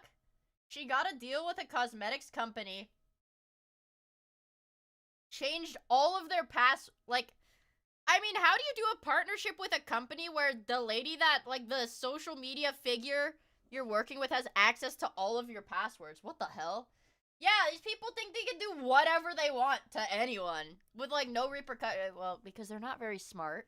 That's why. They were expecting to make some serious cash from it. But what many didn't realize is that Austin was not just a fighter. He was a part of the production, setting up the entire thing. Well, shortly after Austin fought Bryce Hall, a legal battle broke out as multiple parties were alleging they hadn't been paid what they were promised by Austin. Reason being that the fight's viewership drastically underperformed and didn't make any money. Just a few months later, Austin was handed a $200,000 fine for doing an impromptu fan meetup that ended up blocking the streets of Beverly Hills for hours. The same month that this went down, the McBroom's $10 million mansion was foreclosed, basically confirming two possibilities. One, that they were rapidly running out of money, or two, they just weren't making any. While this should have been a sign for them to take a step back, regroup, and focus on long-term— See, this is what differentiates, like, they're already well into lolcow territory, but right, what differentiates a sane person from an insane person is you see you're out of money doing this, alright, okay, step back, reconsider, let's try something else maybe. And then they don't. They don't. Term financial planning. Instead, they continued to make rash decisions with their— This is like the— you know what I keep seeing on Twitter? The coyote urine.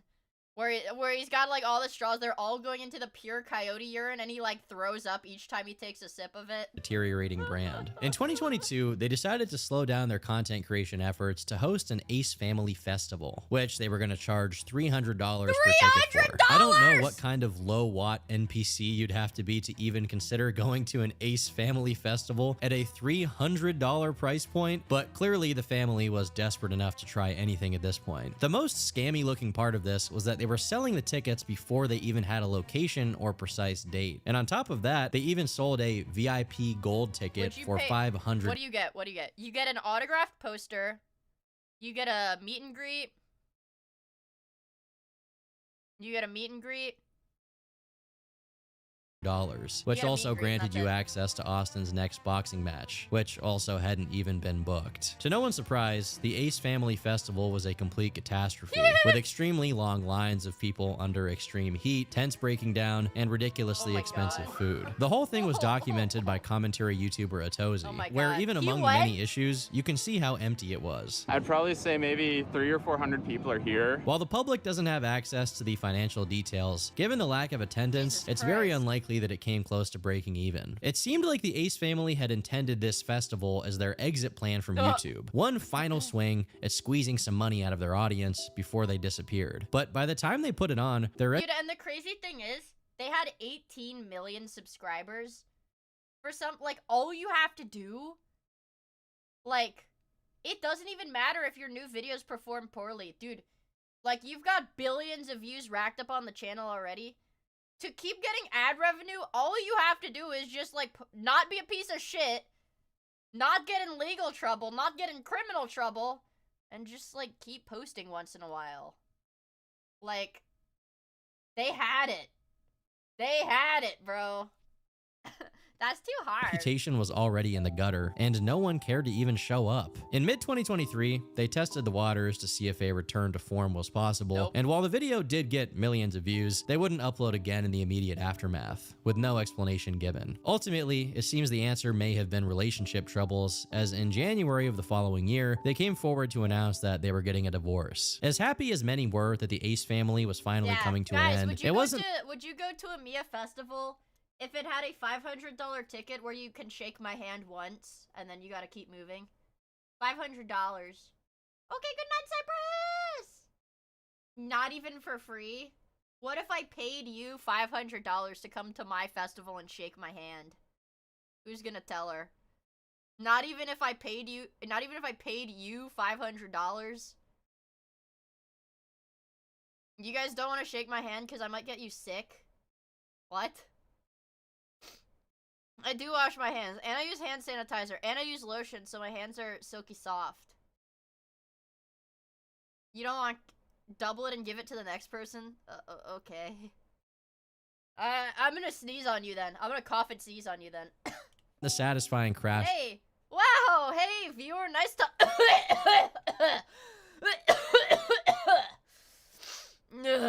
Nice to meet you. Fuck you. Out they were looking for, with Catherine and the kids drifting steadily out of the spotlight, and Austin only occasionally showing his face to try and run get-rich-quick schemes. This story looked to be dead and buried. But in November of 2024, it was suddenly revived by the announcement that Catherine was now with someone else. With the media excited at the prospect of more Ace family drama, people waited with bated breath for a response from Austin, and they did get one, although not in the way they expected. Within a week or so of this announcement, Austin McBroom had a lawsuit filed against him for allegedly recording a loud and disruptive skit that exposed a woman's address. Apparently, these videos were posted to his Snapchat and caused this woman to be harassed by strangers as if the concept of a Snapchat content creator in the year of our Lord Big 26. Who the fuck? I don't answer that question. I know the answer. It's children. I know it's aimed at children. I know. It's children. It's children. That's the target audience. It's children. But who the fuck? I mean, like, god damn, dude.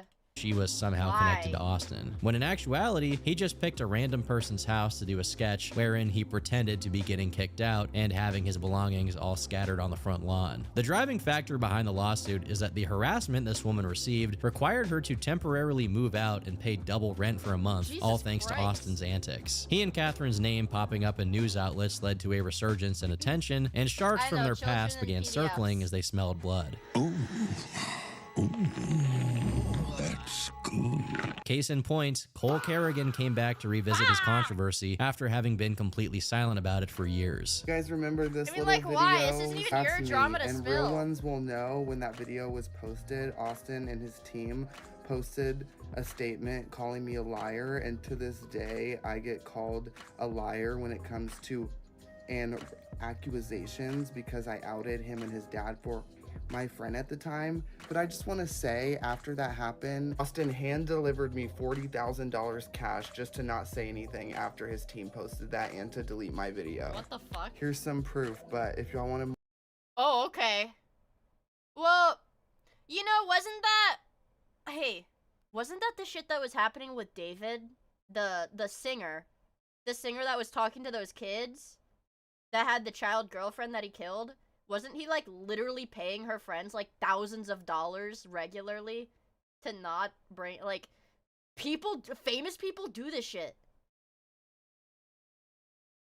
Famous people do this shit, you guys. Yeah. More in-depth story time. Let me know. Cole once again comes across as an extremely unreliable narrator for a few reasons. He says he got $40,000 in cash from Austin, but as Leslie showed in the text messages that she posted, I will say, I don't trust this guy. money was always Cole's objective from the start, even if he had to use other people's supposed victimhood to do it. At the same time, Cole's evidence that he was paid by Austin is just a picture of him holding money. There is no... I will also say, if it was legitimate, like legitimate slander and defamation, totally untrue on all fronts in every capacity, they would have filed a lawsuit again. Like, they would have filed a lawsuit, right? No proof Austin gave him this money. Then again, Cole claims Austin also got to Leslie to keep her quiet, so it's honestly impossible to be certain of what the truth is here, given how much misinfo is being thrown back and forth. But I think in regards to this specific situation, unless some more compelling proof comes out showing Austin is guilty or has paid people off, he's probably innocent. Ultimately, this topic coming back didn't really pan out to any actual charges being pressed, and due to how irrelevant Austin and the Ace family were at this point, it barely mattered anymore. In May of 2025, Catherine took part in an episode of the Call Her Daddy podcast. This name is so cooked, man. To talk about everything going on in her life. Wait, she says a lot of stuff about how their financial... No. Oh! Oh, oh, oh. Okay. Oh. That's a lot of women. situation fell apart and how Austin wasn't faithful, but it's worth remembering that she stuck with this guy for years and was more of an accomplice than a victim. So it's hard not to take it with a grain of salt when she suggests that Austin was the one who brought the problems around. Finally, on Christmas Day 2025, the Ace family uploaded another new video at last. Imagine Catherine cheating is on nowhere your to be supermodel seen, wife instead, 20 it's times. just Austin and the kids. It's hard to know what's going on. How does he have custody of the kids? Man, dude, that bitch wife, his wife, who, she really was just in it for the money. She really, like, she, like, tried to scam that beauty company out of all of their assets. Wow. Only 20? But, Jesus Christ, she didn't even want custody of the kids. It's all money for her, dude. Jesus. Only 20? Yeah, surprising, right? Thank you for the super chat! Behind the scenes with these people. Maybe Catherine wants to come back to this channel. Maybe just Austin does. Maybe they're running out of money again. We simply can't know it all. And in some ways, the public isn't owed an explanation anyway, because we don't know these people. There's no denying that the Ace family had a meteoric rise and fall. And in a way, they're different from the other channels I've talked about today, because Austin and Catherine never outright hurt their kids, outside of the obvious paradigm of family vlogging being generally unethical. Ultimately, there are a lot of questions still unanswered about their time on YouTube as a whole, but given everything I've shown today, maybe some questions are better left unanswered. It's also for the best that the last family we're talking about is no longer allowed to operate on YouTube, although, fair warning, this is easily the most horrific out of all of them. Unlike everyone else on my god. Dude. This is easily the most horrific? Oh, fuck. I thought the first one was really bad with Jody. That's like the worst one I can think of. Oh, god. On this list, Michelle Hackney Hobson's 7 children, ages ranging from 3 to 15, were all adopted. Due to the unusual nature of her household, her channel got a lot of attention during its run from 2012 to 2019, reaching over 350 million views and over 800,000 subscribers. But as early as 2017, the public was aware of a few huge red flags, signaling that something much darker was afoot behind the scenes. For reasons unknown, one of her children was seen running through the neighborhood without clothes on, which was reported to the police, who then forwarded the issue to the Department of Child. Fucking Arizona, dude. It's like Arizona and New Mexico. Arizona, New Mexico, Utah, I feel like is like a haven for like these weirdos. I don't know. Yeah, that's where like that area, bro. Safety. As it turns out, Michelle had complaints levied against her since before the creation of her YouTube channel. Fuck. As far back as 2011, the first complaint claimed that Michelle would lock her foster kids in a room where they yelled and cried helplessly, and she refused to let them out. Following this first complaint, there were a number of accusations made over the next few years. One claim suggested that she forced one of her kids to stand in a corner for prolonged periods of time as punishment while she went to bed. Another claim was that she had her kids wearing ripped shoes that were 3 sizes too small. On January 31st of 2014, one of her kids ended up hospitalized in a mental ward after an incident at school, although we don't exactly know what went down. Later that year, another claim was made against Michelle to DCS. They claimed she didn't clean her kids, which led them to have feces on their skin, causing abrasions and infections. In 2015, someone alleged that she had thrown a can at one of her kids' heads, leaving a scar. In June that same year, it was claimed she gave one of them a black eye, several bruises, skin rashes, and that they were showing signs of starvation. In 2017, another claim was made, this one even more serious. They said that Michelle was locking children in a closet for 90% of the day, withholding food from them, and spraying them with mace as a form of punishment. With the sheer volume of claims being made against her over the years, you would think that a serious investigation would have taken place. Despite visiting Michelle's home a total of 9 times, they never managed to get anything definitive on her, and as a result, she was allowed to continue running her channel. Like, how the fuck? You're gonna tell me CPS did their job thoroughly to the best of their abilities? Came to her house 9 times, didn't find anything wrong.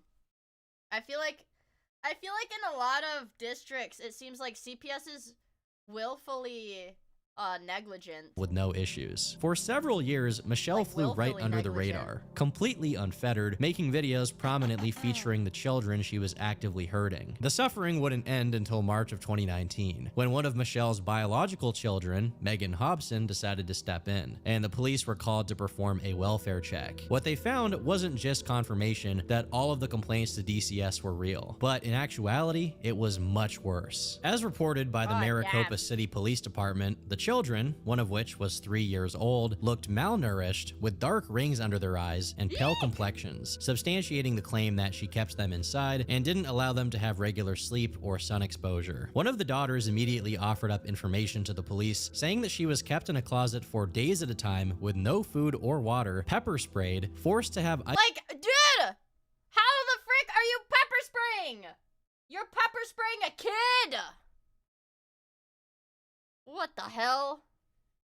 Ice baths, and that her head had been forced underwater for periods of time as punishment. And unfortunately, the harm that Michelle dished out didn't limit itself to being physical. Instead, it was also sexual. A lot of the suffering she inflicted was apparently motivated, or at least directly related to, the kids not performing in the videos exactly how Michelle wanted them to. It is deeply disturbing that all of this was going on while she uploaded almost weekly to YouTube, parading her victims around. You're gonna tell me she's her kids are probably visibly starving. She's uploading this shit to YouTube still, and like nobody does anything. And blatantly profiting off of their pain on the regular. And surprisingly, it gets even darker. 2 of her sons were in on it, so to speak. Logan and Ryan Hackney were not adopted, and they were promptly charged with failing. Dude.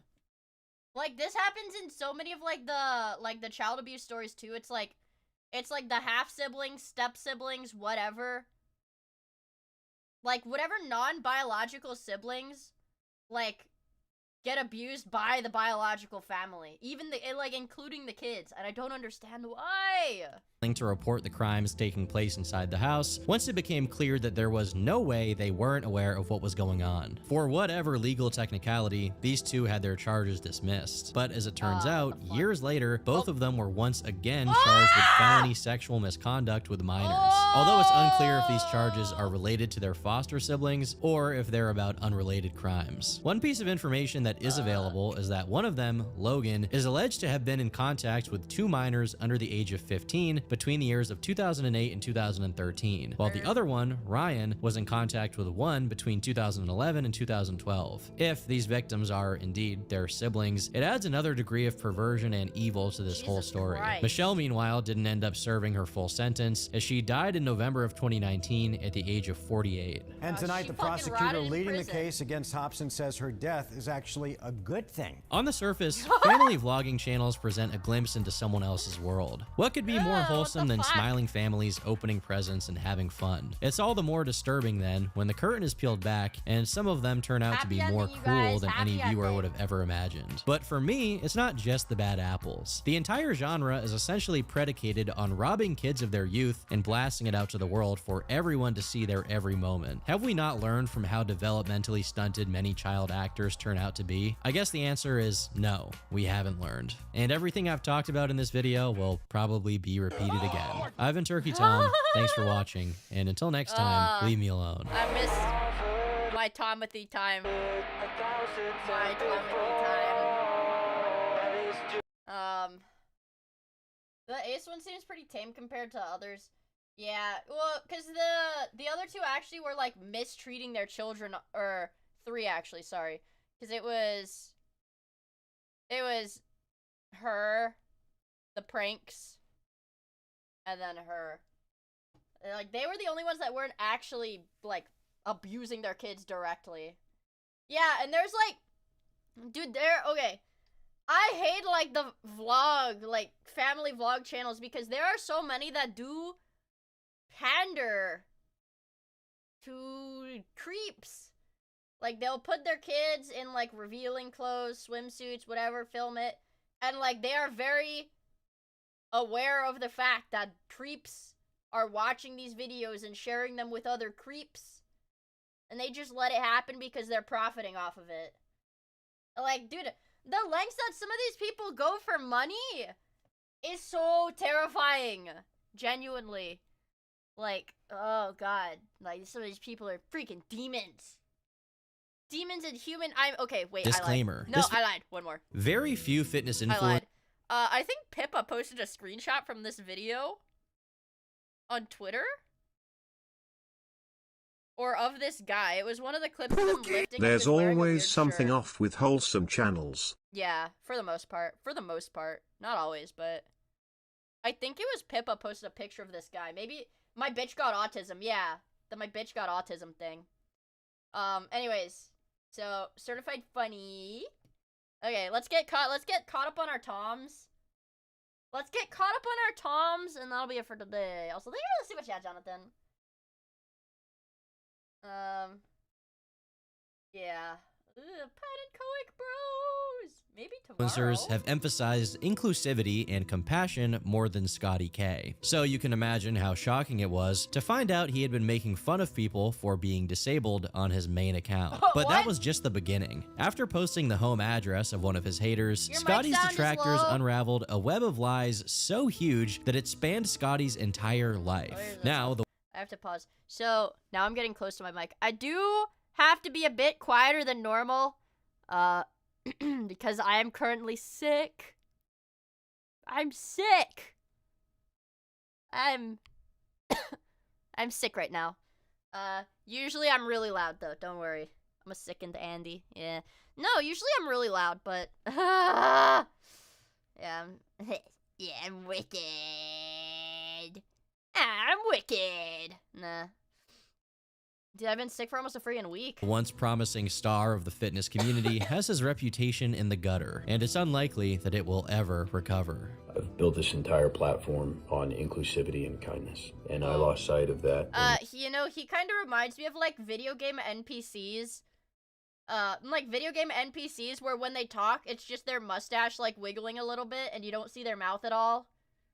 My own ego.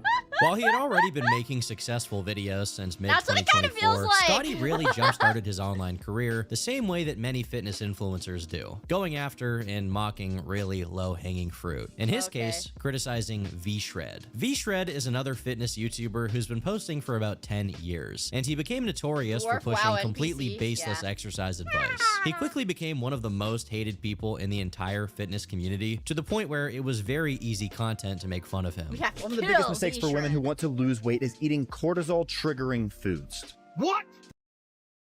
Dude, don't spike your fucking cortisol, bro. Don't spike your fucking cortisol, bro. Calm down. Bro, calm down. One of the biggest mistakes for women who want to lose weight. Cortisol? This is the problem. This is the problem. While some people took issue with how performative Scotty's reactions to V-Shred were, he ultimately was given a pass because what he was saying was true. V-Shred himself would continue to be a motif in his content, to the point where the first autofill result on YouTube for Scotty K Fitness includes V-Shred right after. During the summer of 2025, Scotty became one of the most Wait, the tweet so chat has context. Oh, right, the Pippa tweet. Yeah, the Pippa tweet. Yeah. So, I saw Pippa tweet this, and I think, yeah, she was watching the Turkey Tom video. My goat watches my other goat. It's a beautiful world. I don't like his stash. It scares me a little bit. It does. Whoa. Yeah, his mustache does scare me a little bit. The Agnes Tachyon low cortisol dance. I like that, too. Yeah, like, how do you eat with this? Oh my god, like imagine eating like, I don't know, like chili or like mac and cheese or something. Where like you've got hair covering your mouth no matter how you part your mustache. recognizable. Wait, yeah, he's got no eyebrows. Maybe he like transplanted his eyebrow hair onto his like mustache area. Oh, so he could grow like a bigger mustache. I don't know. I had a mustache similar to this in college with a long beard, and eating did, in fact, kind of suck. God. If at any point in your And life beloved you have to fitness say be creators- right back, I need to wash my mustache, you're doing something wrong. I need to wash my mustache. Well, it's like... I mean, I guess it's like washing hair on your head, like regular hair, right? on all of I don't know. TikTok, where I don't actually know. Is it safe to put shampoo on your mustache and beard? I'm not really sure. whereas many people in this genre are noticed purely for how jacked they are, Scotty had a few things to set him apart. Firstly, he has a giant mustache. Secondly, he had some Glad we serious noticed. life experience. He had been deployed to Afghanistan, he was a former police officer, a former firefighter, and he had spent some time working as a bounty hunter. All of this Dude, this dude has done every fucking side quest. What the hell? Every side quest. contributed to the sort of tough guy persona his brand was built on. But at the same time, he didn't take himself too seriously. He made silly cooking videos. We're making meat pies. Pay attention. 100 grams of white onion. Whoever, this is millennial. This is millennial. Oh, this is very millennial. This is, oh god. Oh fuck. Okay. Stay strong, chat. Stay strong. Also, good night. I'm 37, bro. Thank you for hanging out with us. This is very millennial. In the bowl. 10 grams of garlic. All right, that got me. That got.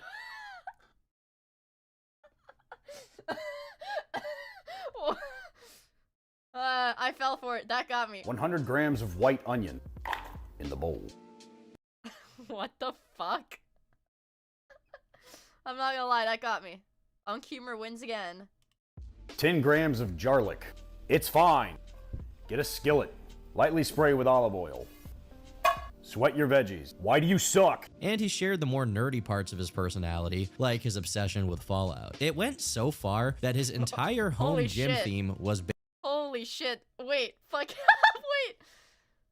I'm not gonna lie, that's kind of crazy actually. Even his plates are Fallout themed. Based on the game, and there was some actual substance to his content. He placed a large focus on progressive politics and being a sort of father figure for his audience. For example, in this video, he teaches them how to shave their face. What's up, kid? Mind if we talk? This reminds me of the freaking, like, Batman talks to you about your porn addiction motivational ASMR videos. And don't even hit me with the, what are you talking about, Mia? You guys know what I'm fucking talking about. You guys know what I'm talking about because we played it on stream before. That's what this reminds me of. I didn't have a dad to teach me how to shave growing up. Let's talk about it. Wash your face. You may spend a long time wondering what kind of man you're supposed to be without a father to guide you. And that's okay. One of the top comments reads, "I'm a 25-year-old man finding comfort in this. I never had a father figure and have always felt lost." Between his weight loss and fitness journey posts, as well as his collaborations with other beloved fitness creators, he exploded in popularity, reaching 4 million followers on TikTok. He was so popular, in fact, that companies began sponsoring him, including Rise, a well-known energy drink company. But I will say,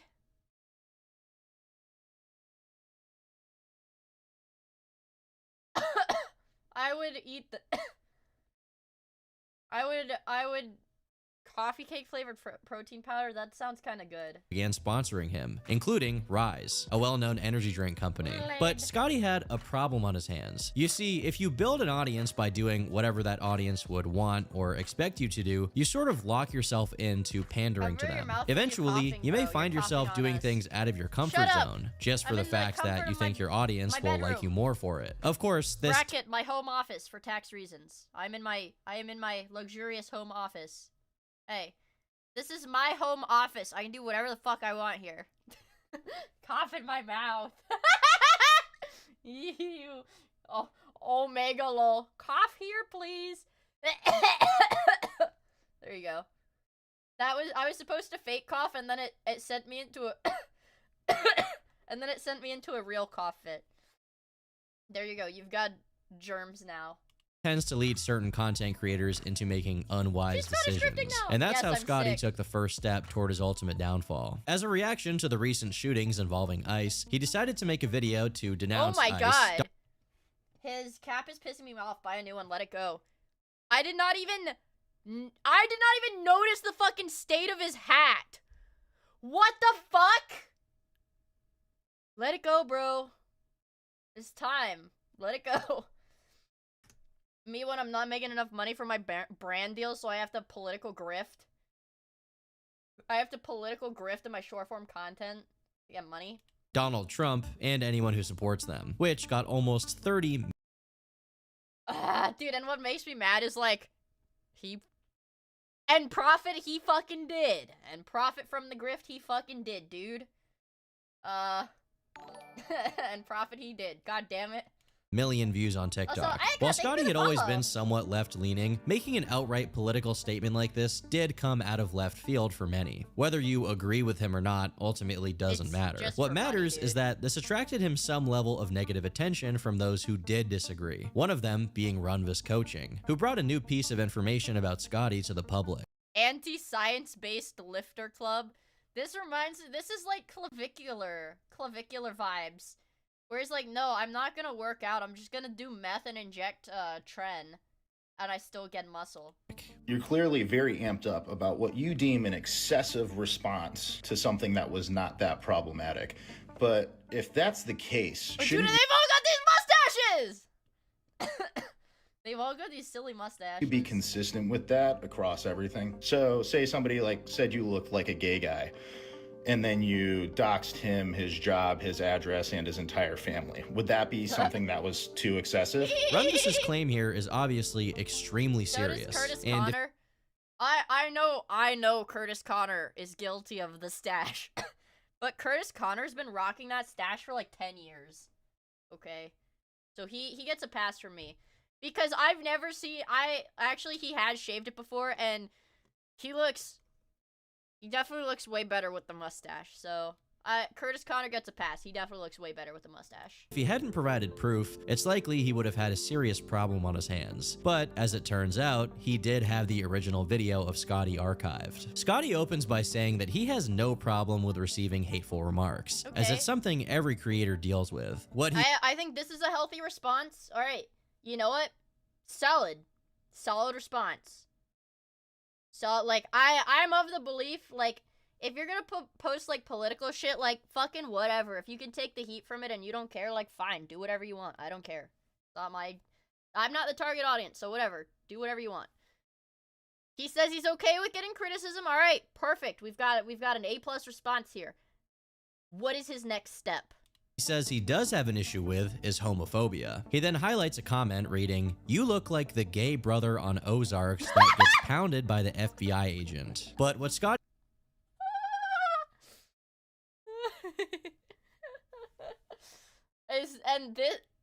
this is what gets him. And this is what fucking gets him. It was going so well. He was talking about how he, like, receiving criticism is part of being a content creator. That's fine, I get it. It was going so well, and he's like, or the gay Mythbuster. Which one is the gay one? Are you talking the tall Mythbuster? Are you talking about the tall Mythbuster? I have to look at this, and I'm like, who does he look like? The walrus fat one? No, but he doesn't have the same face shape as the fat one. No. for remarks. Yeah. He then by the FBI agent. But what Scotty does next is undoubtedly over the line. And something else you may not know is that I'm a former bounty hunter. So, welcome to real life consequences. Like, so, dude, how do you fuck that up? Genuinely, how do you fuck this up that bad? He posts a political take. Okay, sure, whatever, fine. Another creator says, I'm not a fan of this political take. Are you okay with your content becoming political from now on? His response, I'm okay with criticism. I'm mature, and I'm accustomed to receiving criticism. Also, I'm doxing you! Like, what? I kill people! Your middle name is... You were born in September of... The last 4 digits of your phone number are... You're a journeyman welder at your UA local... You've been there since... I will say, granted,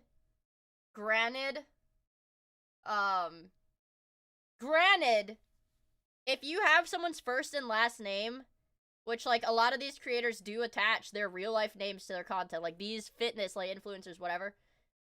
Like, first and last name, it's really easy to get all that information. If they have a LinkedIn, super easy. You can look up phone numbers by name, for the most part. I mean, anyways. February. I'm not saying that it's not, like, like, yes, it's fucking creepy, but you trying to pull the, oh, well, I'm a bounty hunter, so I can do this. Like, that's not, no. I can sit on my ass on my computer and find it, too. Be it like a scare tactic like that, be like, well, I'm a bounty hunter. I'm a bounty hunter. Like, what a retarded, immature fucking scare tactic. And hey, that's some pretty good money, which probably is how you afforded that 3-bed, 2-bath house right across from where your HOA dues are around $264 a month. It's pretty pricey. This video is titled Real Life Consequences, a phrase that would soon become bitterly ironic. The fact that a simple mean comment was enough for him to post the Yeah, I know. He's a bounty hunter. He's gonna tell everybody where I live. address of this commenter, where the man's children also live, was seen as a few steps too far. While it's not exactly a call to action, Scotty did have a lot of followers to whom he broadcast. Me when I dox somebody to my 4 million followers because he said I look that was low-key that comment would get under my skin too. That comment would probably get under my skin too. That was funny as fuck. That was a funny comment, but it's like, the guy literally was just like, you look gay, but he said it very eloquently. He just said, you look gay, This dude's like, okay, I'm gonna dox you now. All of this guy's information, as he simultaneously calls him a homophobe. And the worst part is that, although this is the most high-profile instance of Scotty doxing someone, it wasn't the only time he had done it. During that same month, January of 2026, just a few days later, someone in his comment section said, "All that mustache and still uses pronouns," with a clown. Dude, this is like, dude, doxing people over comments, like, this is the most fucking nothing burger comment ever. This is genuinely the most nothing burger comment. Emoji. Scotty responded, firing back with an insult at first. But 14 minutes later, he posted this commenter's full name, along with even more information. Found you, paralyzed from the chest down with a failed YouTube and an obsession with four-wheelers and motocross. I wonder how you sustained a spinal cord injury. Dude, something that irks me so bad, it's like especially common with like progressive, quote unquote, self-proclaimed progressive creators, is they don't practice what they preach, bro. They're always like, oh, be the bigger person, man. We need to love and accept everyone. And then they're like, oh, you said I look gay? Well, you're a fucking cripple, and also I'm posting your address online. Like, what? What?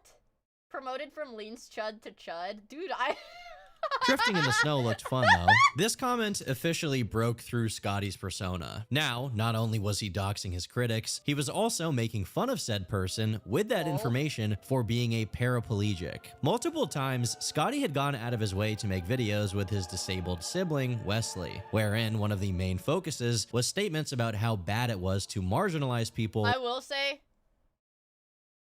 the entire plot of this video, like, thrown out the window. Any credibility of this video might have thrown out the fucking window because he is using his disabled sibling for content. If his sibling is, like, mentally disabled, as shown in the video, like, you are using him to push, your politics, bro. Like, you're just using him for internet goodwill points. Like, that's shitty. With disabilities. Stop using the R word, he writes. Here's why. Most people use that word to describe them or someone else being stupid, without stopping to consider how harmful and hurtful the word is to those with intellectual disabilities. The top dude, using people to virtue signal. Comment on this post reads, "We made the right guy famous, people." But just a few months later, Scotty's actions had now totally betrayed the image he built for himself. And it wasn't just his haters who had a reason, but also his own fans. This betrayal of his public image would ultimately cost him his sponsorship with Rise as well. Thank fucking God, dude. Rest in piss. Well, effective immediately, Rise is no longer affiliated with or represented by the individual involved in recent controversy. We are aware of comments made by this prior affiliate that were hurtful and inappropriate. My actions have consequences? What? Towards individuals with physical. But I'm progressive. No. Wait, it's Monday? It's Monday in 1 minute for me. We got 1 minute till Monday.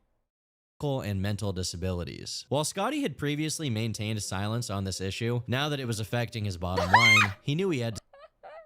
Oh, they're like fucking, like what? What? What? Say something. And with one of the main criticisms against him being that his beliefs were ultimately performative. Yes, that's what I've been saying.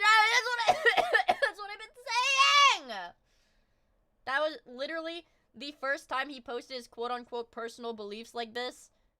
I was like, this is a grift. Like, you can see through a fucking grift, bro. You can always see through a grift. Surprised that this video was seen as more of the same. For days now, I have been lying to myself. Miia Monday. My mustache does actually look gay. I was like, thank you for the 100 bits! Merry Miia Mondays. Okay, break's over. Get back to work. Alright. Thank you for the super chat, Jonathan, and thank you for the 100 bits, Chatty. Saying things like, I'm a good person. I've done a lot of good for the world. It's all bullshit deflection to keep. Cool. Quit it with the pity party. Responsibility for my own actions. Pity party. Yeah, assume it's a grift until proven otherwise. Built this entire platform on inclusivity and kindness. And I lost sight of that in my own ego. Scotty's empty sniffs, deep breaths, and watery eyes ultimately did very little to convince the audience that he was sorry for his actions. This is so performative, bro. Get on with it. Just a theater kid with a fitness platform. Oh my God. Stop deleting comments, buddy. You didn't even explain what you did. You only apologized because your sponsors are dropping you. While I don't think that Scotty completely faked his emotions, it seems like he's coming from a place of realizing that he's overstepped his boundaries. Exactly. And now he regrets it. He wants to go. No, no, no, no, no. When you do this, that is a final decision. That is a boundary you step over. You don't cross it again. You've stepped over it. You can't go back. You've already put all that out. You gotta stick with what you fucking said, bro. He's doing what's known as a bitch move. In technical terms. Back to being the silly TikTok fitness guy as Yeah. Oh no!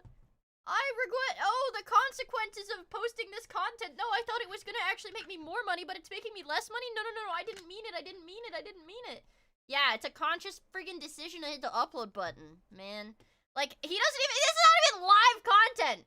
This is pre-recorded content. He filmed it, edited it, looked at it, he's like, yeah, this is gonna be the one, and he posts it.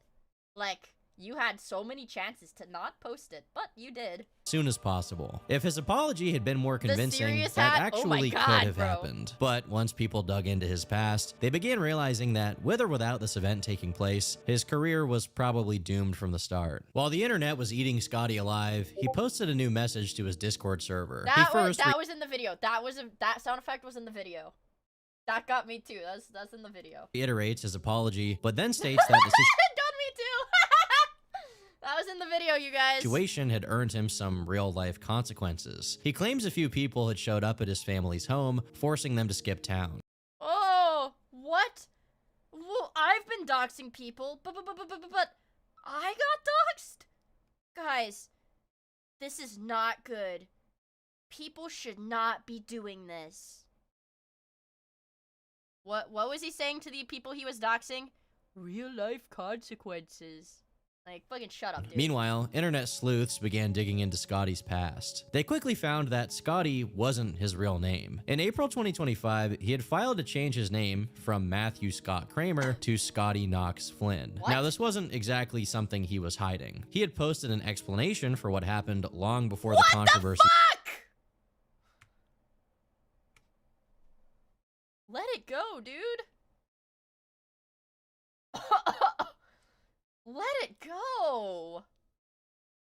Long before the controversy began. Some of you already know this, but my parents suck. My mother abandoned me when I was 14 and she was a drug addict. I met my father one time who was also a drug addict and he didn't know my name. I haven't spoken to my mother in about 16 years. I still carry a lot of with me from my childhood. The abandonment issues, generational trauma, and the same. It's really hard for me to take this seriously because he uses the fucking Fallout logo font. I feel like there's a time and place, right? I feel like there's a time and place for that, you know? Like, maybe just the black and white text for this one, buddy. Last name. Now I'm getting married on... Look, I mean, I can't take it seriously when it's got the... It's really hard. It's really hard. September 20th of this year, 2025. But I don't want to give my wife that same last name. Seems simple enough, right? Well, this video is from July of 2025, but as I said before, he filed for his name change in April. But you could excuse this with the fact that the process was only finalized in July, and maybe he only said he was about to go do it for the sake of a punchier TikTok. He then goes on to talk about his time in the army, and how it informed his name change. Scotty is not my real name. Story time! When I was mobilizing to Afghanistan, was he I got naked? a chance to train with some pretty cool guys. And the training kind of sucked. So to keep morale high, I did a bunch of stupid accents. One of their favorites was the Scottish accent that I do, which led them to start calling me Scotsman, and then Scots, and then Scotty. So Scotty stuck. I learned a lot about myself in Afghanistan, who I Why did he change was his and middle who name? I wanted to be. I don't know. Since then, I have been Scotty. On the surface, this explanation seems pretty believable, until you remember that his middle name was already Scott. What in So, when he listed all of his side, I will say, like, I don't want to doubt, like, a serviceman, you know? But when he listed all of his professions, it didn't really seem believable, so I don't really know how many of them he was telling the truth about.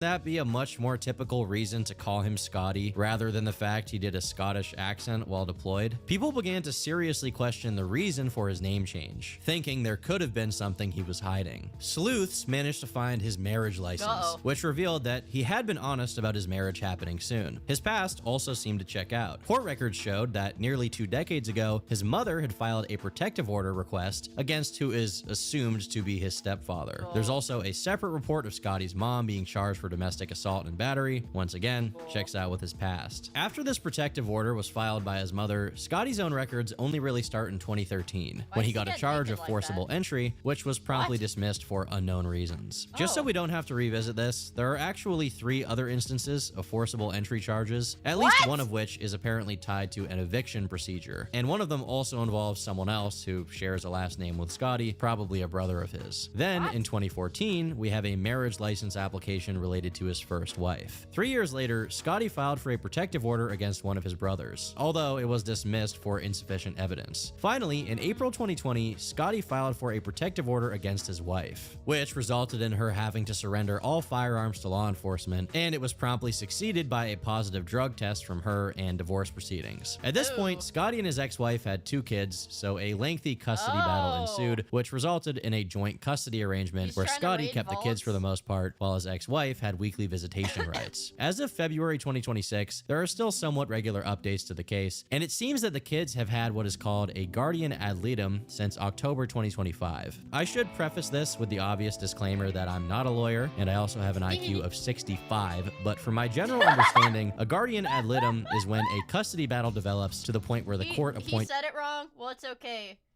It's okay. He did just acknowledge he has an IQ of 65. Someone to advocate on the behalf of the kids so that neither parent gets away with mixing their personal interests in what's best for the child. Lastly, there was just one outlier in the records, a lawsuit filed by V-Shred against Scotty, but apparently it's related to intellectual property, so in all likelihood, this was just a glorified copyright strike from V-Shred on Scotty as retaliation for making fun of him so much. Legally speaking, there wasn't that much on Scotty, but fortunately for his haters, people went way beyond the Call of Duty. John Dorsey, the owner of the Instagram account goob_u2, utilized the Oklahoma Open Records Act to request records of Scotty's employment at the police department. Scotty's legitimacy as a creator hinged very hard on the professions he spoke about occupying. I told you guys I had an inkling. I had a little bit of a gut feeling. From being a soldier, to his supposed bounty hunter career, to him being a first responder, or farming as a cop, being a firefighter, all of these things really helped to build the image people had of him online. So if— and it like fucking turns out he was just doing roids. I mean, like, no, there's no way he lied about being in the military. If you're gonna have a bunch of fucking military tattoos, there's no way you lied someone about managed that, to find right? out that his time as a police officer wasn't all he had cracked it up to be, it would definitely do some serious damage to his reputation. Now, it's extremely important to note that what I'm about to go over are allegations made against Scotty that have been officially documented by the police. The fact that they've been documented does not mean that they're confirmed, and I don't personally endorse them. But for full context in the story, it's important that we cover them. During his time as a cop, he was placed at Tulsa Community College. Starting in December 2020 onwards, he allegedly made several statements that were deemed as, quote, conduct unbecoming of an officer. These include talking about sticking it in the butt of a newscaster, sharing information about his past sexual experiences with his ex-girlfriend, speaking to the college staff about cheating on his wife 35 times, trying to find one of the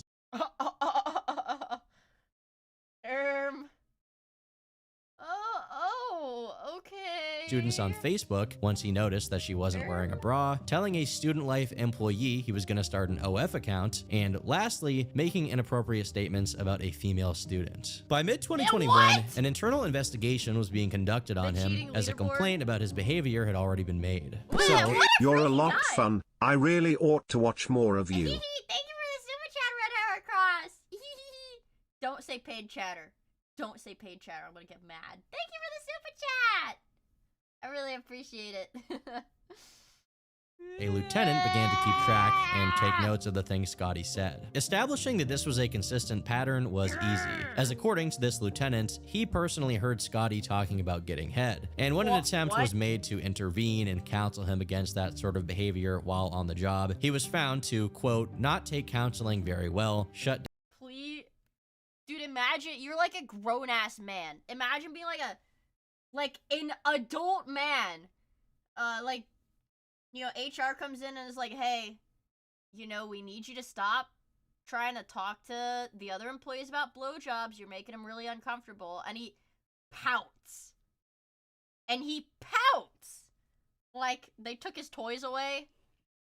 Oh my god, dude, what the down frick? And pout. A few days after this lieutenant's interview, Scotty's captain was also interviewed, where he said that although Scotty was capable of being a good cop, he had a big ego and was constantly trying to impress everyone around him, whether it be with his body language or his voice, to the point where it became insubordination. In his own words, young Officer Kramer came to us in September and has a lot of rough edges. Probably the biggest issue is his inability to not talk. When directly asked about these complaints about his behavior, Scotty apparently denied all of them, except that he had previously admitted to having cheated on his ex-wife, which led to their marriage falling apart. He's like, well, I did cheat on my wife, but I wasn't telling my coworkers about it. He then went on to claim he was offended by being asked these questions and impulsively quit his job, which seems to confirm that he doesn't take criticism very well. So he was like in the community college. So he wasn't really like, I mean, I don't want to say he wasn't a cop, but it's like, you know. And will react emotionally, as yeah, was I know. He's like the officer at a school. I know. That's what I mean.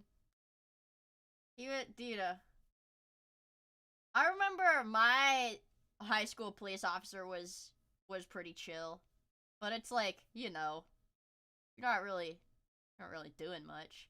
I think the craziest thing that happened at my high school, oh my god, the craziest thing that happened at my high school, so my high school had a rat problem, which I think a lot of high schools do, honestly, have rat problems. But anyways, a rat got out, and I went to a very big high school. A rat, like, got out and was skittering along, like, the hallway of the upstairs, because we had an upstairs and a downstairs. And there was, like, a balcony, you know, like, sort of balcony thing.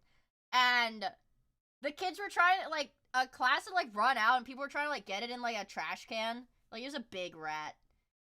And the rat ran off the balcony and, like, splatted on the, like, it was all tile floor. Not, like, linoleum, but, like, ceramic tile. And, like, splatted on the first floor. Yeah.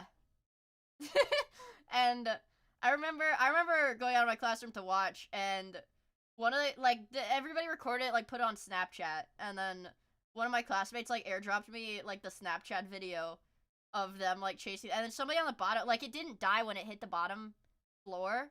It, like, splatted and took a second, and then kept skittering, and then somebody got it in a trash can. Yeah. Yep. Yeah, that was funny. That was funny. Described by his captain. Interestingly enough, while he was quitting, Scotty is recorded as saying, I appreciate you being professional, and there has not been a breakdown in communication, but I'm not going to go through with allegations of that. I've dealt with those types of allegations, as you know. No, it was just like, you know, like it hit the ground very hard. What does that have to do with cops?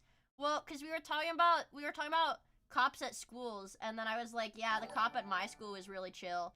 Like, a lot of the kids talked to him, and I was like, oh, speaking of cops, okay, that was the segue to cops, and this is crazy stuff. And I was like, speaking of crazy stuff, let me tell you about this crazy thing. And then that's how we got there. Also, Knockout, thank you for the follow. I really appreciate it.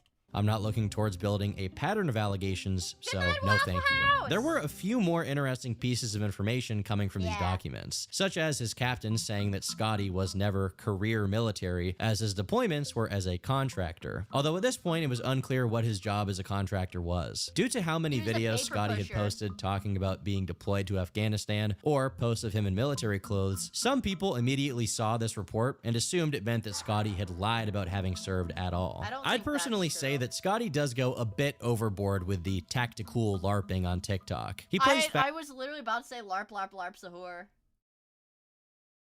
I think... LARP, LARP, LARP, Sahur. Holy LARP.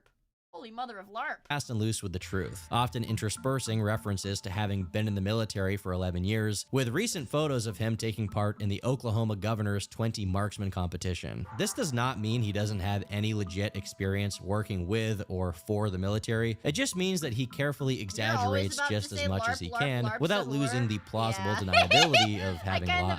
If you were to call him out on this, he'd easily be able to say that due to him showing the competition certificate, he wasn't intentionally misleading anyone. But obviously, the context of the video at least suggests this was some kind of military thing. The only other piece of information that's interesting here is that his lieutenant described that besides these odd behaviors from Scotty, he also reportedly had poor ethics when it came to actual police work. And keep in mind here, Scotty is referred to as Kramer. We were on a call. It came out as an armed robbery at Home Depot, so an officer and Kramer got in a vehicle. And it was reported later that Kramer went out of jurisdiction, and then he told that officer, "Oh, just lie and say that I couldn't go back on a one-way street." In another incident, he tried to intimidate someone by the way he was acting, by the way he was standing. He was trying to intimidate, almost like he was trying to provoke them to do something. He has issues with lurking and trying to eavesdrop on conversations, especially if the doors are closed. Dude, like, how does somebody like this get hired into the police department? Like, what?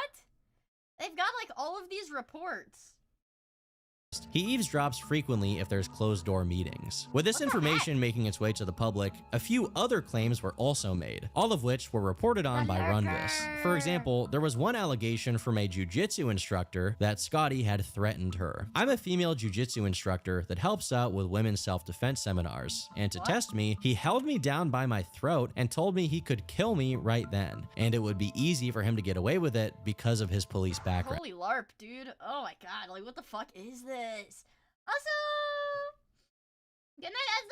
Thank you for hanging out with us. I really appreciate it. He told me multiple times with his military background that he can have me killed and no one would know he was connected. This instructor would also go on to say that Scotty had a history of being fired or forced to resign from jobs, which seems to line up with the previous claim about him leaving the police department as soon as he was questioned on his inappropriate comments.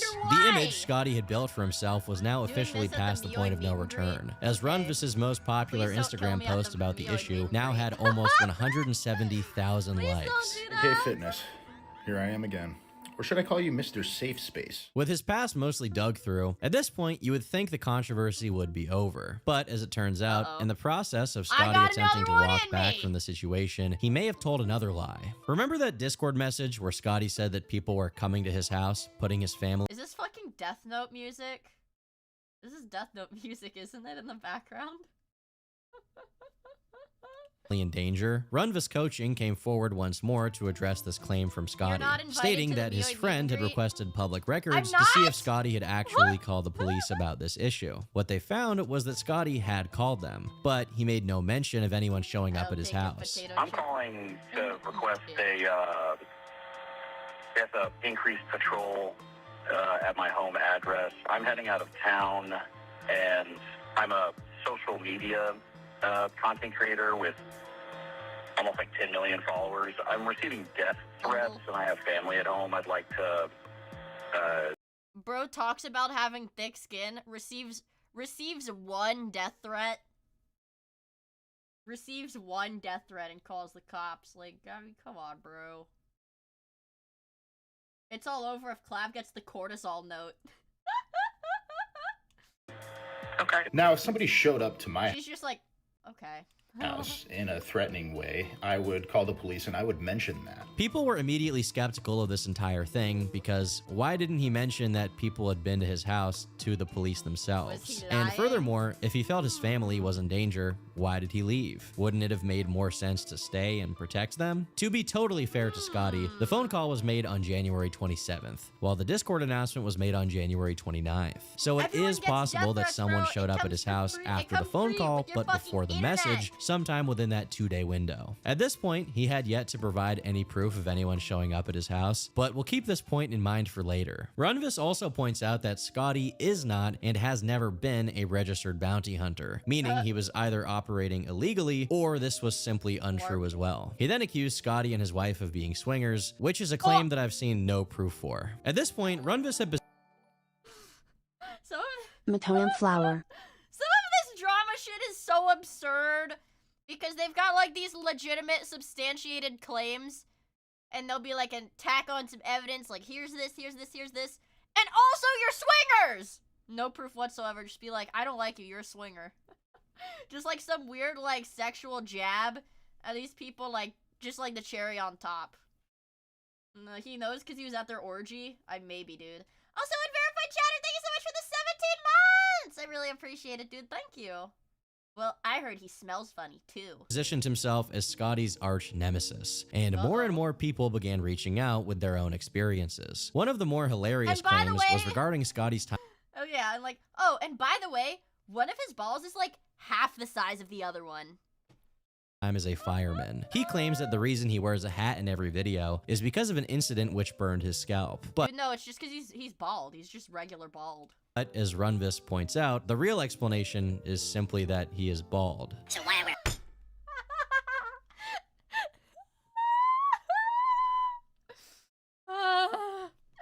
Norwooded.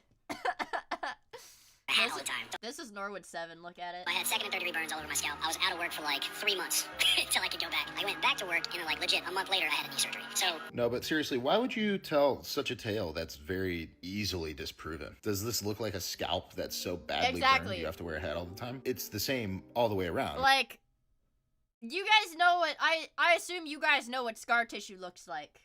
And especially with burn skin.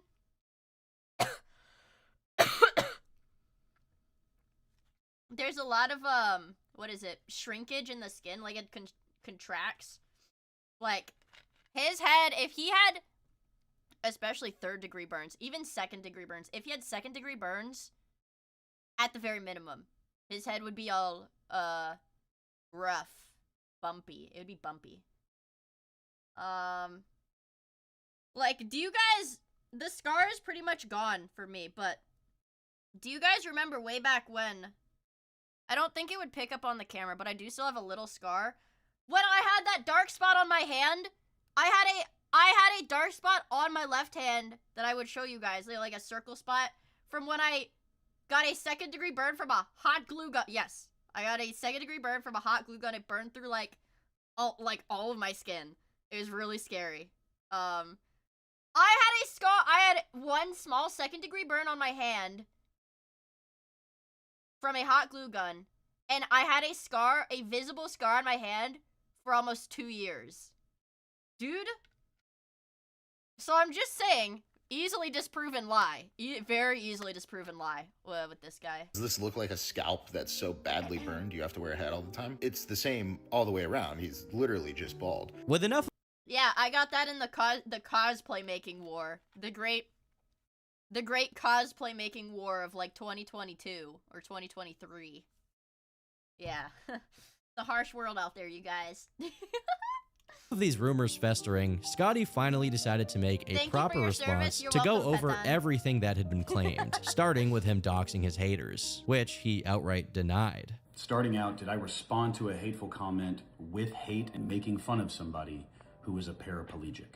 Yes. For that, Cody, I am sorry. Did I receive a comment stating that I look like the gay uncle from the Ozark television show?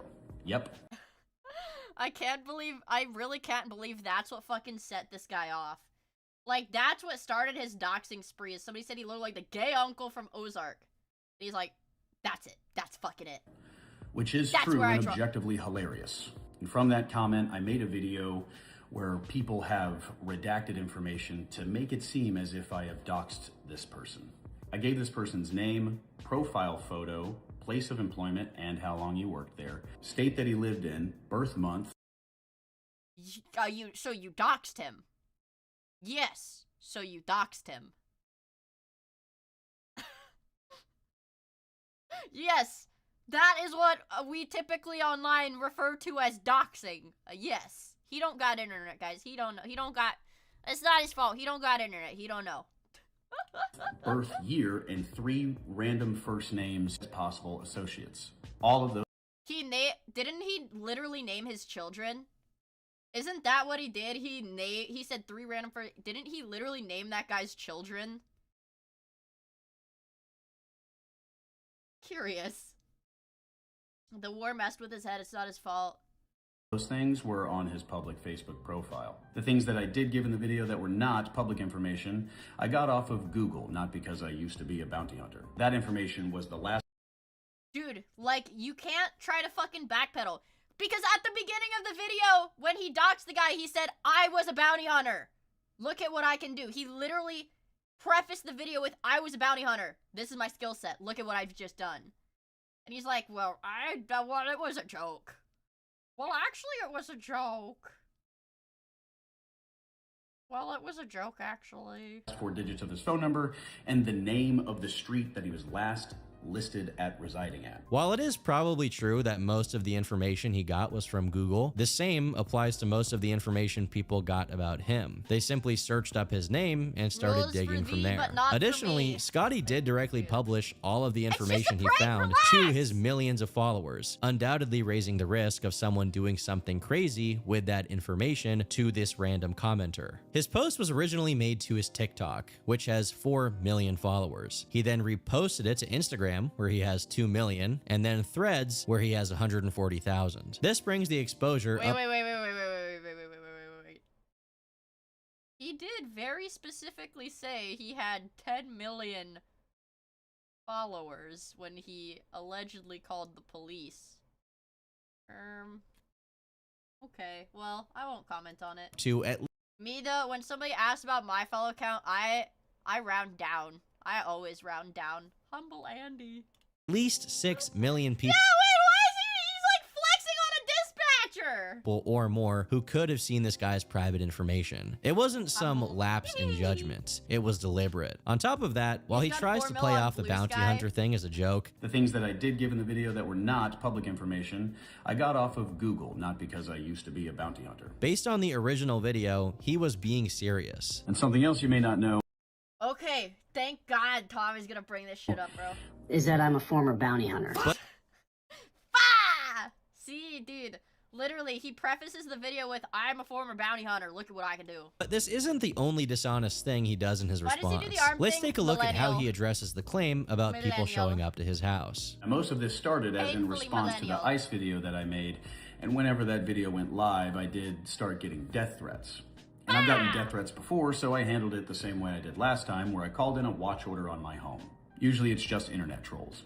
When I called in that watch order, I was in the airport about to step on the plane to go to New York for a charity organization. As many people pointed out, this is true. He did call the police. But what he neglects to mention in this video is that he stated on his Discord that people had already showed up to his house, which is kind of a strange thing to leave out here. And of course, he makes sure to humble brag that he was going. I mean, it's like, my thing is like, what do you gain from embellishing stories like, what do you gain from embellishing like serious stories like that? Like, he posted on his Discord, he's not gonna get followers from saying that people were at his house. He's not gonna get, like, I don't know. Internet brownie points, I guess. Going to a charity event instead of just saying he was going out of town. For a charity organization. Now, after addressing these things, he moves on to talk about the findings in the police documents, as well as the rumors that he had committed some kind of sex offense. People started throwing around allegations, and what they're referring to is that 9 years ago, in my previous marriage, I had an affair with a woman who had previously been dating a cop. They just broke up. I had 3 consensual sexual encounters with this woman. Okay, see, dude, why do content creators, I don't care how many times you had sex with this woman. Like, why is he saying this? What? Why did he say that? Yeah, fucking TMI, dude. Why do I care how many times you hooked up with your fucking mistress? Yeah! As a dude, you just have to let people know. Okay, Tacklight. I had sex, by the way. Hey, TikTok followers, I had sex 3 times, to be exact. To prove that he's not gay, fair enough. Once in her new apartment when I helped her move. Once. Well, actually, and I had sex with her on the couch of the apartment, in the bed of the apartment, and in my wife's bed at my house. Why do we need to know this? Is he, wait, you know what? He might actually be overcompensating for the fact that people call him gay a lot. At my home while my wife is at work.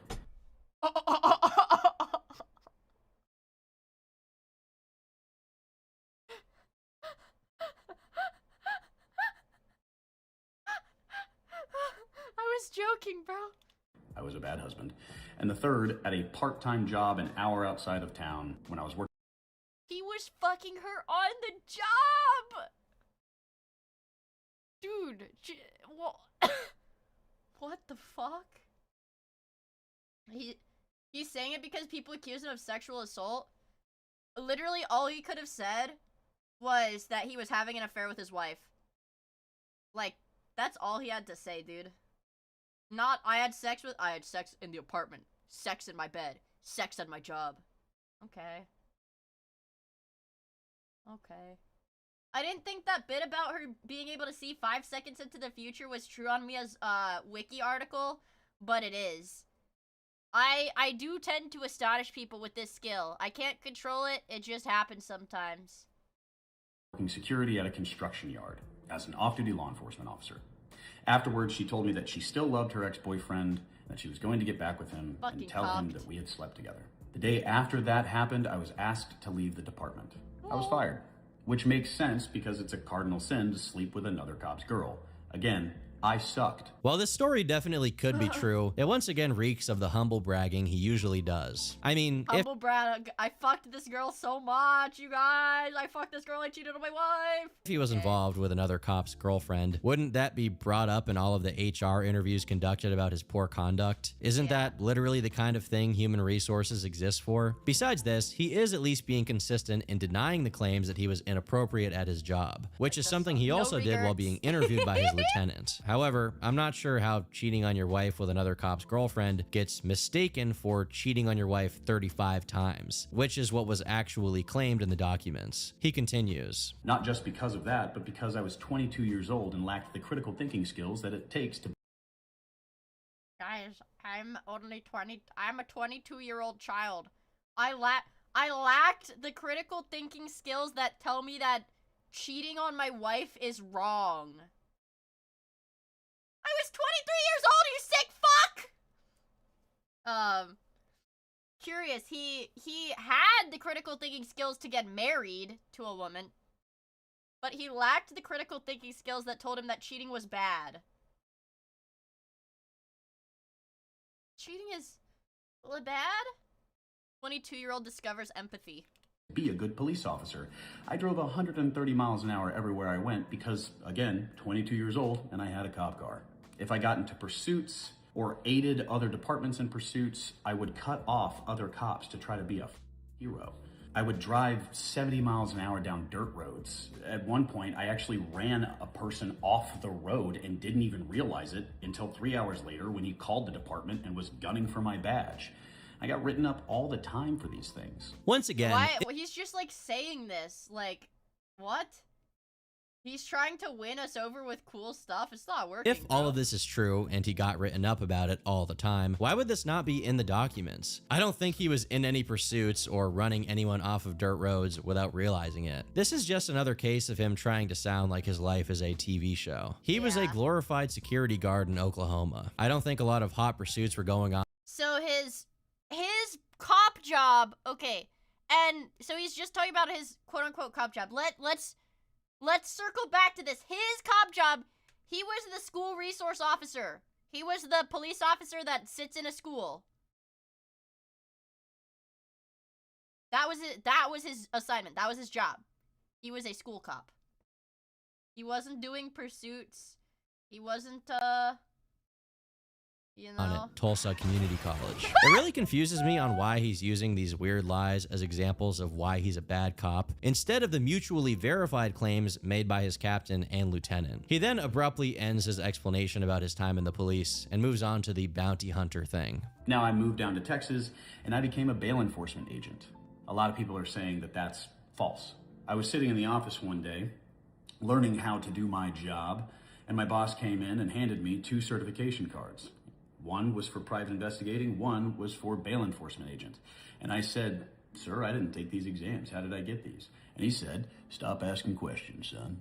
So I did, because I wanted to keep my job. After a while... Dude, I like, it's, like, It makes me angry listening to this because I know he embellishes and lies in all of his stories. While working there, I And then everybody clapped. You guys. heard through the grapevine that the woman I had an affair with was alleging sex. And as you can imagine, my heart fell into my stomach. But as somebody with a background in law enforcement, albeit brief, I knew that if she had made those allegations and my professional background in law enforcement as a school cop.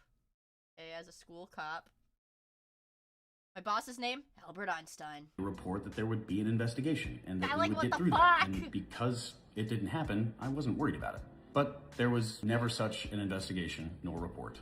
So I moved on with my life. It's odd how he quickly glides through this topic without showing any evidence he was ever a legally certified bounty hunter. I was sort of expecting him to throw something up on screen or physically hold up something that could verify he was, at one point, certified. While I can't say that he for sure wasn't one, I don't understand why he wouldn't just produce some kind of evidence or receipt that he was. It can't be that hard. His next stop during this response regards his time in the military as a contractor. I've seen a lot of rumors going around that somehow I'm stolen valor, that I spent 11 years in the Oklahoma Army National Guard and I never deployed.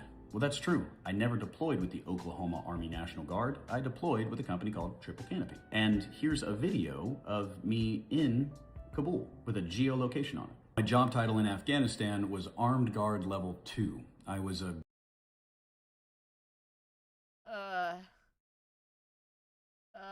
Dude.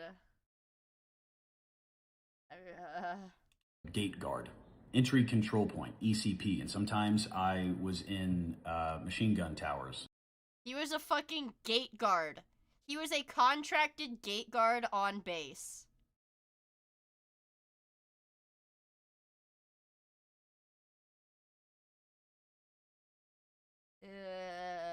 Okay. And those were even cardboarded up.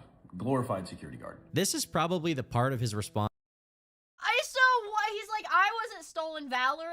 Proceeds to state that he's stolen valor. What? Why does he wait, okay. So, why does he have an infantry? He has like an infantry and like dog tag tattoo right here on his chest. So, okay, no more questions. which contains the most verifiable truth. And you can almost see how he gets bolder when talking about it. Most, if not all of what he said here has receipts, even if he doesn't admit to playing his So he does show receipts when he can, which if he's showing receipts for this, it obviously means he doesn't have receipts for the other stuff. time in Afghanistan up as if he was an actual soldier in some of his TikTok posts. But it appears he has directly lied about his military service as a means of securing sponsorships in private. One person that came forward in the midst of this entire situation was former Fat Guy Fitness. He's a content creator who made a post detailing his various grievances with Scotty, as they were friends very early in Scotty's TikTok career. But the most important thing he reveals is this message, wherein Scotty is messaging a company to secure a sponsorship. In his qualifications, he states, "I'm a father, firefighter, paramedic student, and combat veteran." This obviously implies that he has been in combat. Now, it's possible that he just forgot to mention his active firefight experience in his response. Yeah, I totally just forgot to mention that. Tell me you had sex 3 times, too. Response video because he just didn't think it was important. But I think the more likely explanation is that he was lying to secure a sponsorship. After this, he circles back to his time as a cop in Tulsa. And at least here, he outright admits that some of the things claimed were true, bringing up him talking to other cops about fellatio or trying to get some college girl's Facebook. Although he says that But dude, and he was doubling down in all of his other videos being like, I never did that, I never did that, I never did that. this was pretty common behavior for cops. He doesn't mention the claims he was eavesdropping or the claim he was trying to intimidate and provoke people, but he does say that he made an HR complaint about his captain and his lieutenant, and he puts a long string of text on screen. Although I can't personally confirm that this HR complaint is legit and dated to before the complaint. He said, I've been talked down to by my lieutenant. Wait, look, I've heard her speaking negatively about me on the phone with her office door shut when she thought that no one could hear. So he is fucking eavesdropping. And For the record, yeah, the lieutenant is his boss. Like, the lieutenant is your boss, bro. About his behavior started, it's worth remembering that the complaints about him started in December 2020, and it came not just from his captain and lieutenant, but also from fellow coworkers and TCC staff. So I highly doubt that this was a concerted effort from a few higher-ups who were out to get him. Regardless, this is what his complaint said. I would like to start this narrative by stating that I do not believe the CTC Police Department is inherently a bad place to work. However, during my time at Metro Campus, under the supervision of my lieutenant and my captain, I have found myself in a toxic, unhealthy, awkward, and unbearable work environment. As I come into work, I barely speak to my teammates in the Metro campus as a result of this feeling. I am treated differently as an outcast or unequal. My police officer counterparts do not respect nor speak to me for reasons I do not know. On multiple occasions, I have been for reasons I do not know. Talked down to by the lieutenant. I have heard her speaking about me negatively and derogatorily to someone on the phone with her office door shut when she thought that no one could hear. I have heard the captain speak to the lieutenant in his office saying things such as, "He's a savage pig in a round world." Continue to write down all issues. That way, when and if he goes to the chief's office and complains about being picked on, we can say, "No, here's why." Metro campus is an island, and all the other campuses can fall into the ocean for all I care. In this HR complaint, he is indirectly confirming that he was indeed eavesdropping on his captain and lieutenant. But beyond this, there's just no way to verify that these things were said about him or not. After this, he complains about the department's lack of commitment to certain limitations of his work hours due to him being a full-time father of two, and that although the captain was more cooperative, his lieutenant went out of her way to inconvenience him whenever she could, even in small ways like making snide remarks towards him or giving him incomplete instructions to tasks that would make him take longer. Honestly, it could be that he's telling the truth here. It's not as if Scotty is the only slightly dysfunctional person who managed to become a cop, but ultimately there's no way we can tell who was more in the wrong here. The rest of the video has a lot of him retracing and giving extra details about his time as a cop or his time in deployment. So I'm gonna say I think he's definitely a prick. His lieutenant is probably a prick to some degree, but in the opposite direction of being a prick. Summarize the parts that aren't related to that, as we've already gone over that stuff. First, he shows pictures of the burns he suffered as a fireman, as well as the disability checks he got for the burns. And although this stuff is helpful to establish the severity of his medical issues during that time, it doesn't make his story about why he wears a cap any less cap.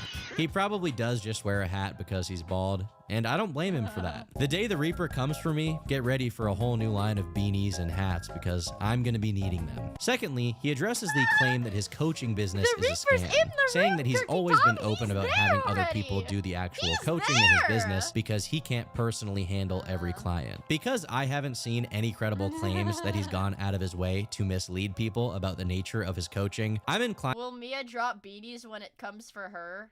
So it's called male pattern baldness, you guys, because it happens to men. And contrary to popular belief, now don't fly off your seat with this one. I'm not a man. I know that might come as a shock to you guys, but what? What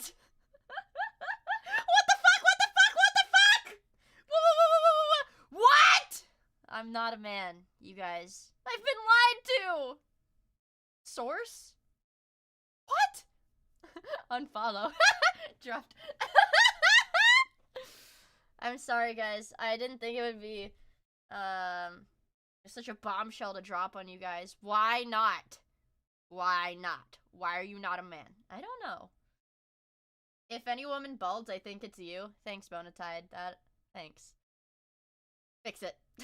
I can't believe I'm watching a chick. To say that he's not actually scamming people, because if he were, it would have already come out given how much people hate this guy. In his response, Scotty mentions that people have been calling him V-Shred 2.0 because of this, but it's not as if his criticisms of V-Shred were focused on the mere fact that V-Shred sells coaching, so I honestly don't think that's applicable to him. Lastly, he talks about his public wedding registries, where he sets things up so fans of his can send—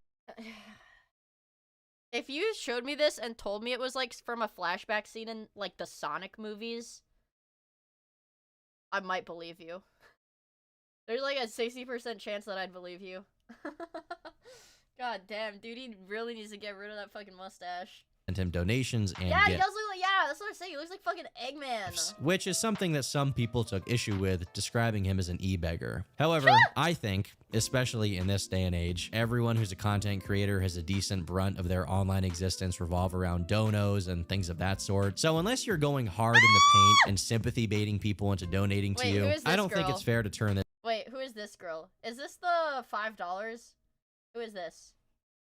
This is the $5 lady? Okay. This into an issue. What is interesting, and perhaps the most fitting send-off to this response, is that he makes fun of people who were fixating on trying to get him to shave off his huge mustache, claiming that he had already shaved it a week and a half prior of his own accord, and not because of anything that was happening online. But as per a tweet shared by Runvis, this was provably false, which just brings us back to Scotty's tendency to lie about small, Well, Scotty K Fitness lied and said he shaved his mustache a week and a half ago, but here's a pic of him from the 29th.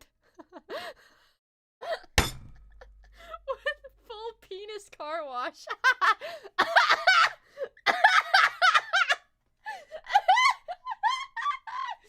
Guys, chat, this is like a +4. For those who weren't aware of the joke, the joke is that he is gay and gives blowjobs, and his mustache is like, you know, the little flippers at the car wash. This is a +5 maybe. This is a +5 maybe. Good night, Demon Man! How does he get such creative hate comments? Yeah, these are freaking gold. This is a +5. This is a really good one. This is a really good one. So I had already kind of pointed this out when I said that Scotty still had his mustache in his apology video, but he said in this response video here that he shaved it a week and a half ago. Well, here's even more proof of him lying about absolutely stupid things, because he still has the duster when he is at a presentation on the dick duster. The dick duster. Jesus Christ. He still has the dick duster. That's a +2. That's +2. The 29th. So why are we lying about the date on which you shaved your mustache, Scotty? In May of 2025, Dr. K, who I would describe as a therapy and mental health YouTuber, did an interview with Scotty. And despite the fact that this took place long before any of the controversies, there's a point in the interview where Dr. K manages to break through the discipline is everything coach persona of Scotty and draws some real sincerity out of him. Yeah, but the valuation of yourself I don't like this kind of content. I don't know. Doesn't carry weight. I can't value myself enough to feel better about who I am. My value is not intrinsic. It's not something I get to decide. It's something that is given to me based on who I am and what I do for others.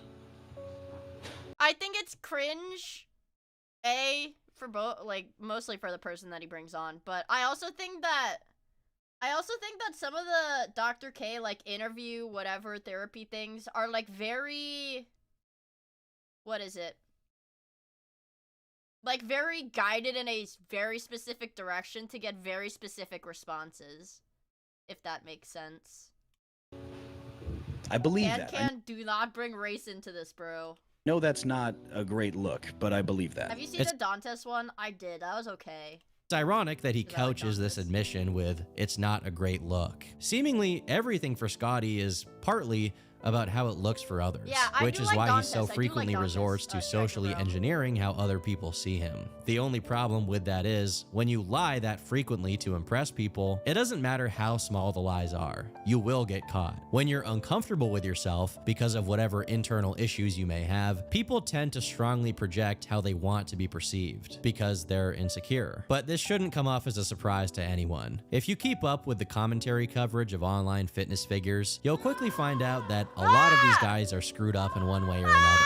It just comes down to how willing they are to be honest about their flaws. Scotty's latest TikTok was posted 10 days after his response, wherein he seems to hint at his own personal shortcomings, but he essentially chalks it up to, well, we all fail sometimes. I hope that none of us, or all of us, we all cheat on our wife 35 times. You know, it gets better. Are judged by the actions of our weakest moment, but rather by the strength we show if and when. I think the concept of Dr. K is good intention, but in practice, some of them do feel exploitive. We are given a second chance. Life lessons and wisdom are purchased through failures.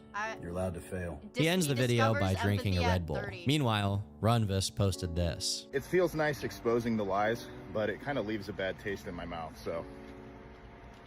I had to rinse it out with a little rice. I mean, like, these people maintain that they're all straight and they all have wives and stuff, but, like, there's a little bit of homosexual tension, I feel like, between these guys. Hashtag Shave Scotty, like, I mean, they're definitely at least bisexual. I mean, what? His energy. I've been Turkey Tom. Thanks for watching, and until next time, leave me alone. SMH Fujo Brain. Ah, Jesus Christ, dude. I mean, whatever. Take the yaoi off your second monitor. Alright! I've had it. I've had it with you guys. Enough! Enough! Idubs as a VTuber. Do I even want to see this? I probably don't. This up, I'm not resubbing tomorrow. Please. Please. Please. Please.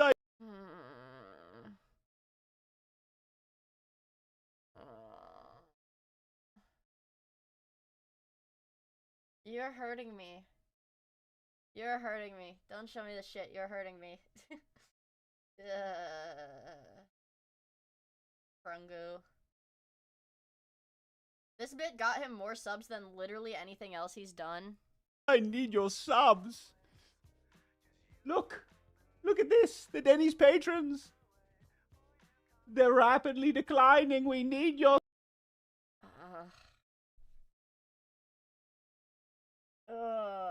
Like, you want, like this. This is essentially what he's doing.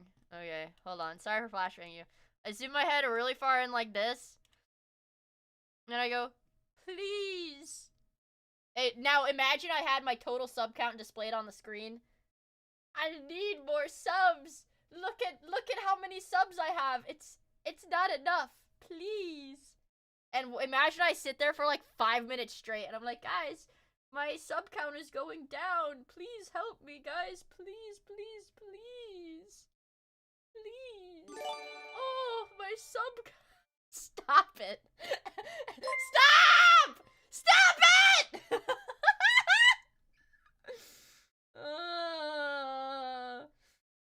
You should do that 3 times. I have to do that 3 times a stream. At the beginning, the middle, and the end. Please, guys, look at the count. It's going down. Please, please, please. Alright! Shut up. Cut it out. Shut up, chat. God damn it. Anonymous, thank you for the 5 gifted. X2, thank you for the gifted. Anonymous, thank you for the 5 gifted. Vegito, thank you so much for the 5 gifted. Wesley, thank you so much for the 5 gifted. Anite, thank you so much for the 5 gifted subs. And Chatty, thank you so much for the 5 gifted.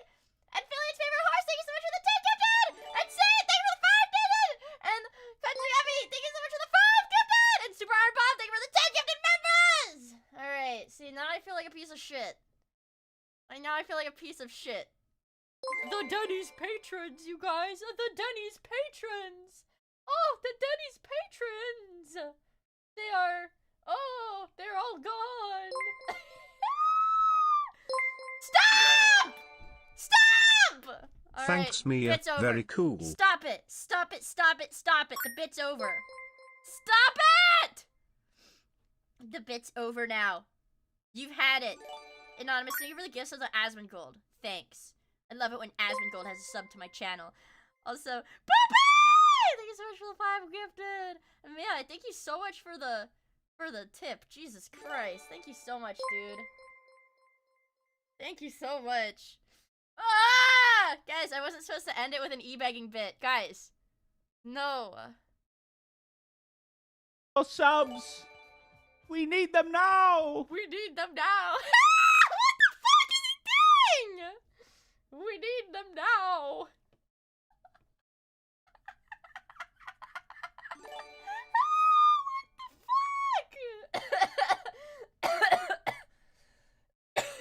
Jesus Christ. Also, Kachigami, thank you so much for the 2 months. I really, really appreciate it, dude. Thank you so much. Also, Night, thank you for the 100 bits. I really appreciate it. This stream has been a gem. And Anonymous, thank you for the gifts of the Asmon Gold 24/7. The world famous automated Asmon Gold 24/7 stream broadcast account. Wow, thank you so much. Where's the DoorDash fund goal? I pay for DoorDash myself. God damn it. Don't fuck with me. I'll pay for the DoorDash myself. If you don't keep this up, I'm not resubbing tomorrow. Dude. When was this from? Did iDubbbz do this again the next day? Because he read the chat. Somebody said, if you don't keep the dragon tomorrow, I'm not gonna resub. He didn't do it? Ah, fuck, dude. Ah, damn it. Damn it, I thought he would. I wouldn't put it past him. Hi, back from the long day factory. Wow, man, I sure hope it's not a long day tomorrow. He's done it twice, I think. Thank you for the 100 bits, Take Pacer! I really appreciate it. Yeah, huh. I'm not gonna do like a freaking British accent and beg for, like, this gives me the ick. If you don't keep this up, I'm not resubbing tomorrow. Please. Please. Dude, like, how do you lower yourself to that point? How do you lower yourself to that point? They said, like, I assume in a joking way, if you don't keep this up, I'm not gonna resub. He just goes, please! Please, please, please! Please resub, please! Ugh. Man, I hope it never gets that bad for me. Maybe he has college debt. Did he even go to college?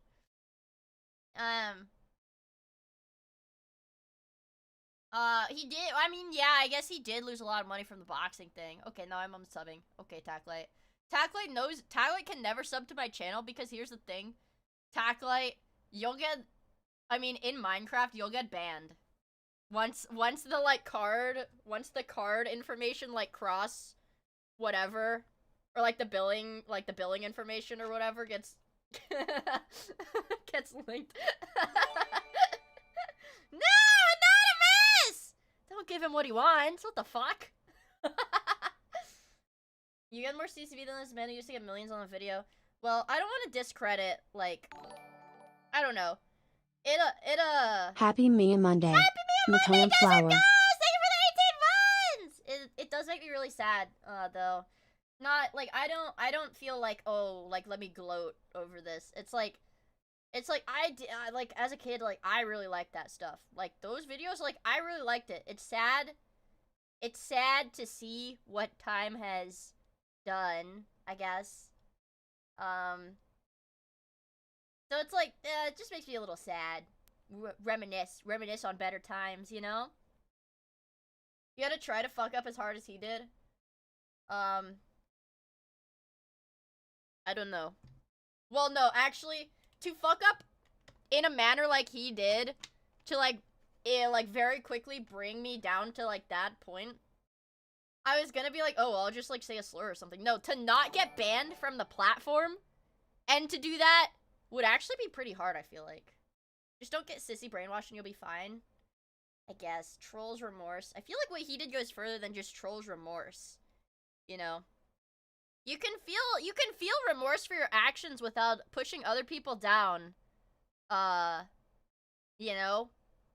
I feel like, yeah, he wasn't even, like, trying to, like, I don't know, morally grandstand on, like, people he was making content with. He's like, actually, the fans are the problem. The fans are the problem. The fans! I think when you get jaded with your fans, I think that's really where the downfall starts for a lot of the creators turned lol cows. I will have you guys know, I'm the #1 Miia defender. When so, like, if, like, an IRL is like, Miia, how do you deal with your, like, Miia, your chat's, like, weird. I'm like, no! Shut up! Shut up! No, they're not! I'm the #1 Miia defender. Well, and to make up for having to defend you guys, I have to beat you guys up when you make me angry. It's the only way to release my stress properly. Yeah, attacking your own fan base historically has, like, never worked. I mean, like, why would you? Right?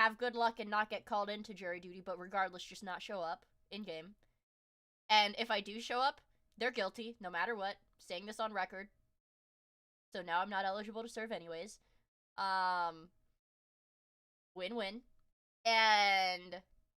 But jury duty is fun. Yeah, but I want to sit on my ass and draw Hosho Marine.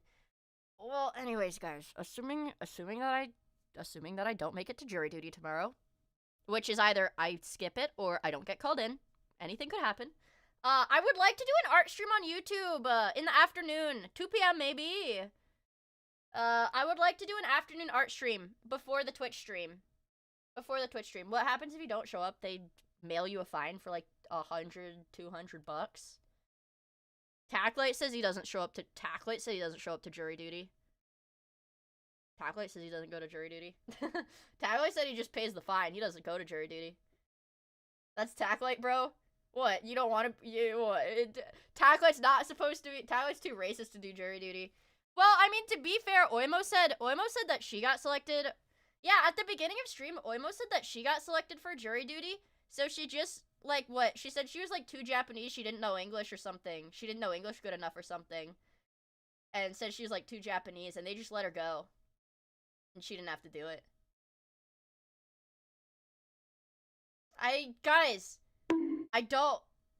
Not to be woke or politically correct, but the idea of going to a government building and saying slurs to the government employee that hasn't really done anything to deserve it just feels kind of wrong. You know? It feels wrong. I know.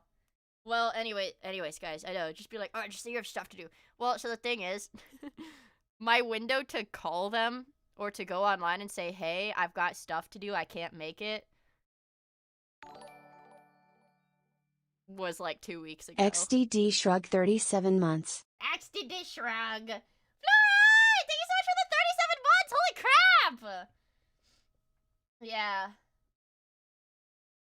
Yeah, so, I don't know, we gotta figure something out. But anyways, assuming that I don't have to go in tomorrow, I would like to do an art stream on YouTube in the afternoon, and then, you know, usual 7 p.m. Eastern Twitch stream here, right here, 24 hours from now, you know, same time. You make it really hard to support women's rights sometimes, Miia.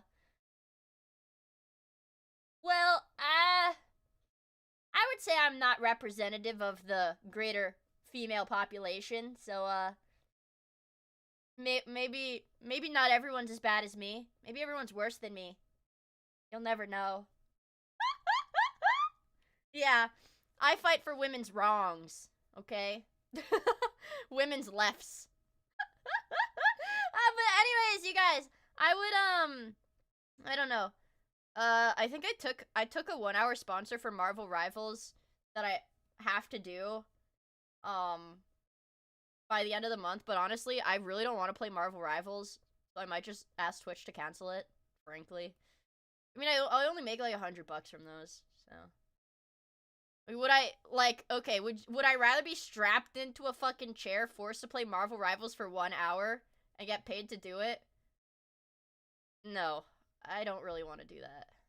Emma Frost. We already did, like, a Marvel Rivals gooning stream, so what is there to do? We already did one Marvel Rivals sponsor. Jerk it to the characters for an hour? We already did that!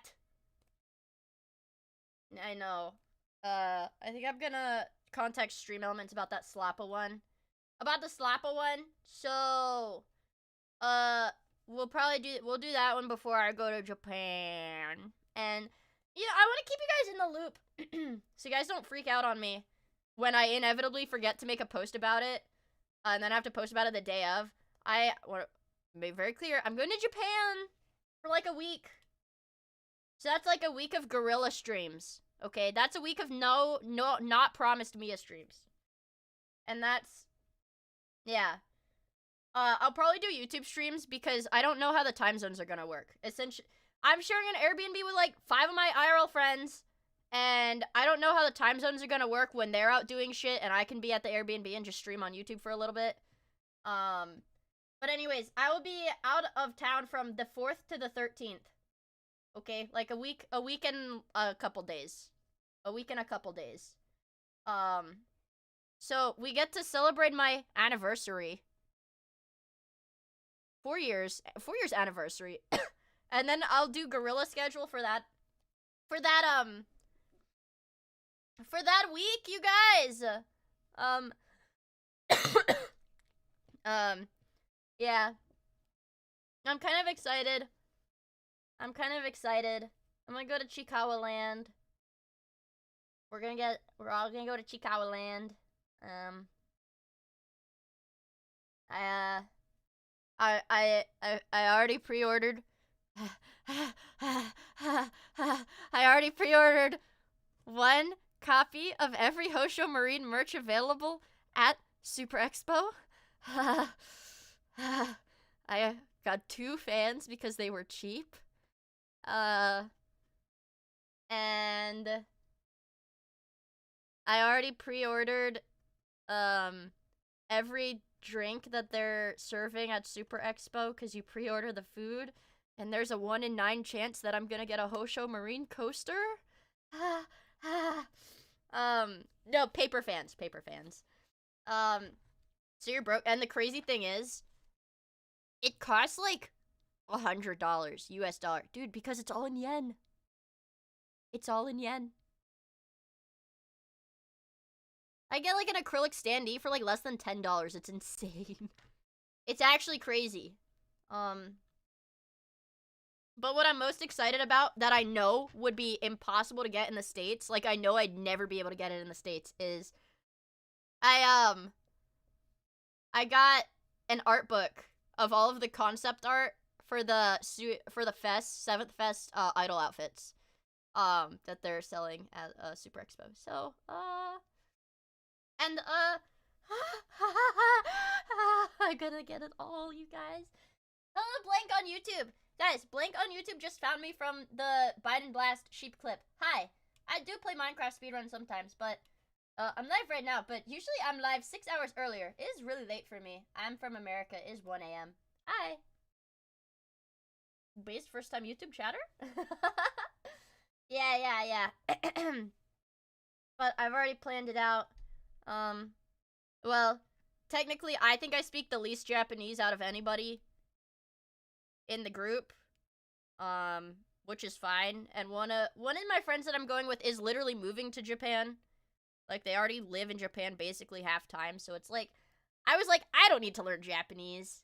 I mean, like, what? I've got translators with me. I don't need to learn Japanese. It's fine.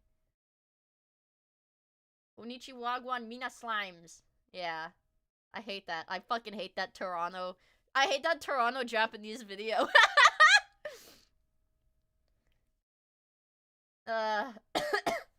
Yeah. Anyways.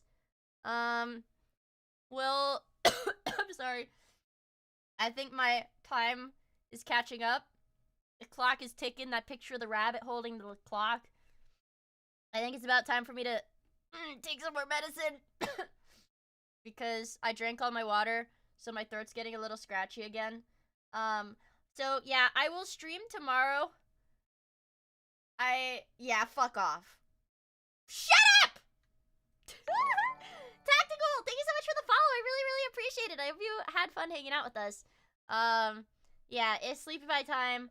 So, in the Discord, I will let you guys know exactly when I'm streaming tomorrow.